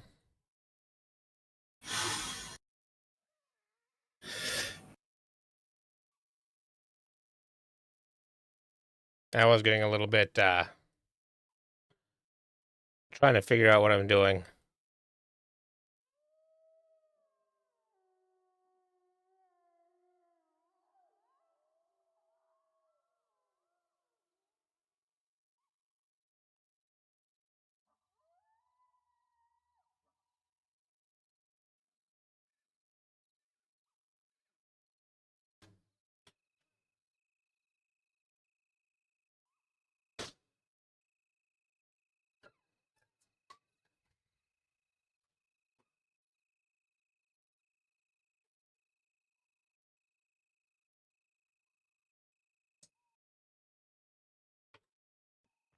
Wait, what? I got another one of these?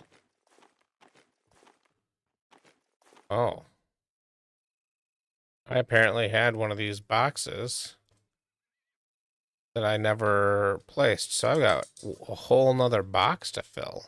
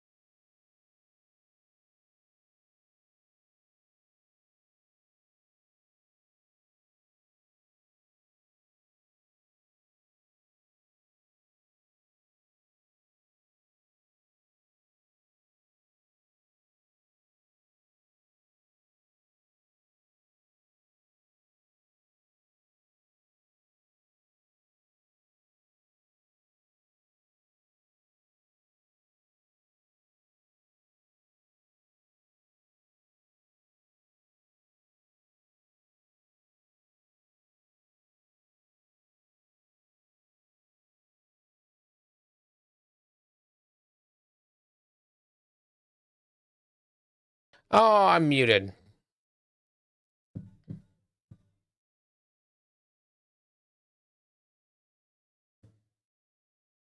So, what I was saying is that there is a channel in the official Pantheon Discord called Community Connections.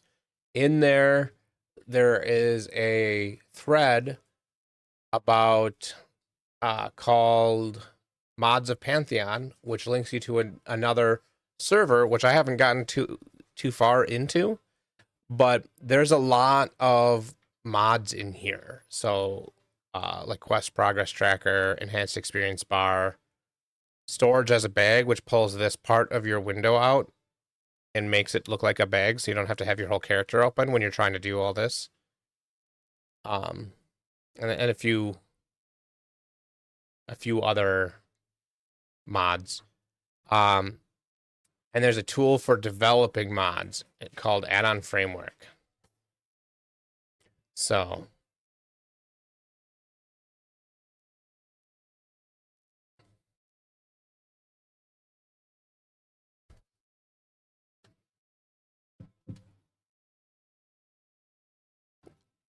I kind of want to make a mod as well. I don't know what all you can do with mods, but if I can find a way to make it so that it'll do my inventory organization for me, that's what I would do. Like, I would enjoy a mod where your inventory, it doesn't care, and then it puts things in groups by type or something. I don't know.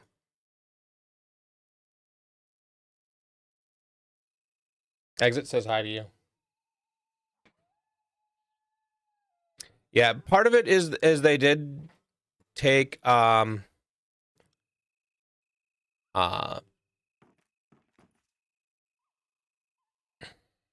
they turned off the auto stacking and when it's going into your inventory because there was a dupe ID. Or a dupe in the game.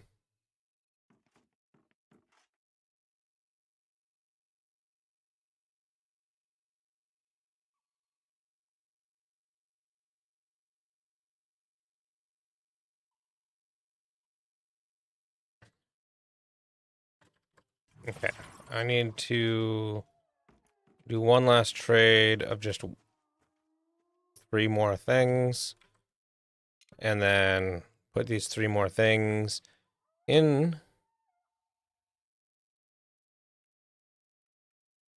Oh, God.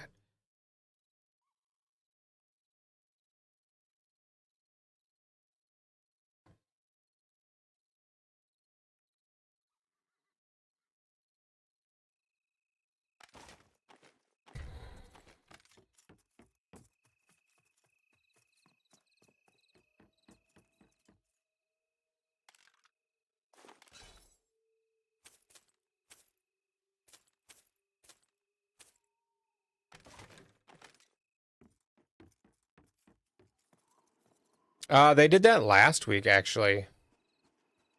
Avos had 3, and I was always on Shard 2 before, and Shard 2 doesn't exist anymore. So they did that last week.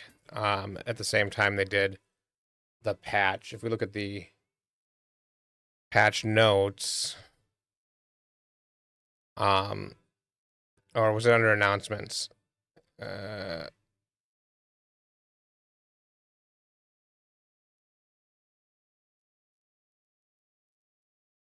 Right here. So on 319, reducing the number of shards for larger servers.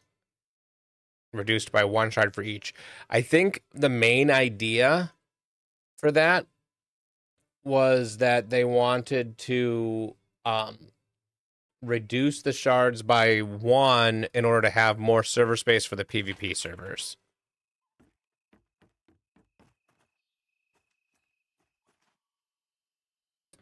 So that's my understanding.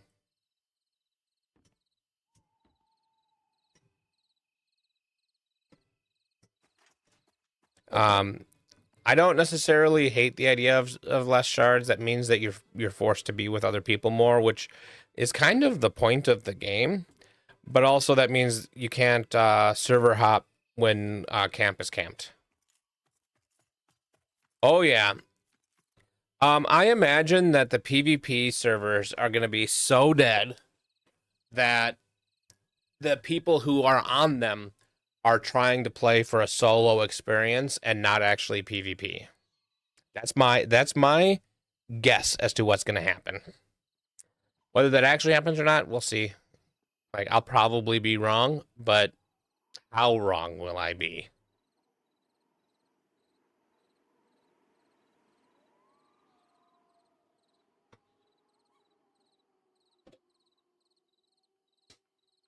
I wonder if I wonder if there's going to be some way for you to be not PvP tagged in a PvP server. Like, are they going to be able to just kill people or AFK at the banks with no repercussions? Are there going to need to be more guards places? And if you attack a player or a guard, you become KOS to all guards until you're not flagged anymore?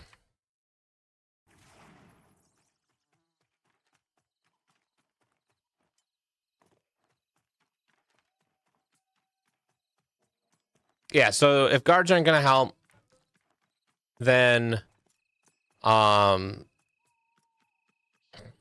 PvP is going to be enabled zone wide.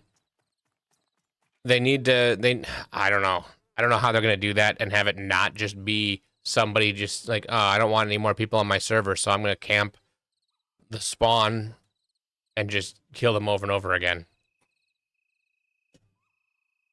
You know, or just kill people when they go into the bank in Avos. Not Avos. Avelia. I don't see that going well.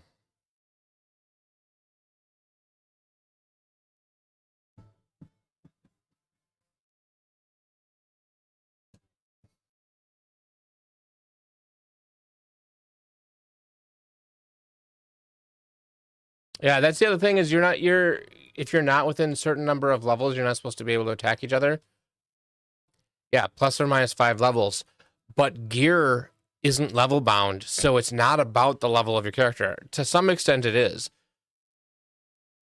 But if you're a level 1 that is full max gear, like you have a max level character and you just farm for, you know, a level 1 that you just throw all the max gear on.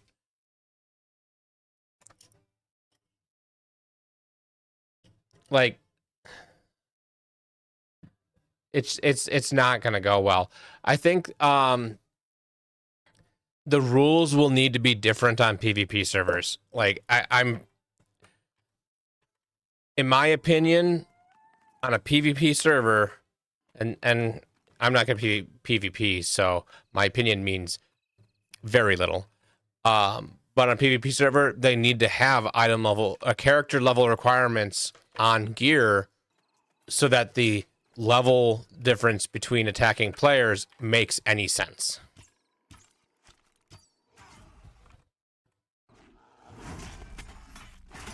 If there's no level requirement on gear, because there's not on most gear,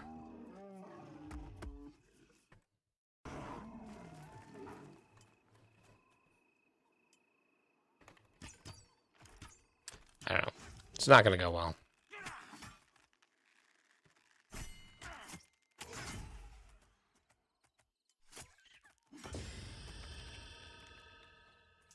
There's level 9 on one of my characters.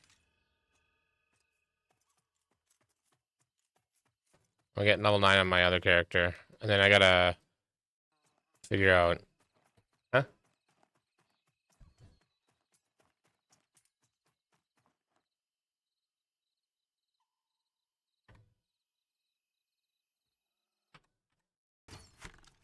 I am not. And that's yes.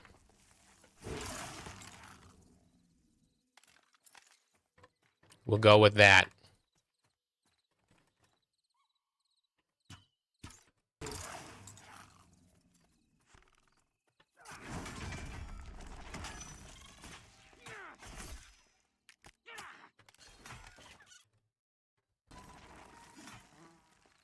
Intellect gloves. That can go on my enchanter when I make one. Probably next week.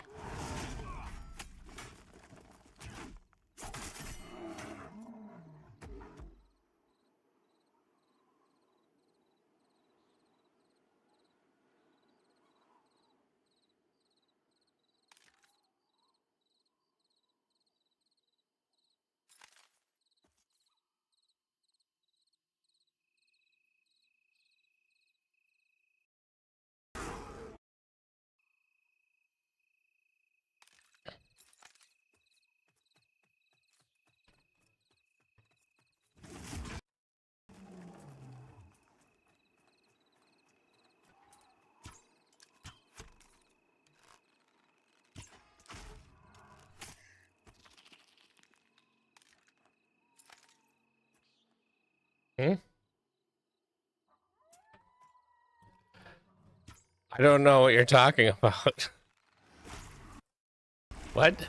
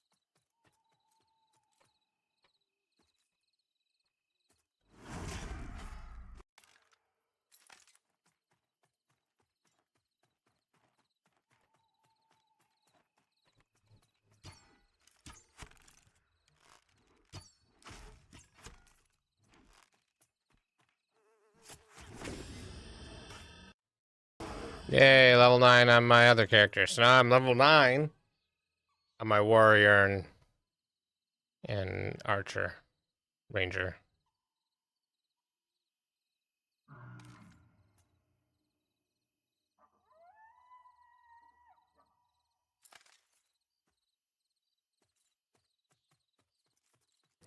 Yeah, rangers can be pretty good DPS. I think all the classes are actually relatively balanced in that way. I think that rogues for physical DPS have a slight advantage, and any non-caster. I think casters can burst higher, but have mana to contend with, and non-casters don't have to worry about mana, but also their burst is a little bit lower in general.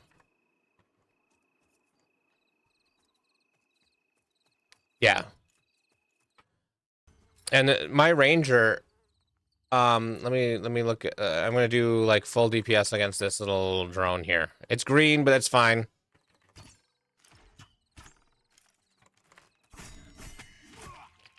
$47 DPS. And the warrior, can I find another green one? What is this bat? Bat's dark blue. Not even light blue.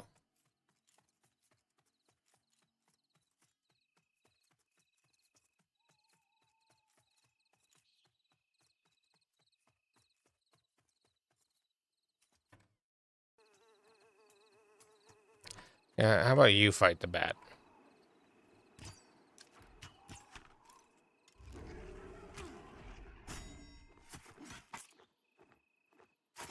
This one's living longer, so I'm running out. I'm getting to the point of needing to worry about readiness being available. And so the DPS, I mean, still 17. That's still pretty good.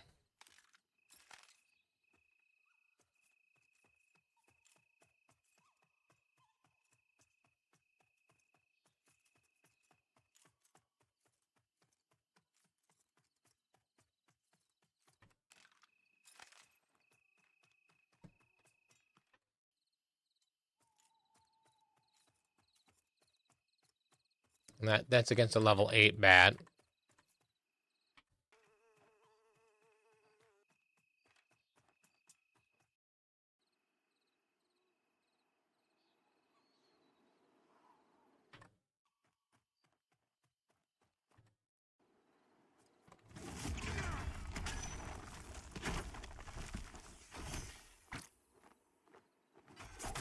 There's also a level 8 bat.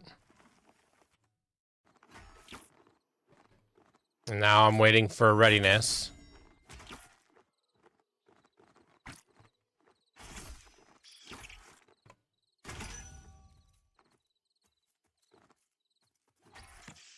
DPS, 9.4. So about double. But considering that that's a tank, although I am two-handing with a tank, I think warriors are supposed to do better dual wielding. But I have such a good two-hander that I've just been doing that. There's a light blue. Let's see what I can do here.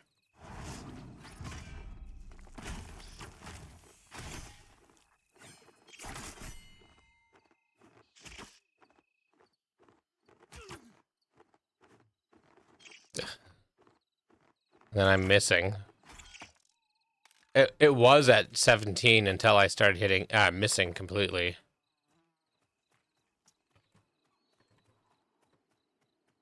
And dropped down to 10, so it was about the same. And then this guy, dark blue.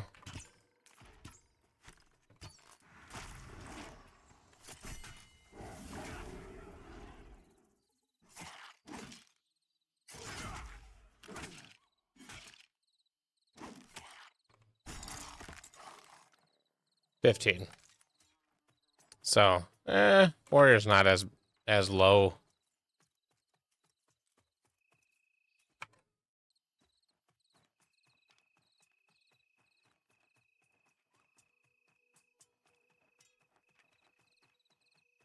Gotta get those maple trees. All the maple trees.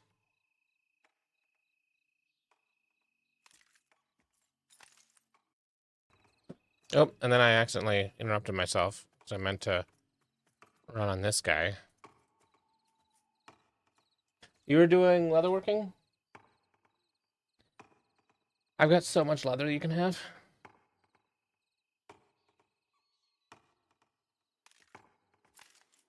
Yeah, I don't think most of the Ranger's abilities use mana, so they're effectively not a mana-based character, but they have the mana. The only ability I have that I know uses mana is Fickle Healing.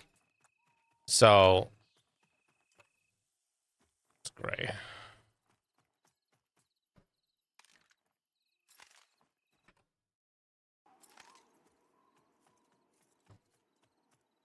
At least at this point.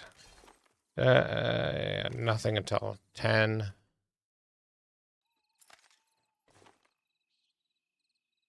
Nothing until 10.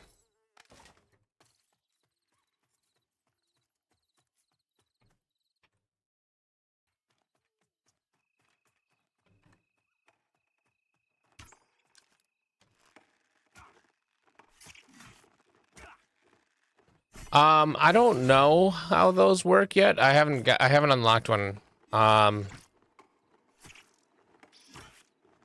10 I get engaged with draw. Those might.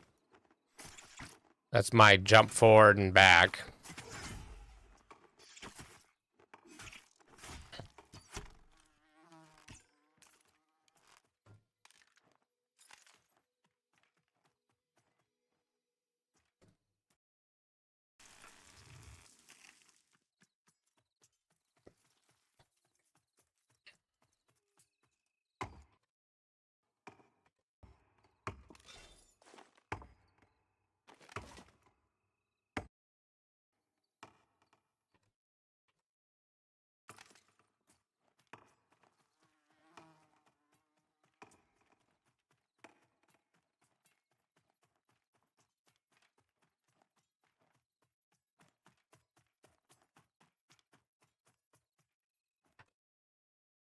Aww.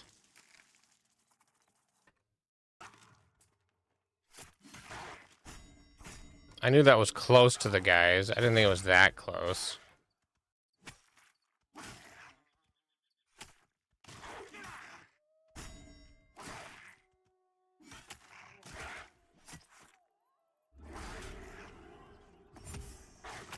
Yeah, that unleveled me.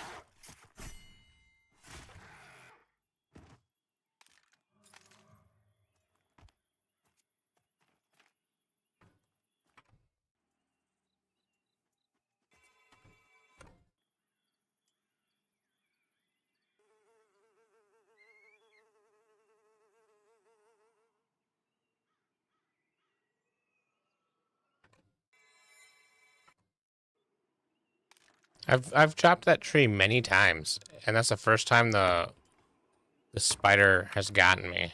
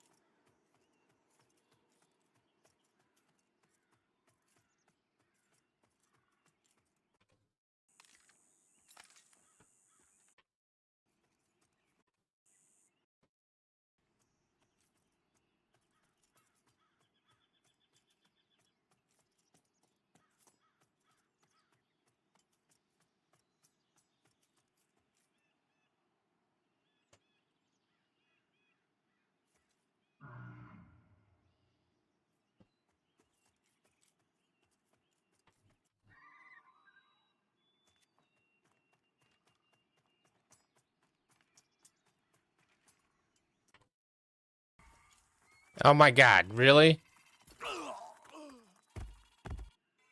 I didn't even run close to him.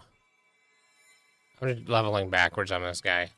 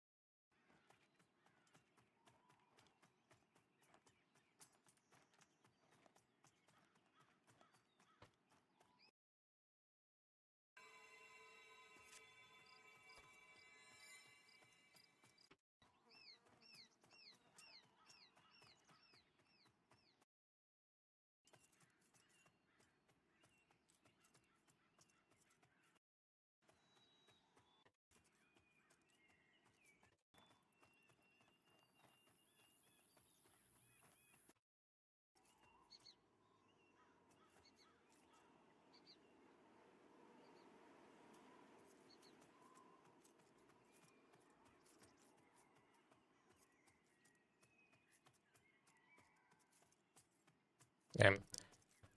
I'm not gonna worry about getting this guy back to level 9. I'm gonna take a quick break. Run to the bathroom and stuff. Well, I just died a few times, but other than that, I've been it's working out. I'm 9 on my ranger, and I was 9, but I'm 8 on my warrior. But it's okay. I'll be back in just a couple minutes.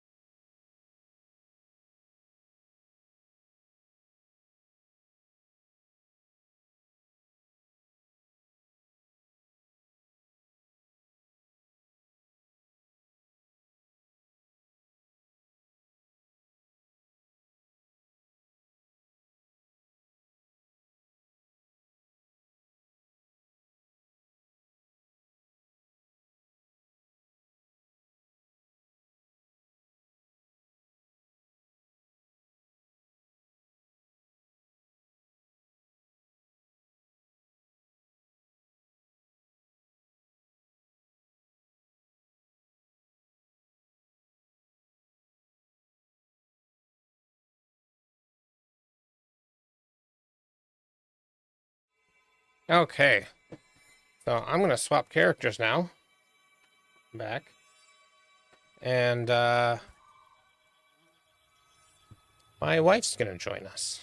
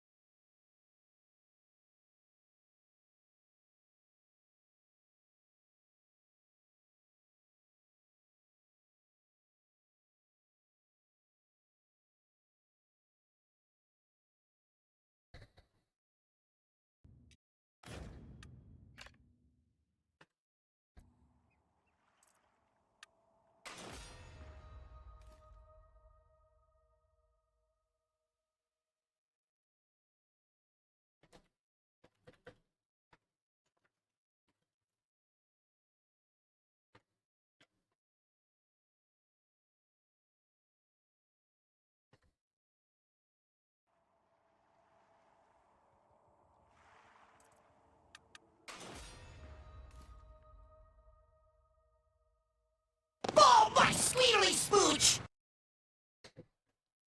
Hello. Hello. I can change my push to talk button back.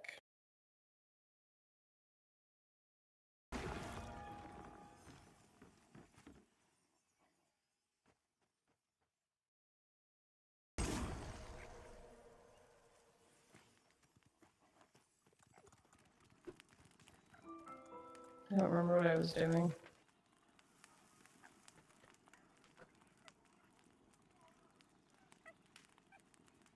We were in the bank. I think we were just killing stuff. And I am level 8. Did you log into 0 or 1? 0. Oh, we're on different servers. I always log into 1 because there's less people to fight whatever kills with. You want to swap to 1? Okay, shit. Click exit. I'm running my druid over to help with everything anyway. I went back to that first town to do stuff.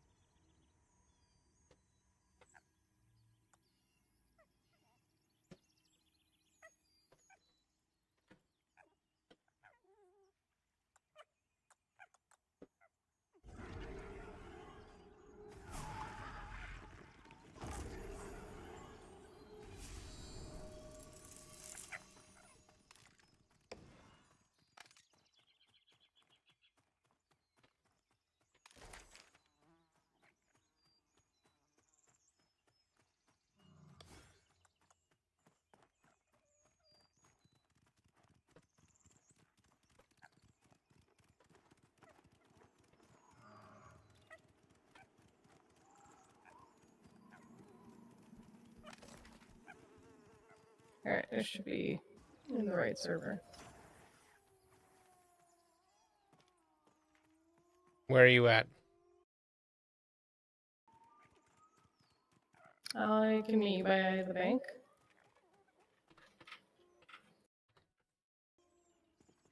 No, that wasn't you. I'm out front of the bank.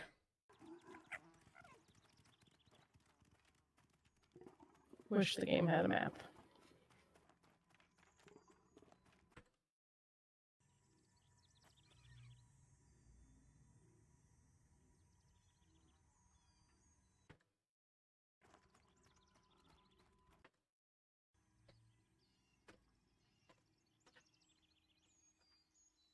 Did you not see you outside the bank? Oh, are you in the... I said I went back to the first city. Oh, I didn't know you went back to the first city. Okay. I can teleport or do the thing though. Most of the command. / stuck bind. Let's see where that brings you.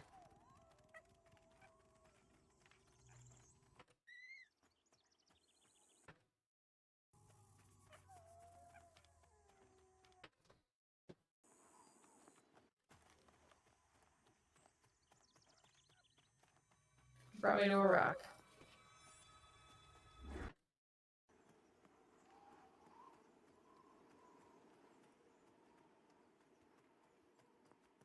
Wait, did I join the wrong group? No?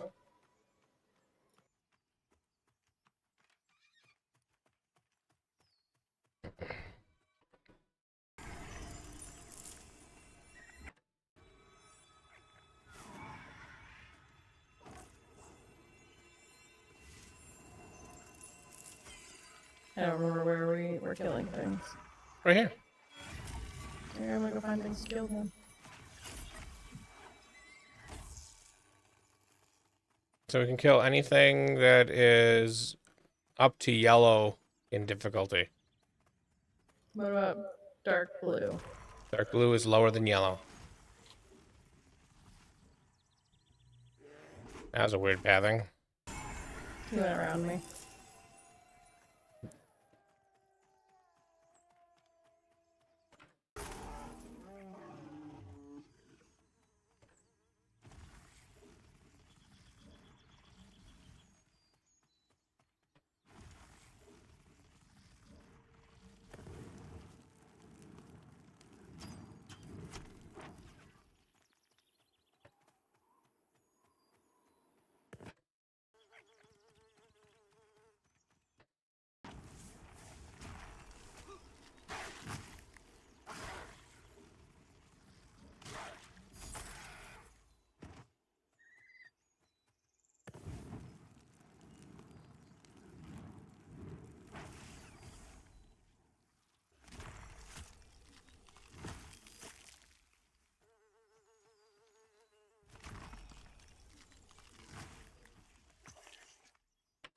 I forgot how to play wizard and I was gonna get myself killed. That sounds like a bad idea.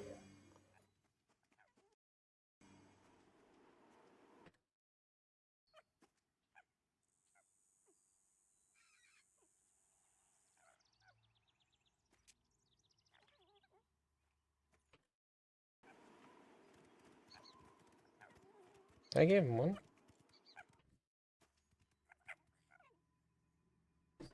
These?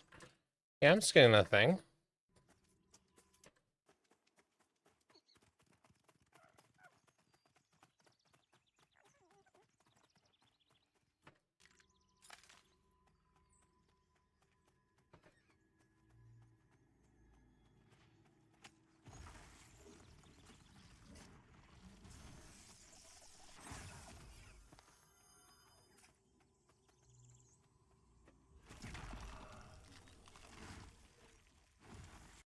I am 1 bar into this level.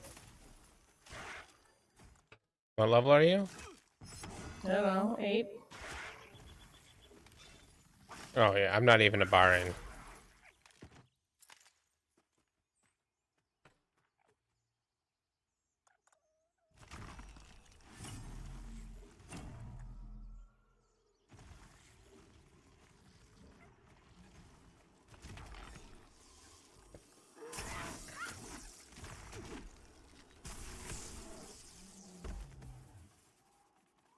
Do you actually want to skin stuff? I can let you skin stuff.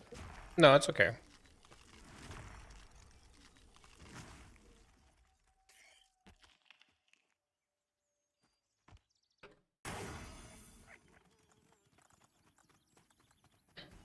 Hmm? Okay.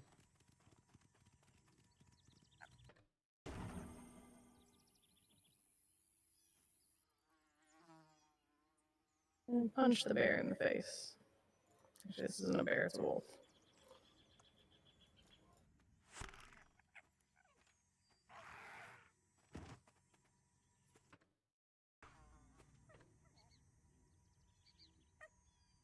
Is this stuff like too easy for us?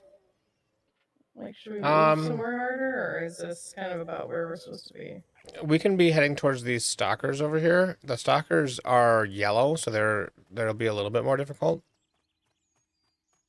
Good herb.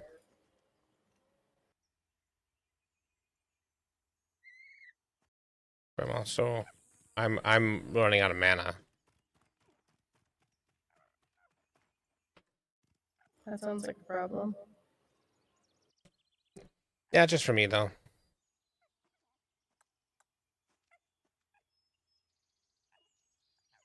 I don't know where your other character went.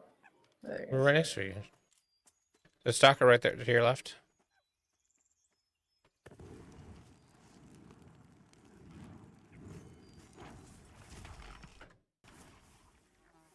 I exposed the stalker. I don't think we need to worry about doing the expose and stuff. Fine.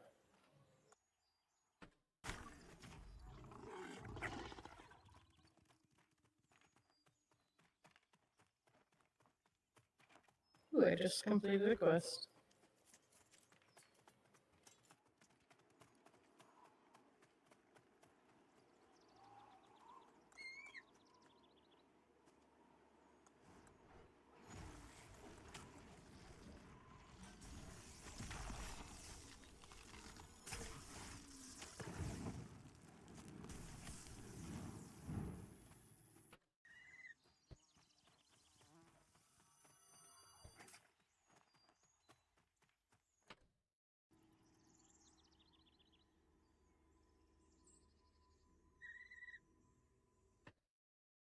The one thing to be careful with over here is there's a guy named something the Bolt. Yeah, I remember from last time we talked about him. Kind of makes a circle around the area. Yeah. And he was about Spruce Spruce. He's right there. Okay, there does not help me. Yep, just run like I ran. Spruce Fred needs to run too.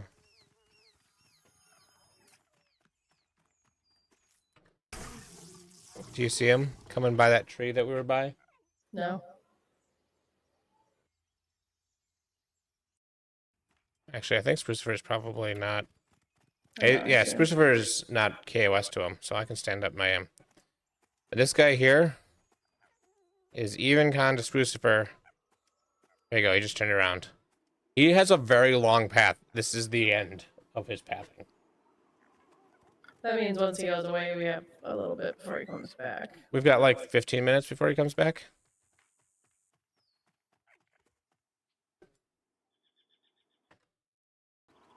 I'm guessing we don't want to go into that camp over there. We can try. With Sprucifer here to heal, we should be fine. They're group mobs, so they'll be more difficult. Do you have enough mana? Yeah.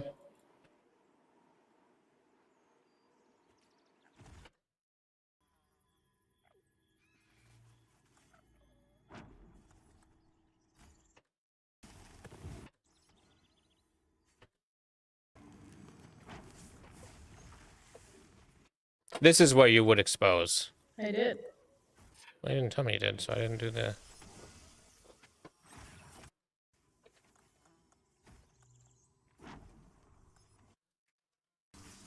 Yeah, this is still... Oh, back up, there's another thief. Crap. Do you want me to run? No.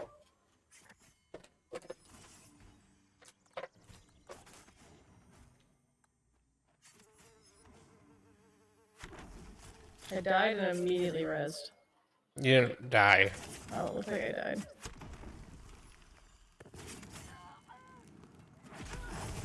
You didn't die, you fell unconscious. You died.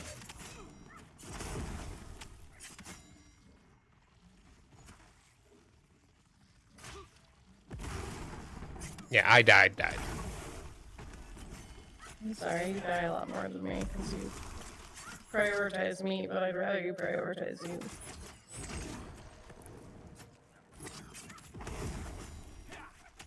No, it's fine. We shouldn't be fighting these guys. We really need a tank class.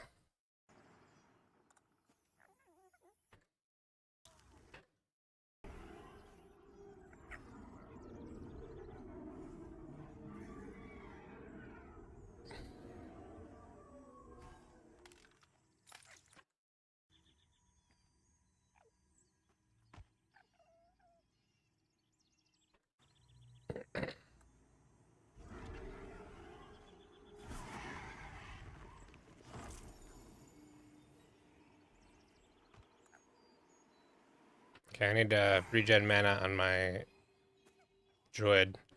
So we can fight stuff, but we got to be very careful and not the group mobs. We're not going to fight those group mobs. Okay.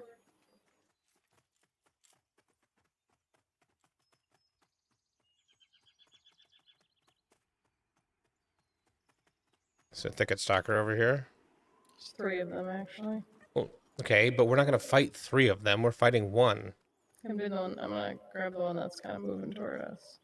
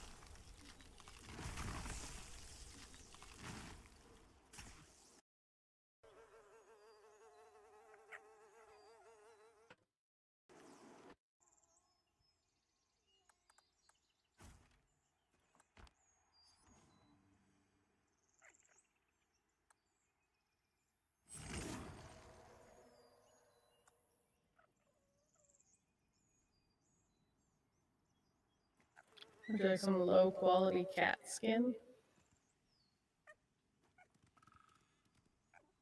That's used for some bit of crafting. I'm not sure which.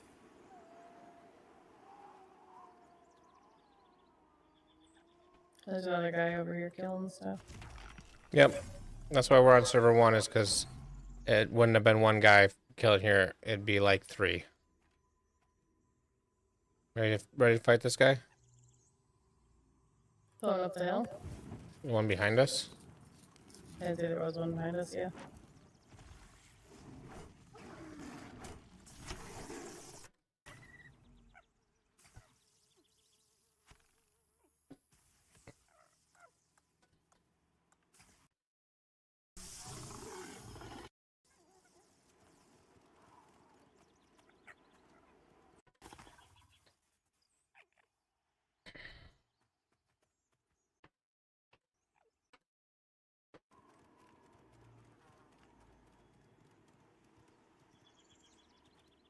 You gonna go buff the guy?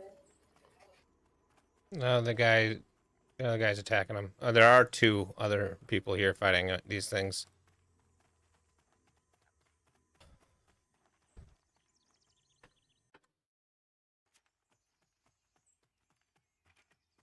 We could Where are you go at? into the valley where the bears. Oh, the bears aren't as good of XP. There's another stalker over here. One's dark orange, so we're gonna miss a lot, but that's okay.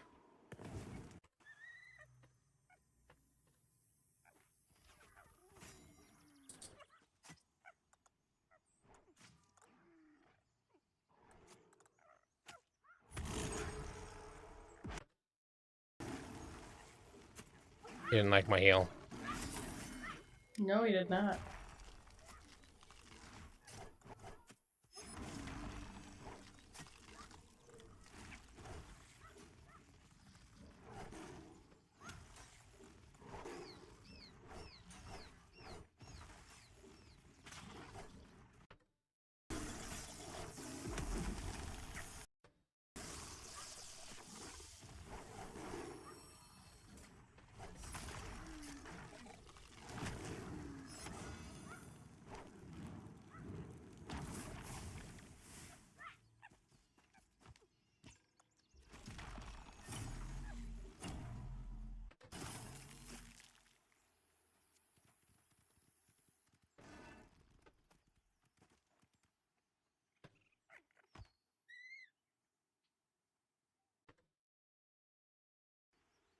We did it.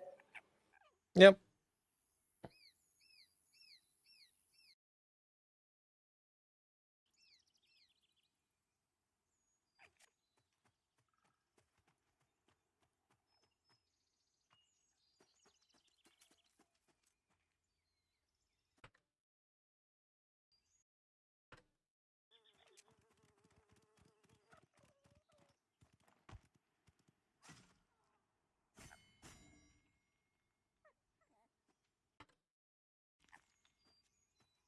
So you can fight this wolf that's over here. Yeah.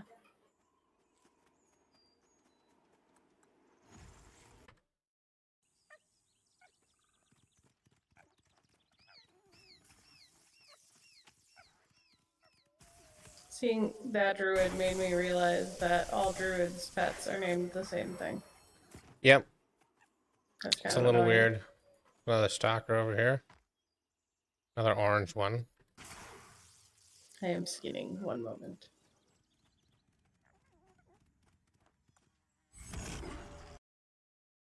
Alright, I'm ready when you are. So this we can also expose.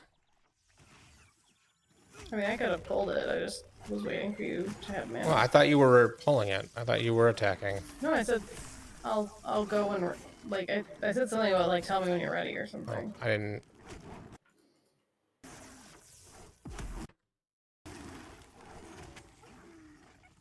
I did also expose him.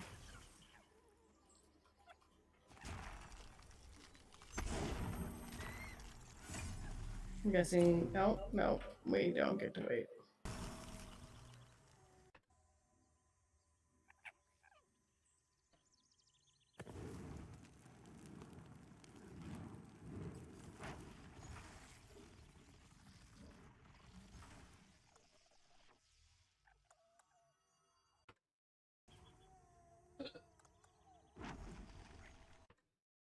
I did expose him.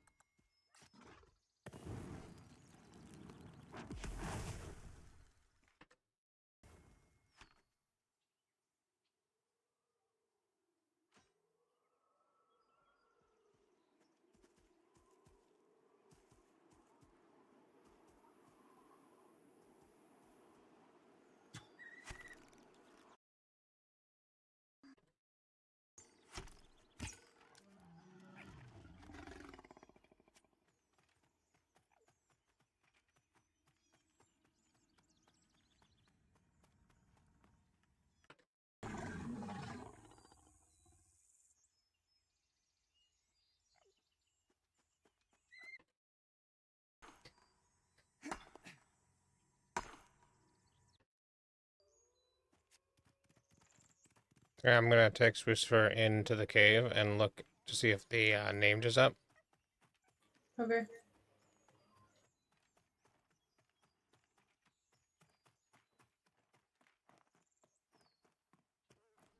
We are nowhere near able to take the names right now. He is not up, but somebody is keeping the camp clear enough where he his placeholder's dead, so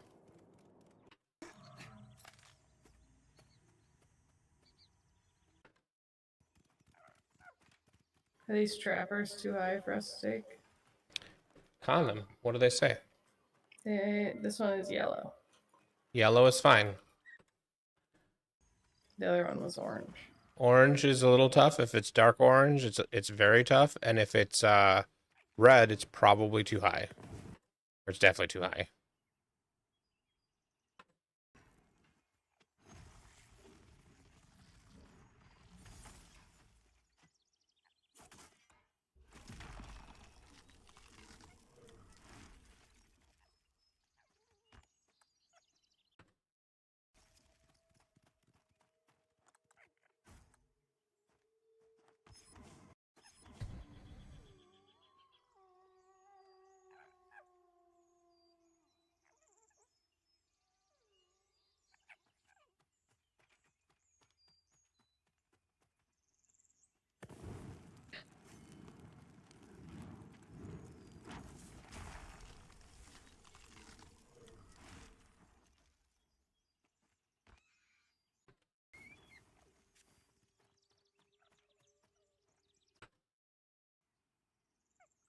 There's a outdoorsman coming towards you.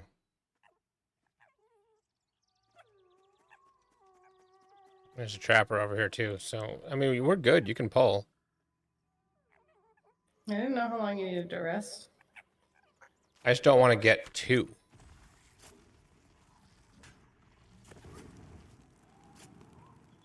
If you don't need, like, I'll rest as I need. During fights and between fights. So like you can just keep pulling as long as you've got health. We can keep fighting stuff, right?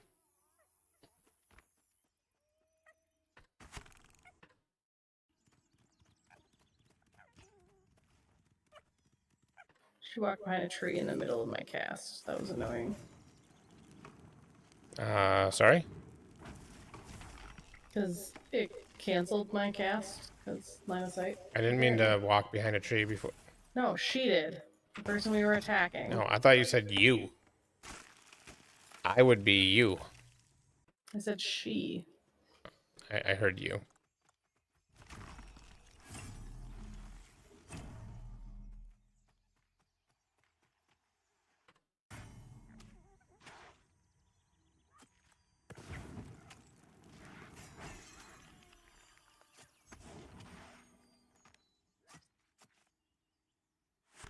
I don't think so.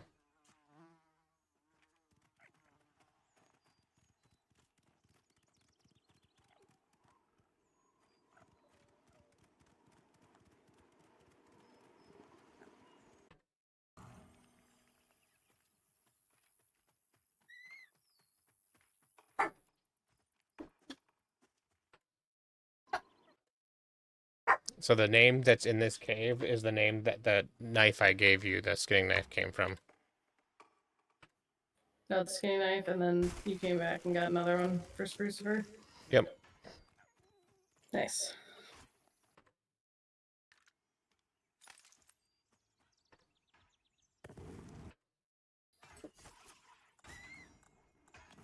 Not sure where that.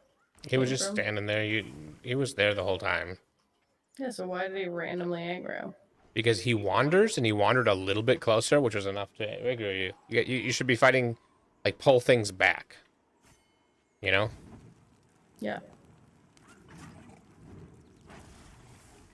I didn't see the stalker. Yeah, it's okay. It's learning. I'm here to keep you healed. Let me heal myself. Your heal sucks. I mean, you don't even have a heal, so... What are you talking about? Sprucifer doesn't count. Healing. I healed you for 136 with my Verdant Fire Steed after it was a damage shield for the same amount. Is that Sprucifer or the other one? That's Sprucifer. I said Sprucifer doesn't count. Sprucifer is me.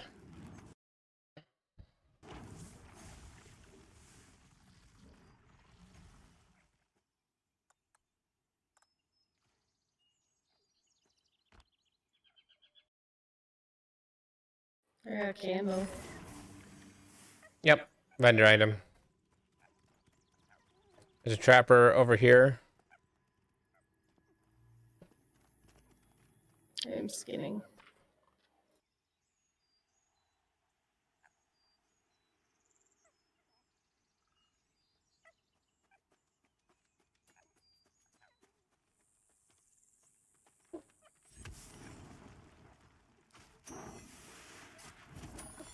Sprucifer is being buffed.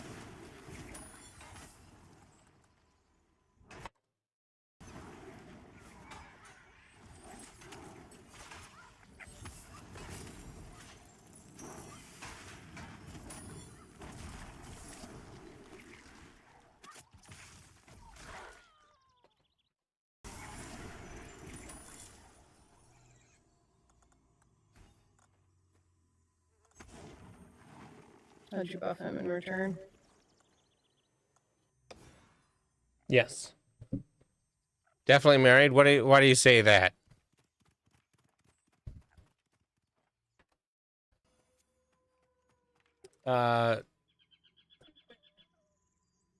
can by having YouTube open.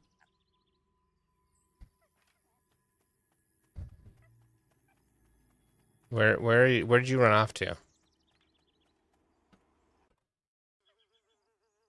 Oh. You can go look to see if anybody's up in the camp.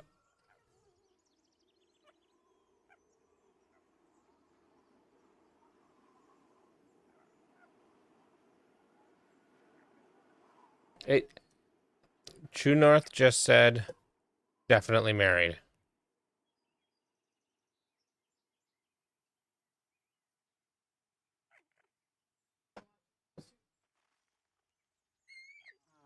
That's something you can do. So Kelly, this camp, a lot of people will sit where we are, but there is a guy that spawns here, so we have to be careful. It's okay, I got a healer. Huh? Which camp? I don't This see a camp. I'm explaining what the camp is. So if you follow Sprucifer, this is where all the trappers spawn, and they spawn in here. Oh, the named is up. Yeah, they said we I'm gonna ask Airbender if he's trying to kill the named.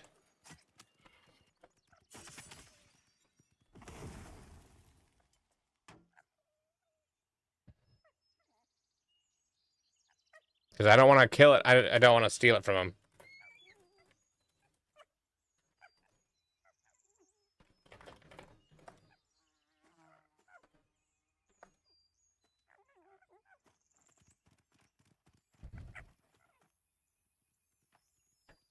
Okay, so you can grab the trapper. Okay. And then just shoot it once and then run all the way back to my mage. And sometimes you have to jump to get...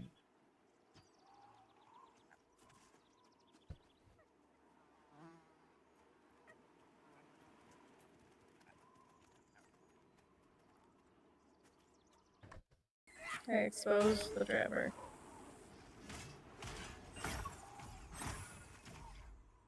I opened the trapper's gap. So bad. I opened gap on the trapper. I don't know. Yeah, I don't think that sounds much better.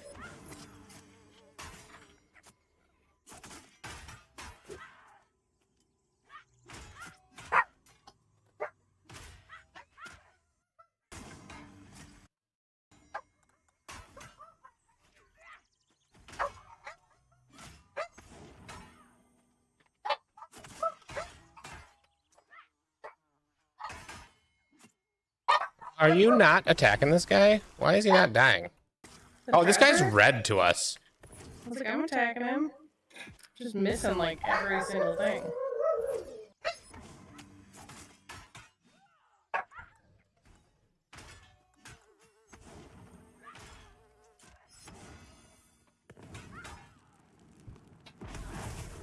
Okay, hopefully we got credit for that. Okay. So I'm gonna go grab the trapper. A different Pelt master. But I'm killing him on my druid. You're not taking him. He's an elite mob. So I should just stay here by your dude. Yeah, I'm gonna bring him out here. Do you want help or no? I mean, you can try to hit him, but you're not going to. I just did 13 damage on him. Yeah, I just did 339 damage to him.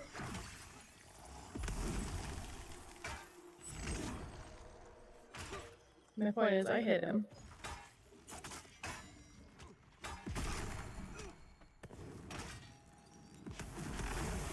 He's mostly dodging, but I hit him.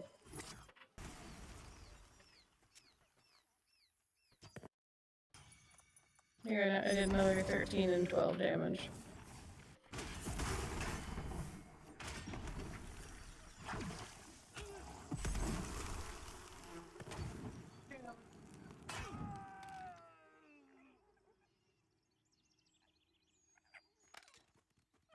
I've discovered a faction.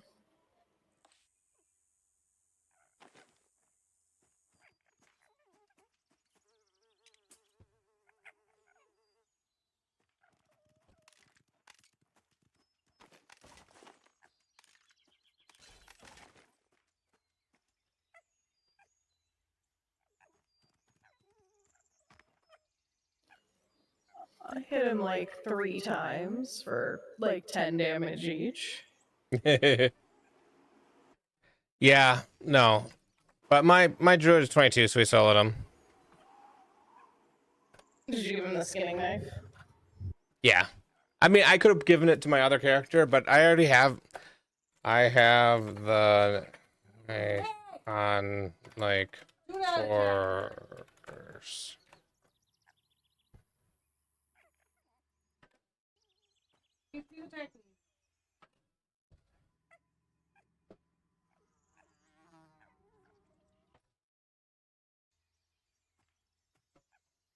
Okay, so we can keep pulling. Okay.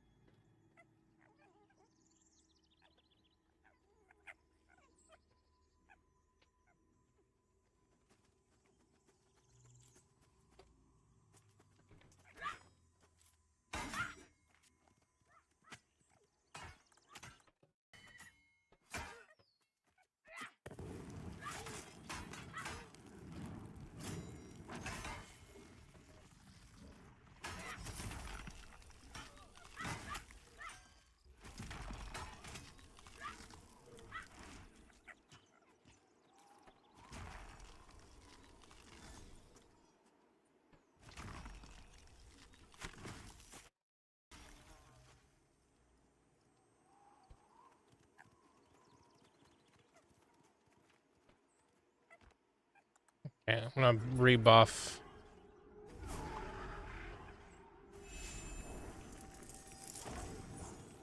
my guy.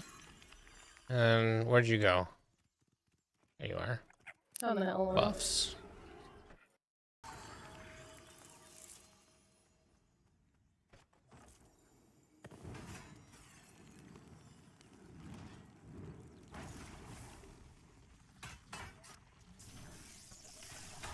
You really just wanted to run over and punch you once. I mean, that's fair. I mean, sometimes I just want to run over and punch you. Yeah, fair.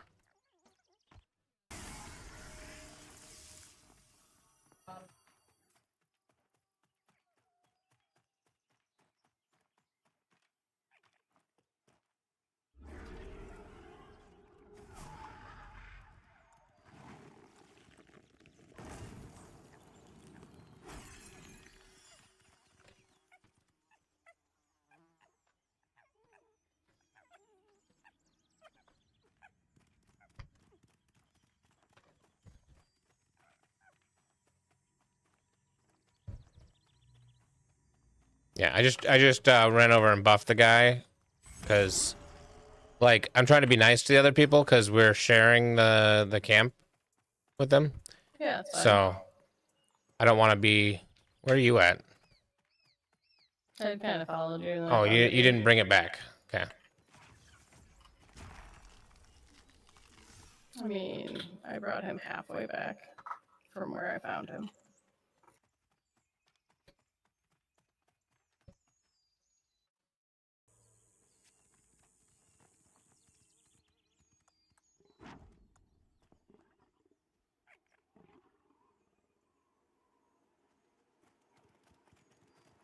You can't bring him back. I was a stalker. You have a what? I can't bring him back to where you are. There was a stalker between me and you. Okay, I aggroed the stalker trying to get back or get to you.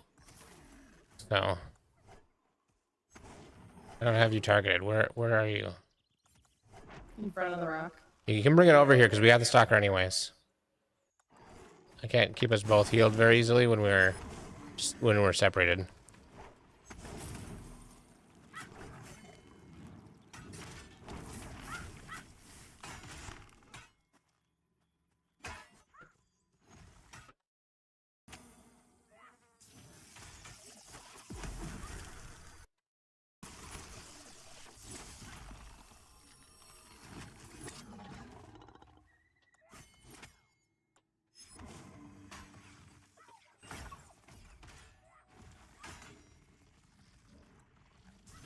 I see that the gap is open. Yeah, you can see the bullseye looking thing. Yeah. And then I do this, and it turns into that.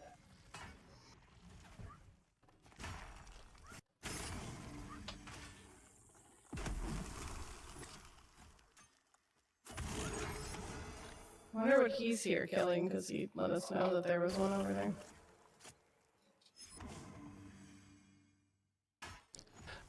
No, I think there's other people there. Okay, I'm out of mana. It's okay.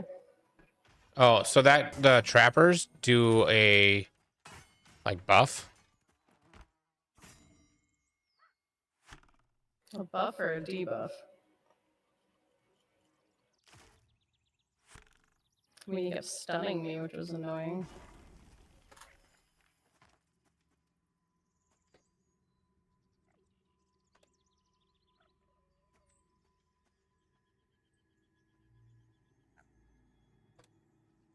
Mm-hmm.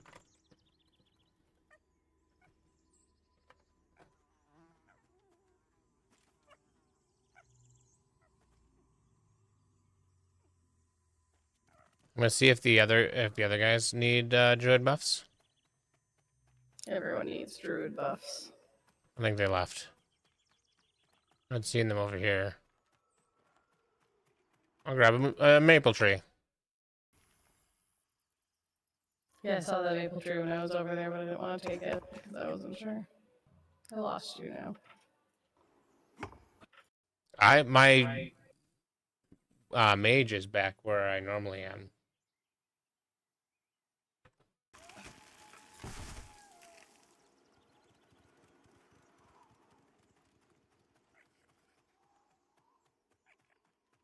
You got a black bear on you.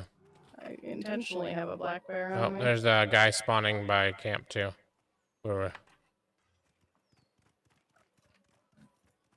I'm trying to target you so I I can. have 2 people on me. Yeah, because you ran near him.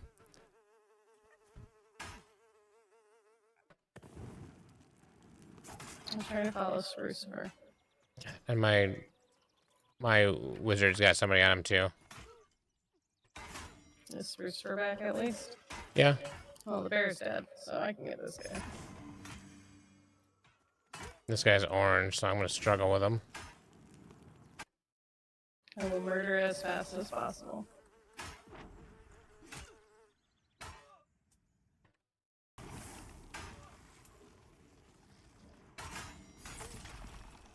It'd be better if I brought this guy closer. Yeah, usually. Having them grouped is usually a good thing.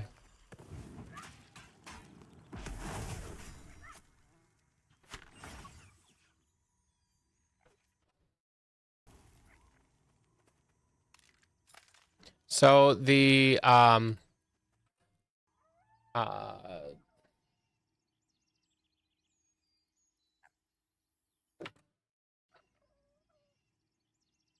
yeah, the pizza's definitely done.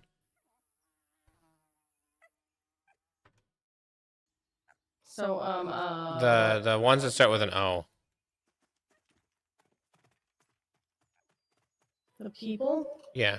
Okay, what about them? Those ones can drop an earring that has dodge rating. That's pretty good. Shady outdoorsman. That's what I meant. It does not start with an O. Outdoorsman.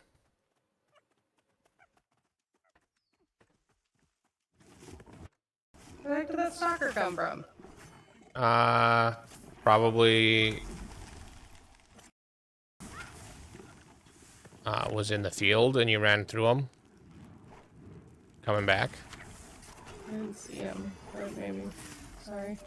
I mean, you had to have run close enough for him to aggro because you didn't hit him, right? You didn't shoot him. No, I didn't. So if you didn't shoot him, then you just got close enough to him for him to aggro. It's the only way that he would aggroed.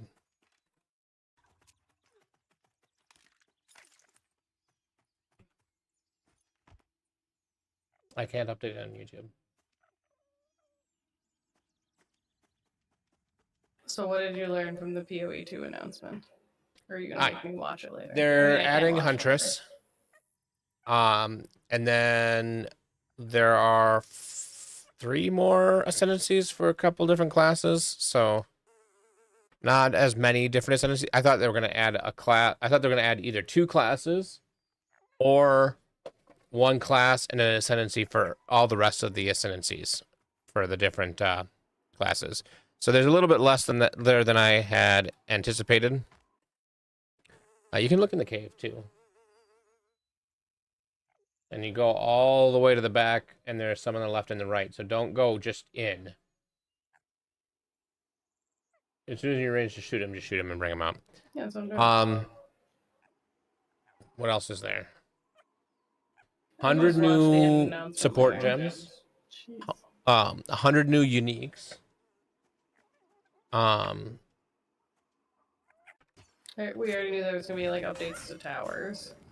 Yes. So there's now going to be less towers, about a quarter as many towers, or a third. It's either a third or a quarter. The towers now, if you do them with higher modifiers on them, you can put more of the tablets in them. The tablets are all twice as powerful by default, and you can put up to 3 in a tower if you run the tower as a 6 mod map. Any new like quests or storyline or anything? Nope, nothing announced there. I brought a friend with me. I see that. He's a little stabby.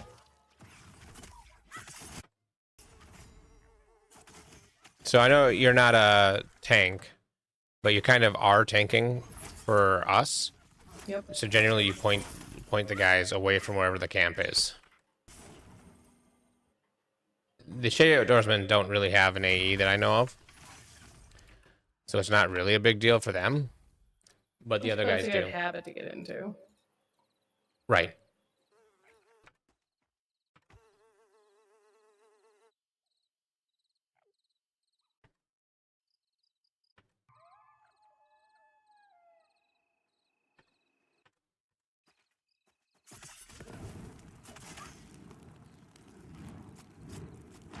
Like that.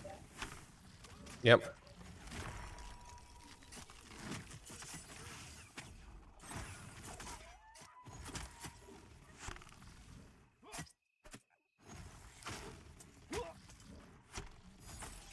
Apparently I hit him enough to make him want to hit me.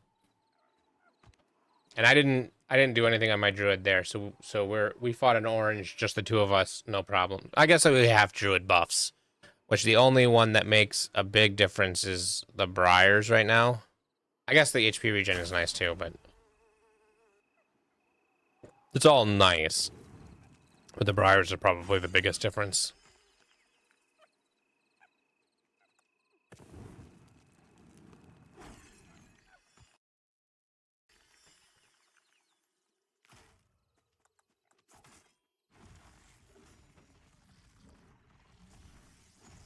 See, that's a little far away. She didn't want to come any closer. She was doing an ability. You just gotta wait.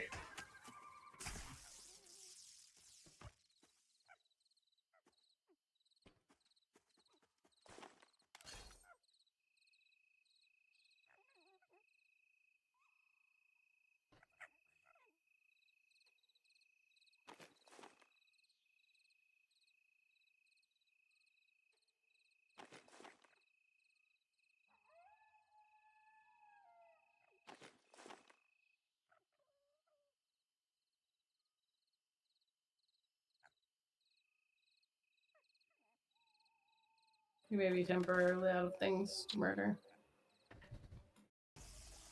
Sounds good. So, another change to the towers. The towers can have all the different mechanics in them. They've added Rogue Exiles. So, Rogue Exiles from Path of Exile 1 dropped 1 piece of every slot of gear, because they are a player that would have a full set of gear on them. So, they drop a full set of gear. In Path of Exile 2, they will still do the same thing, but you'll be able to see when they have uniques on them, because it'll put the unique on their target window. So up at the top where there's the health Just like bar, a little symbol. it'll have the word, the name of the unique, and they can have up to a full set of uniques. That's going to be exceedingly rare. So, but they'll probably have 1 to 3 uniques. Sometimes, rarely more than that. Technically, possibly an entire set full of uniques. When they have the uniques equipped, is a lot. huh? I said 1 to 3 uniques is actually a lot. Yeah. Well, they're not going to be like guaranteed every map or anything, so it's not, excessively powerful or anything. And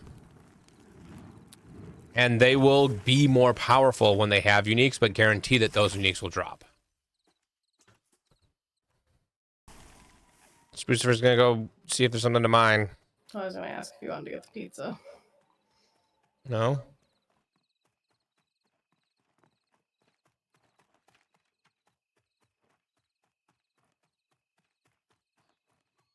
Okay, the close mining nodes are not up, so.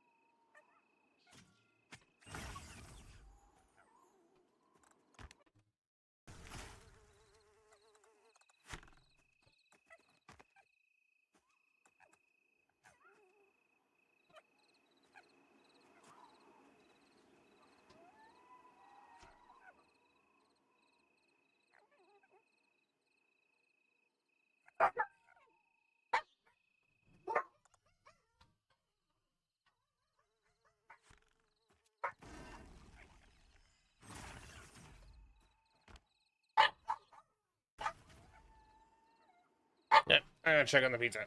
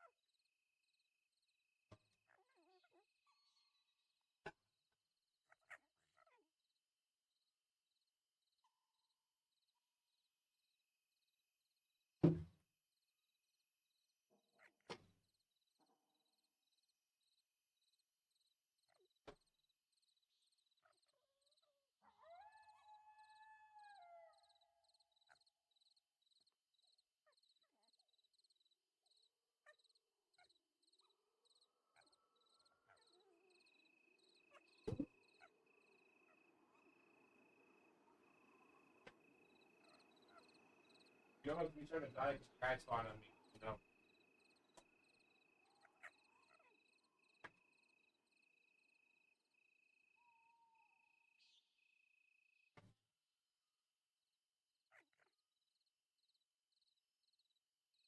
And grab them to drink. Not me. God, I got 2 of them on me. Got it. You do not have it.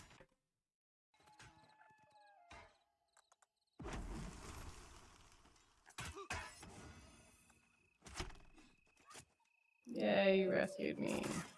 Okay, now I'm gonna grab.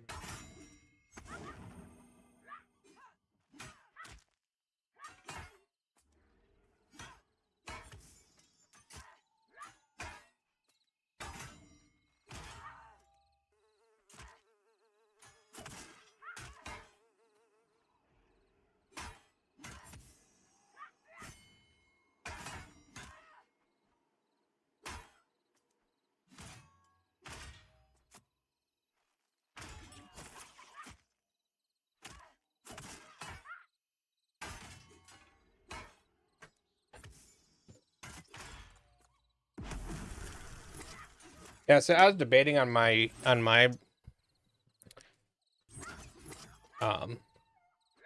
do I feel like I'm doing no damage? This guy's red. Do you con the guys before you attack them? No, this one kind of just spawned out of nowhere.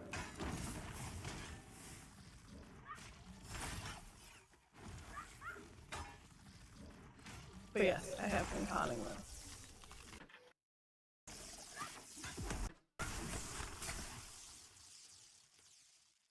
What were you debating though? So on my ranger, I was debating whether the heal's even worth casting.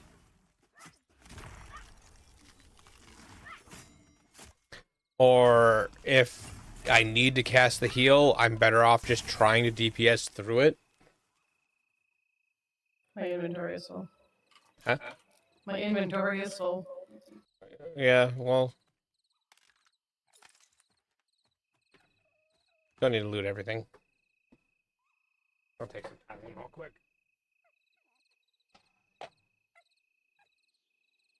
You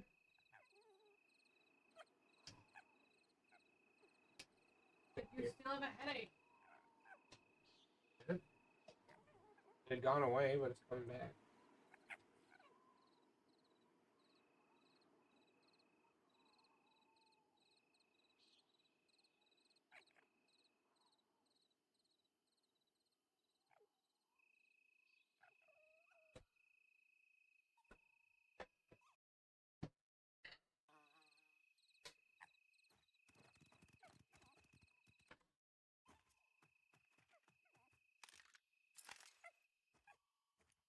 There's a stalker over there. Okay, I'm just getting stuff out of my inventory.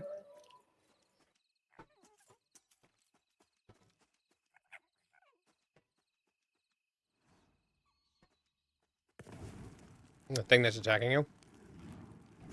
Yes, yep. No, it's tagging you.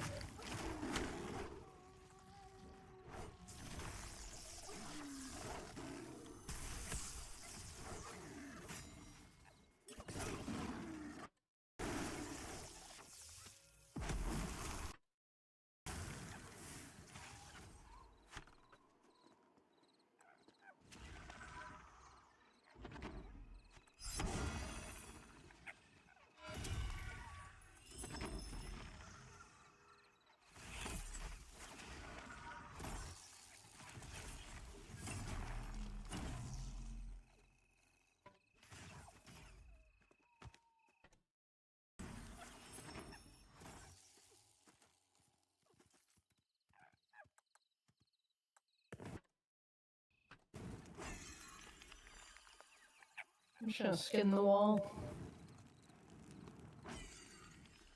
Okay.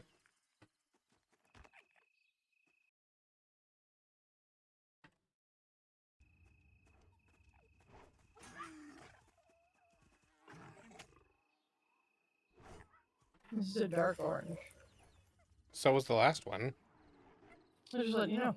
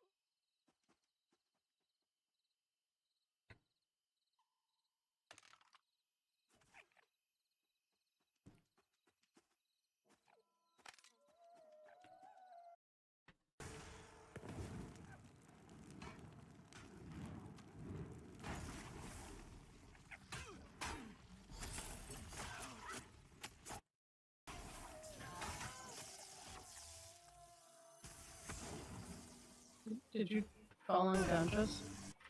Yeah, I did it to myself. Because not only do I have to worry about mana, I have to worry about another resource. And if I'm out of that resource, I deal damage to myself. And I cast a spell without realizing I was out of that resource. So I need to sit for a little bit to get that back. Well, actually, I can use this. Now I have some of it back. You want me to wait? No, you, as long as you have health, you don't need to worry about it. If I can't help kill, it'll be a little bit slower, but it's not the end of the world. Oh, this one's a wait. Why'd you heal yourself? I hit the wrong button.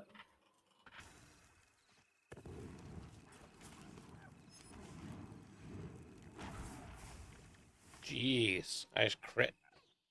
160. It was also only a white. White means same level as us. That's higher than blues, but lower than yellows.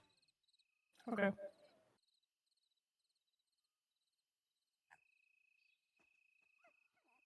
When you're soloing, you kind of max out at doing whites usually. And most characters.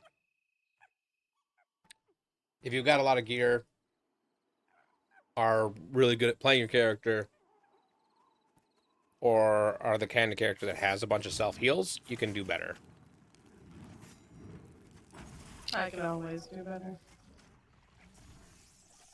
No, probably not. I would probably die a lot.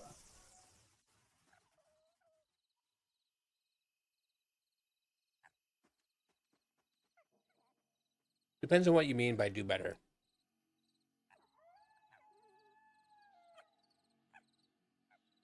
I feel like there's a joke in there I'm missing.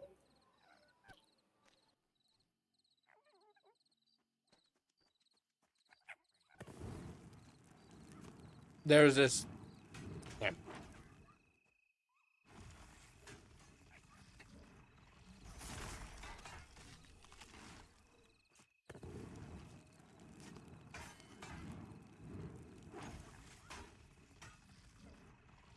I might need Spruce for his help.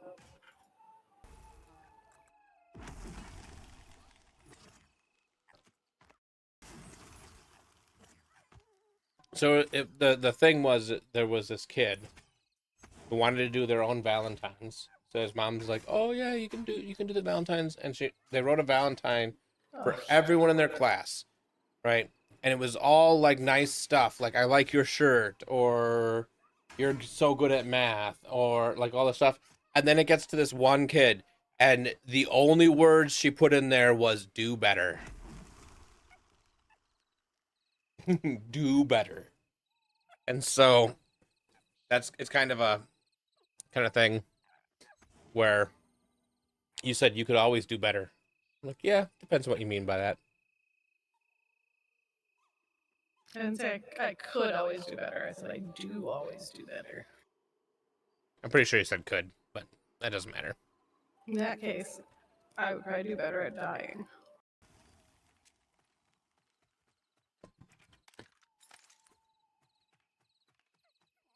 I picked up a pungent bottle. Stop pooping in bottles. Oh, I know why my inventory's full. I was crafting last time we played, and I never emptied my inventory.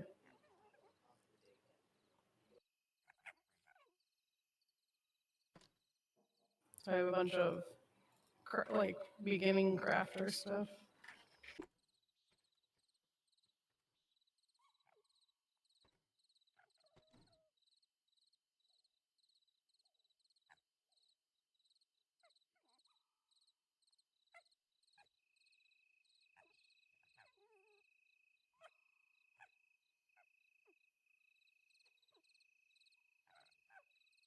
Not everyone's a fan of my smartassness. Well, that's their loss. I, for one, am a fan. Usually, not always.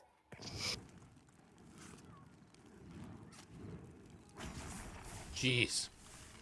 What? Jeez, what? Just though the amount of damage a wizard can do.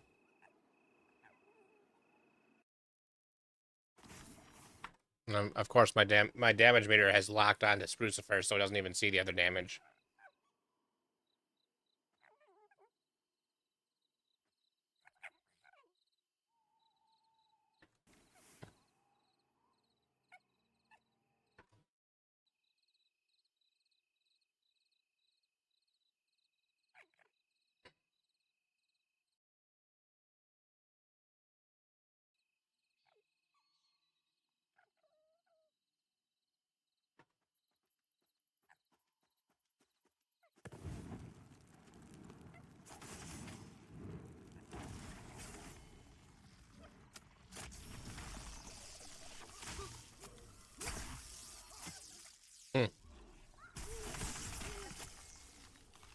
Yeah, because he came to attack me because I crit him so hard. Yeah, that's why I said, sir.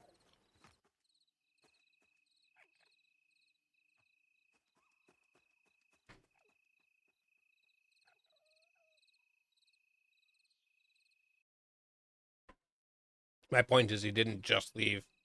I made him mad.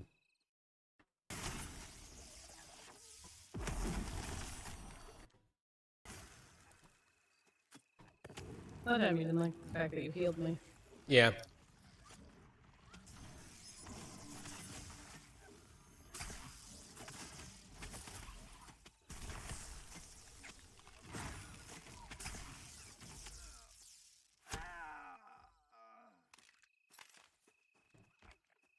Such a pungent bottle.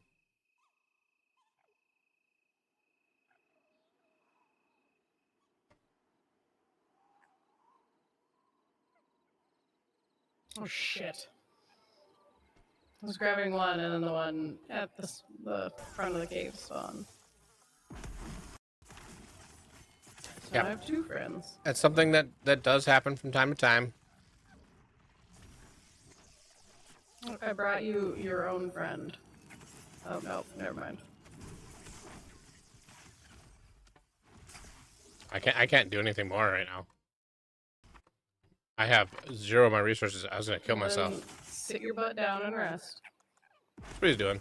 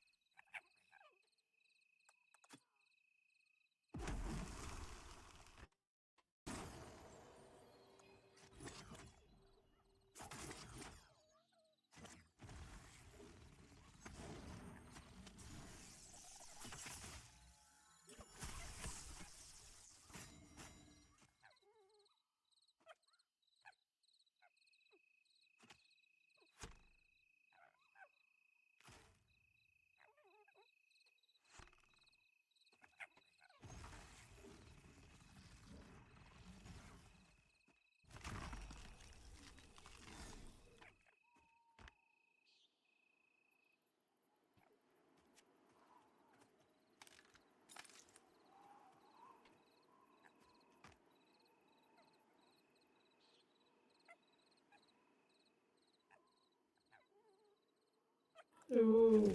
Like an arrow that has better physical damage. 2 instead of 1? Yeah. Nice.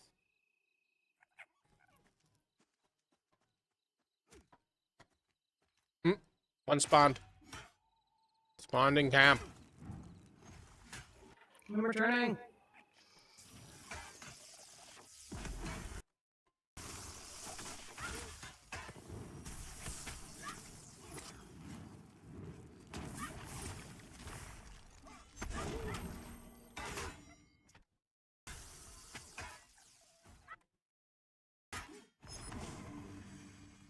Hey, this time you didn't get a pungent bottle. You got a spool of rope and some burlap bandages. Yep. I feel like burlap would make a very scratchy bandage.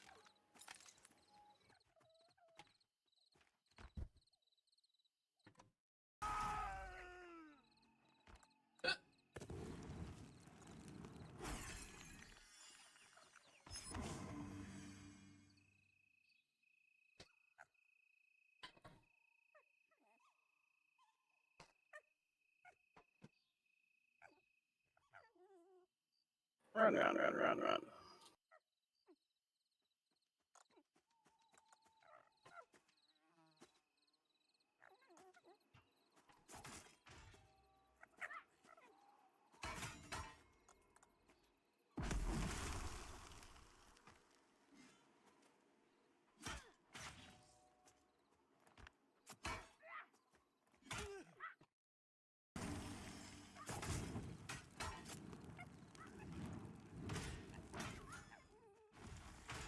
This one's red again.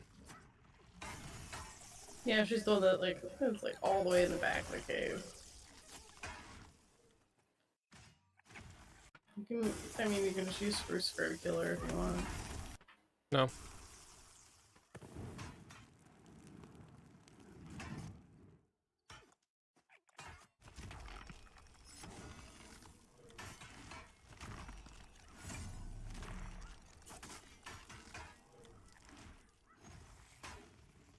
Keeps dodging my exposure.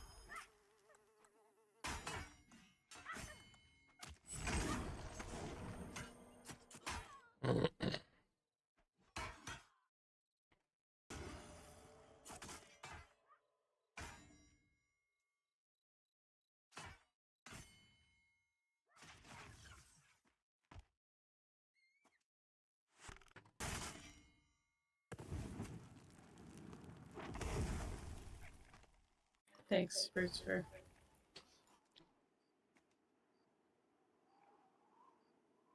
Yep.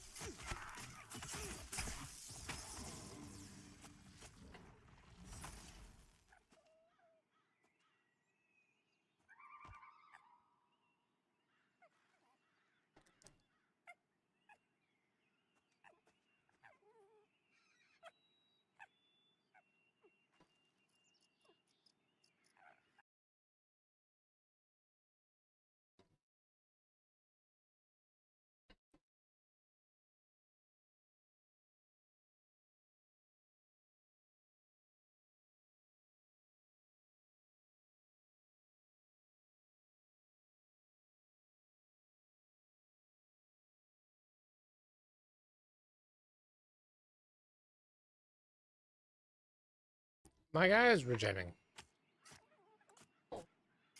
Not his things. The focuses, they weren't full.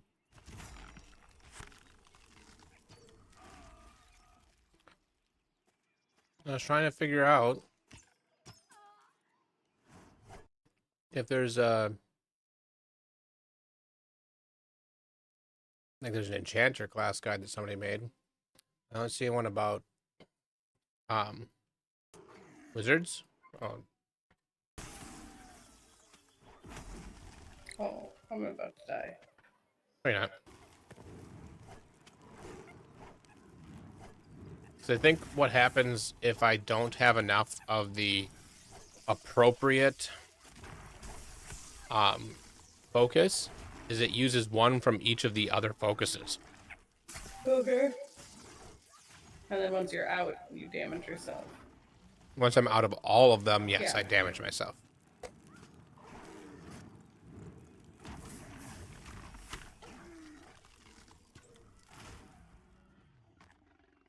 And right now I'm out of cold and lightning, but I can, once every 2 minutes, I can refill them. But having them full also makes my mana regen better. So I want them to be full.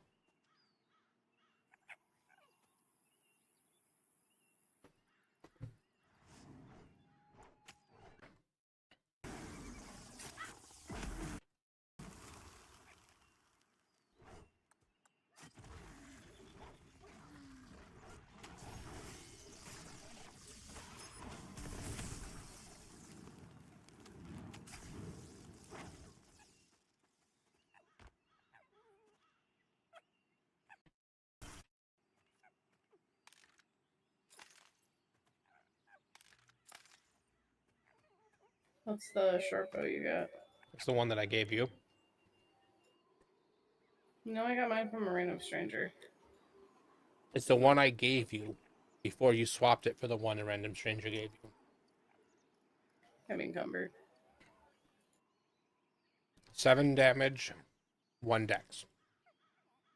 And you've got one that's 8 damage, which I think the 9 1 dex probably is better than the I extra have damage. 9 damage. Huh? I have 9 damage. 9 damage?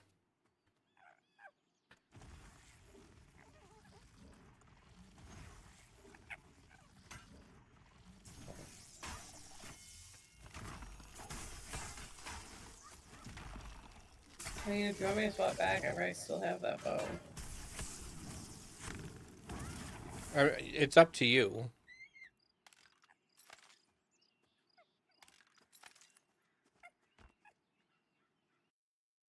If you feel like the other bow is doing better, use the other bow. If you feel like this one's doing better, use this one. So if something's blue, will it attack me on sight? Con it. It says indifferent. No, it won't attack you. I just wanted to make sure I wasn't gonna pull when I pulled this other guy. It attacks you when it says is ready to attack you, instead of indifferent in that spot.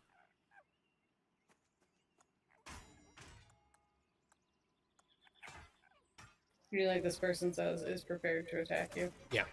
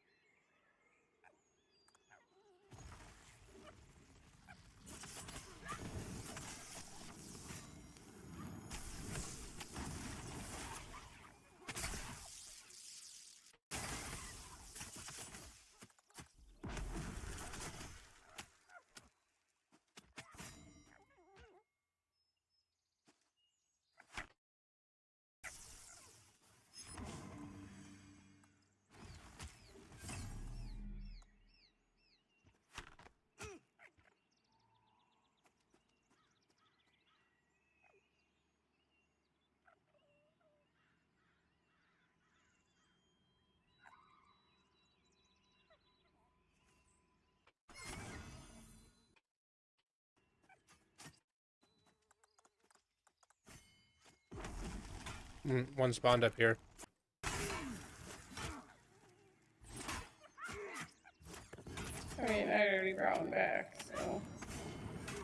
Yeah, I know. I'm just letting you know so you know it's here.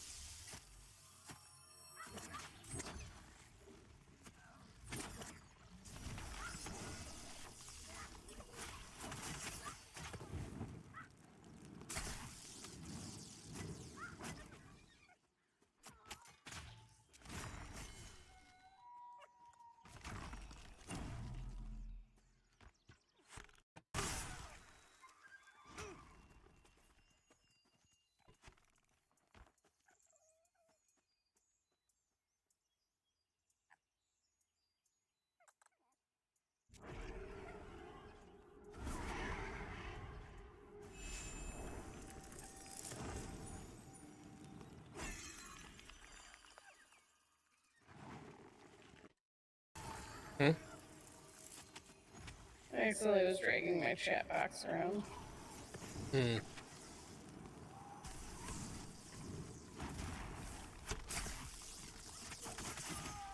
ran away when I tried to expose him. Hey, hold on. You need all of this.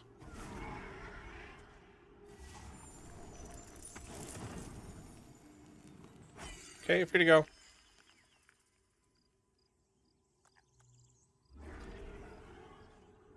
Fine.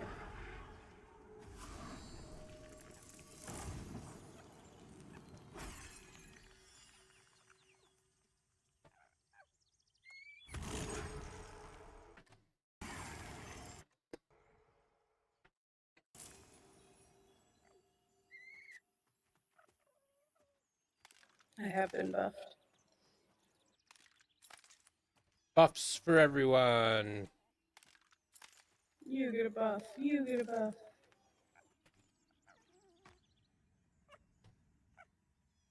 People in Cape not get a buff. They only get death. I may have grabbed 2 people.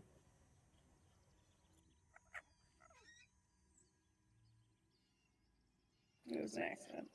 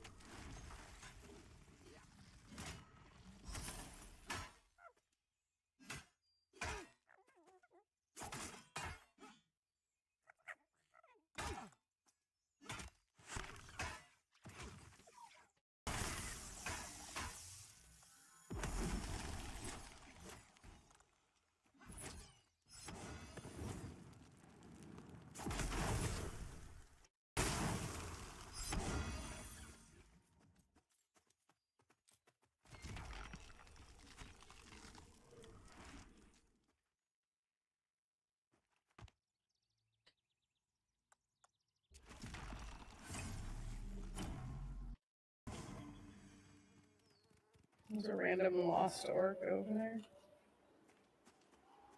Yeah, he's lost. He's definitely lost.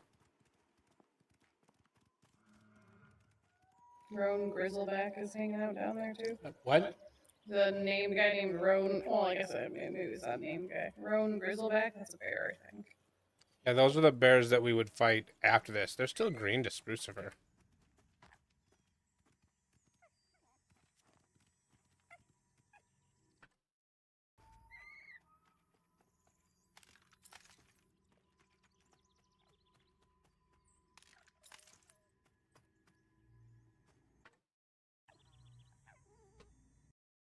Getting close to leveling. Do we just want to get the level? Yeah, I might. I mean, like, if you want to go beyond that, that's fine, but I'm tired. I'm not gonna go if you're not going. I mean, you have other characters. Oh, I had shot something, and now it's an NPC fighting an NPC. I can't hear what you're saying. He said I had shot a bear, but now that bear is fighting a shady outdoorsman. Okay. I've never seen two NPCs fight each other. Yeah, happens. He stole my bear. They are trappers. No, they're shady outdoorsmen. They're all trappers. I know, I'm making a bad joke. Right, you a different shady trapper. Oh, apparently right too. I only had the first one. Okay, spawned on the rock. Or is that another? No, that's another character. We can go give him free buffs when we're done.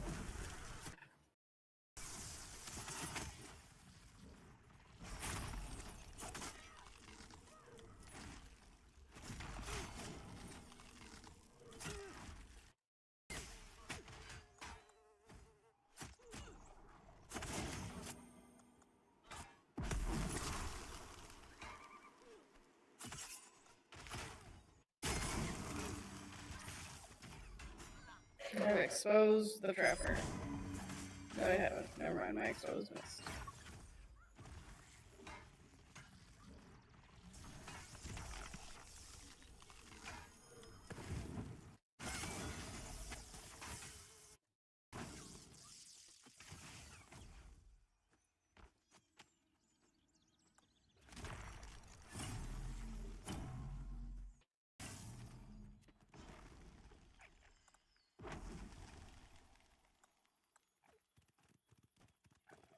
Where did the guy go? I don't know.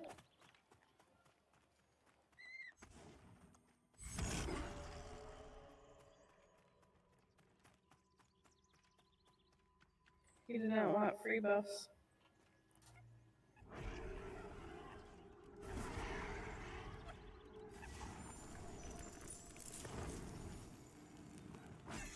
One spawned, but I was pulling a different one. I know, I'm awful. Did you find him? No, I found somebody different though. I didn't see the guy on the rock's name. I don't remember his name, but it wasn't the guy that was. Was it Yak Medic? He's a medic of the Yaks, Justin. What? He's a Yak Medic. His name, Yak Medic. I don't see a yak medic. He said, Yak Medic says thank you kindly. It's the guy you buffed. Oh.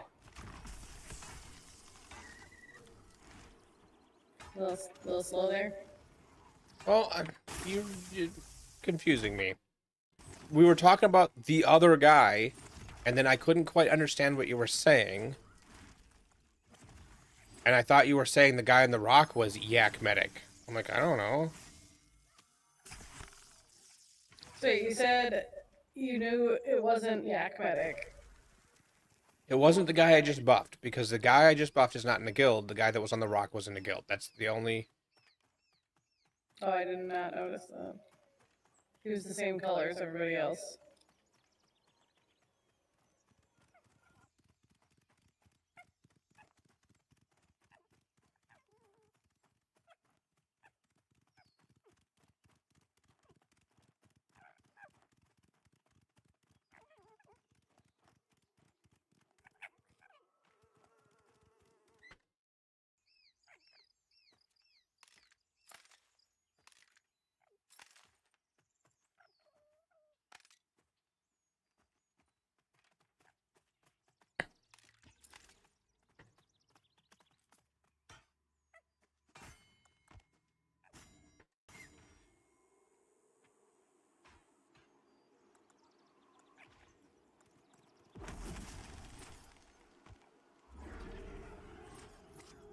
I forgot that I could be doing this.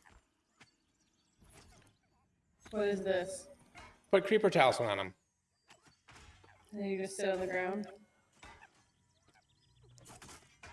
You will now never die. I'm not gonna die? Creeper Talisman will last 2 minutes. As long as you kill this guy within 2 minutes, look at how much healing you're getting done to you.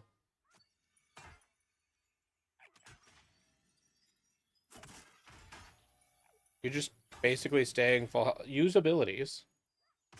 I'm trying to find the talisman. It doesn't show up. It's not on you. It's on the enemy.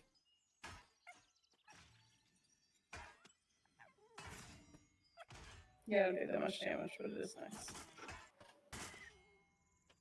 This guy's a red guy. Dark And- orange. He's red. I mean, he's almost dead. He's fine. It's fine.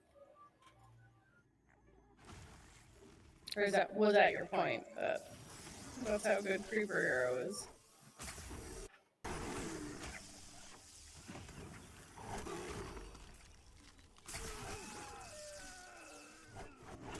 Stalker spawned on me. There was another guy fighting a stalker. I was gonna see if he was from our guild. No, he's not in any guild.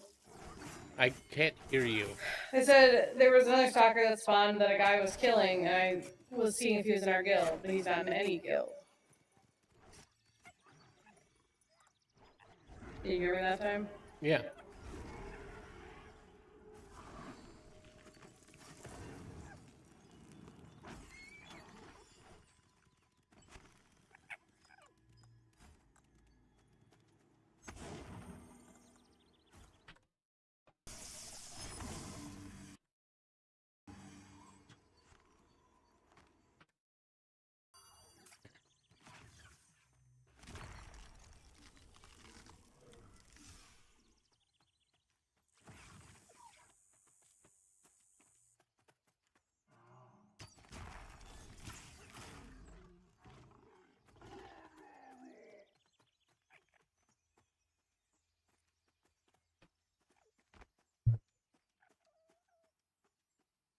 Creeper Talisman won't do anything for my wizard because it is physical attack damage, which is everything that you do and nothing that my wizard does.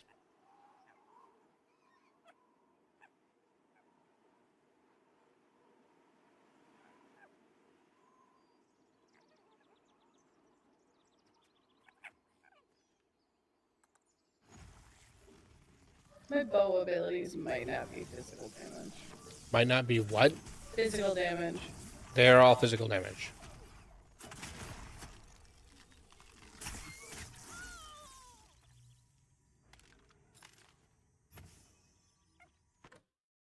Well, fickle healing isn't.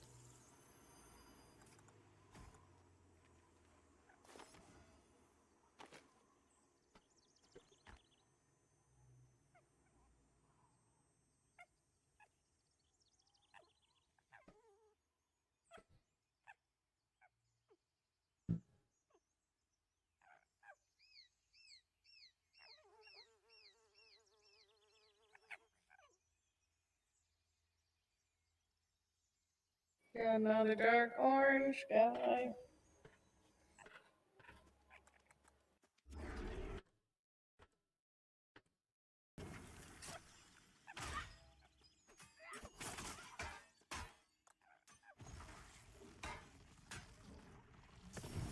Yes, I was able to expose them. Nope, Trapper just spawned on me.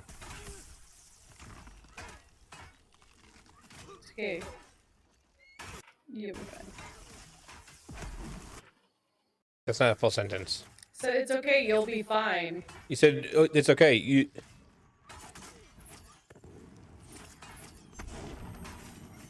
Okay, I meant to say you'll be fine.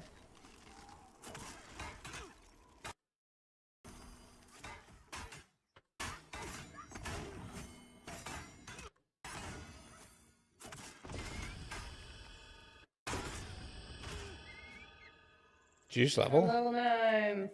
I got 10% left. It's because you kept letting yourself die.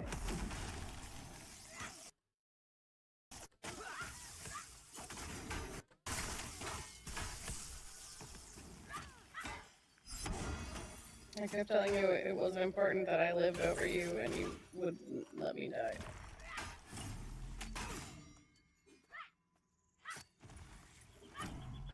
So therefore, you're apparently 10% behind me. That's 2 deaths. I think you've died 3 times when we played together, which means that means I've died once.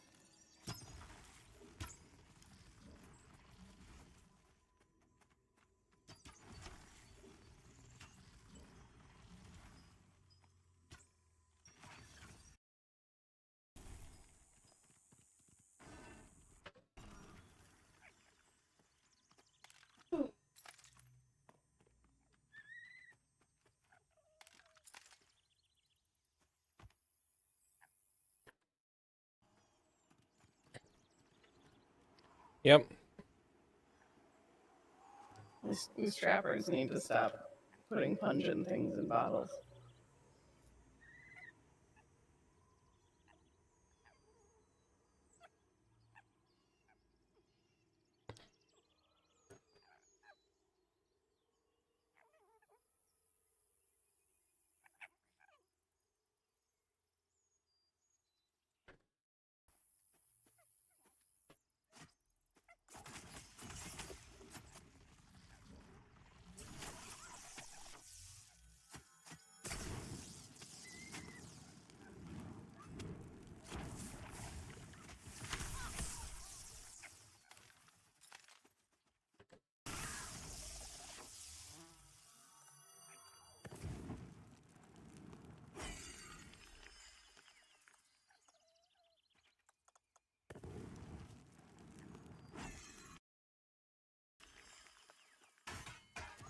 I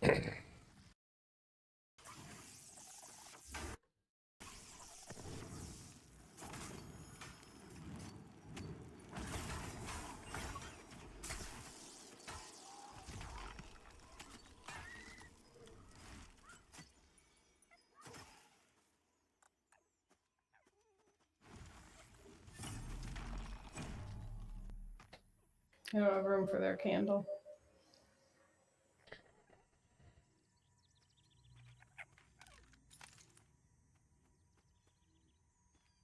What percentage are you at now?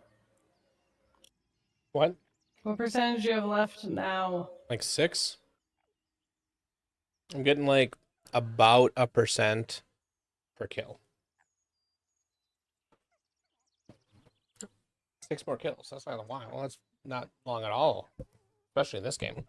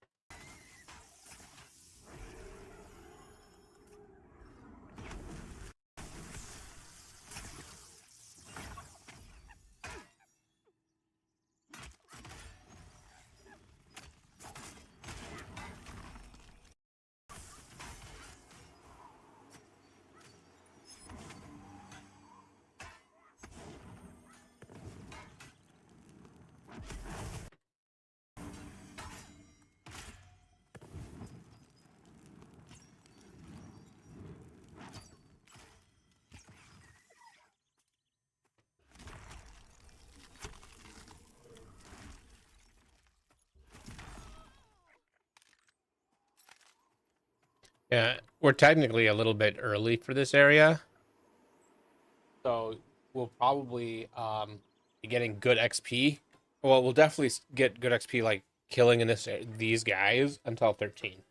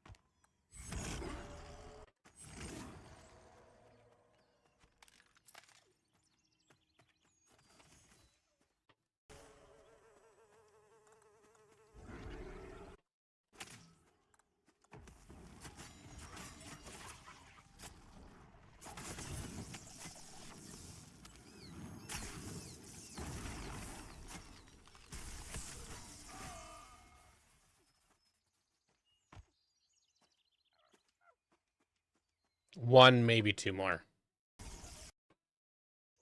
That wasn't long.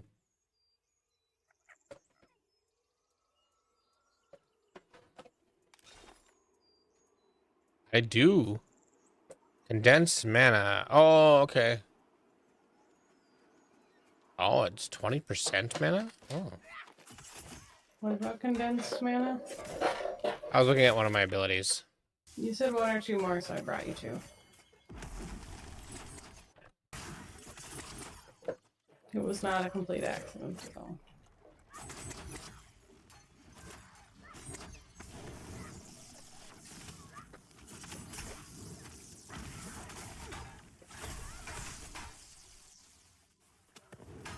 It was two more.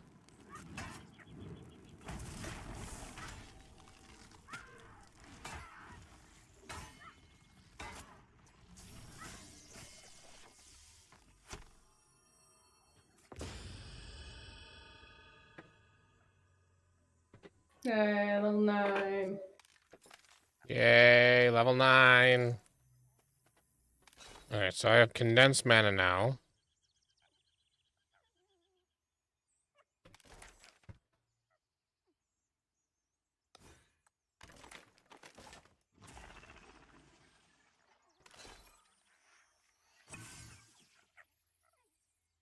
It says 20% mana.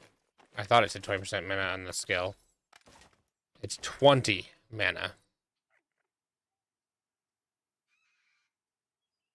Yeah, that's a big difference. It uses 20% of my mana that can be consumed to create a thing that can be consumed to restore 20 flat mana. So 20% of my mana is a little over 20, like 22. So we done then? I am done. Okay, so stuck bind. That'll bring us back to that stone. And we can go into the bank in this town if you wanted to like offload stuff in the bank. I'll show you where it is quick. Okay. I don't even see you. There's an arrow. I'm not far.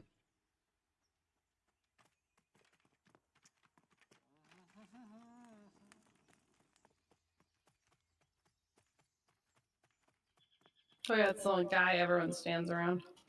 They moved it. It used to be a guy that was right here. Like right Person here. and a horse. Yeah.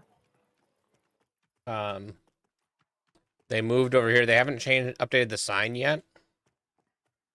So here's sign Ranger Scrolls somewhere? and traits, so you can get your stuff I here. have all my up to level 10 stuff. I'm just telling you where it is. It's in here. See this? See this very obvious bank sign right here? You see The this? sign that's definitely an axe. Oh, that. Okay, the axe means bank. What? The axe means bank. Oh, then they did update the sign. No, the axe does not mean bank. This used to have the weaponsmith in here. Have they fixed the auto stacking yet? No.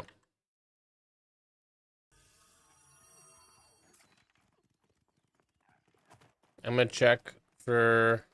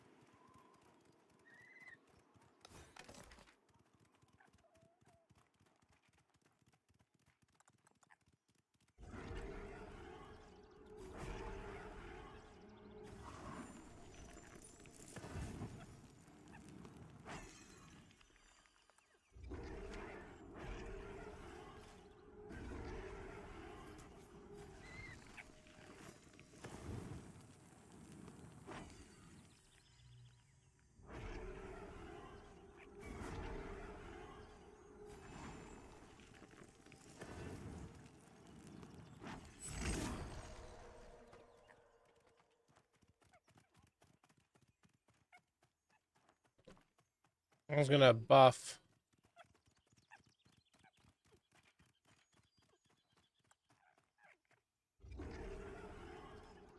You're gonna buff?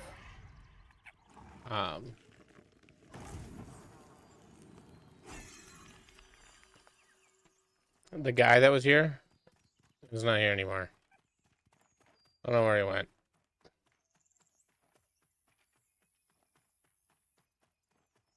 I was gonna give him buffs one more time before I left.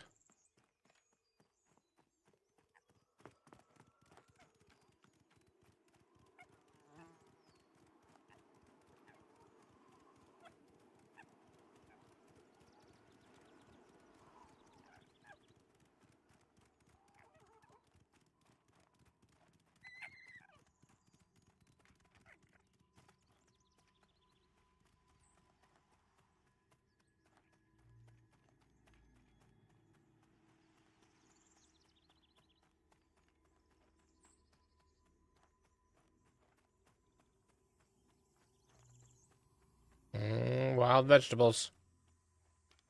I'm looking for potatoes. I don't get nearly enough potatoes for all of my characters.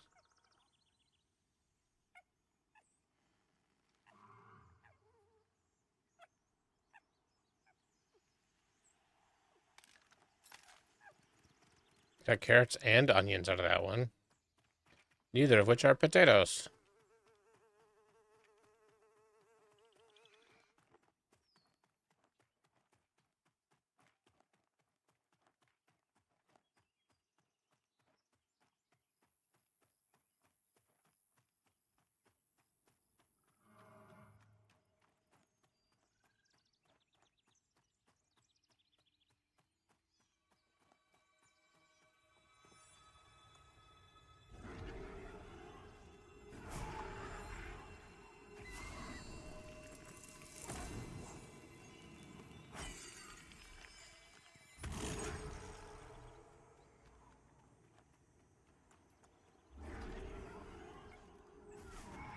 There he is.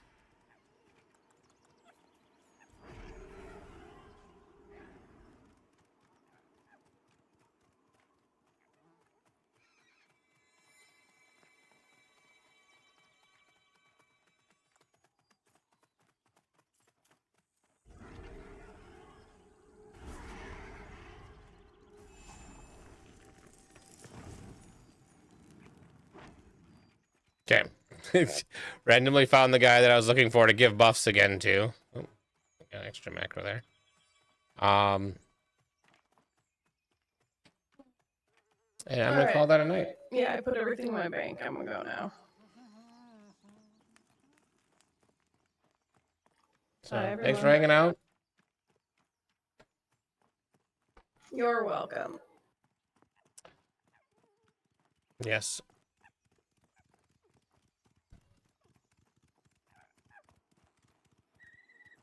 All right. Thanks for hanging out, guys. I think I'm gonna be back on tomorrow. Yeah, I'll be back on tomorrow. Probably won't be on Saturday. Probably will be again on Sunday. So see you guys around. Have a good one.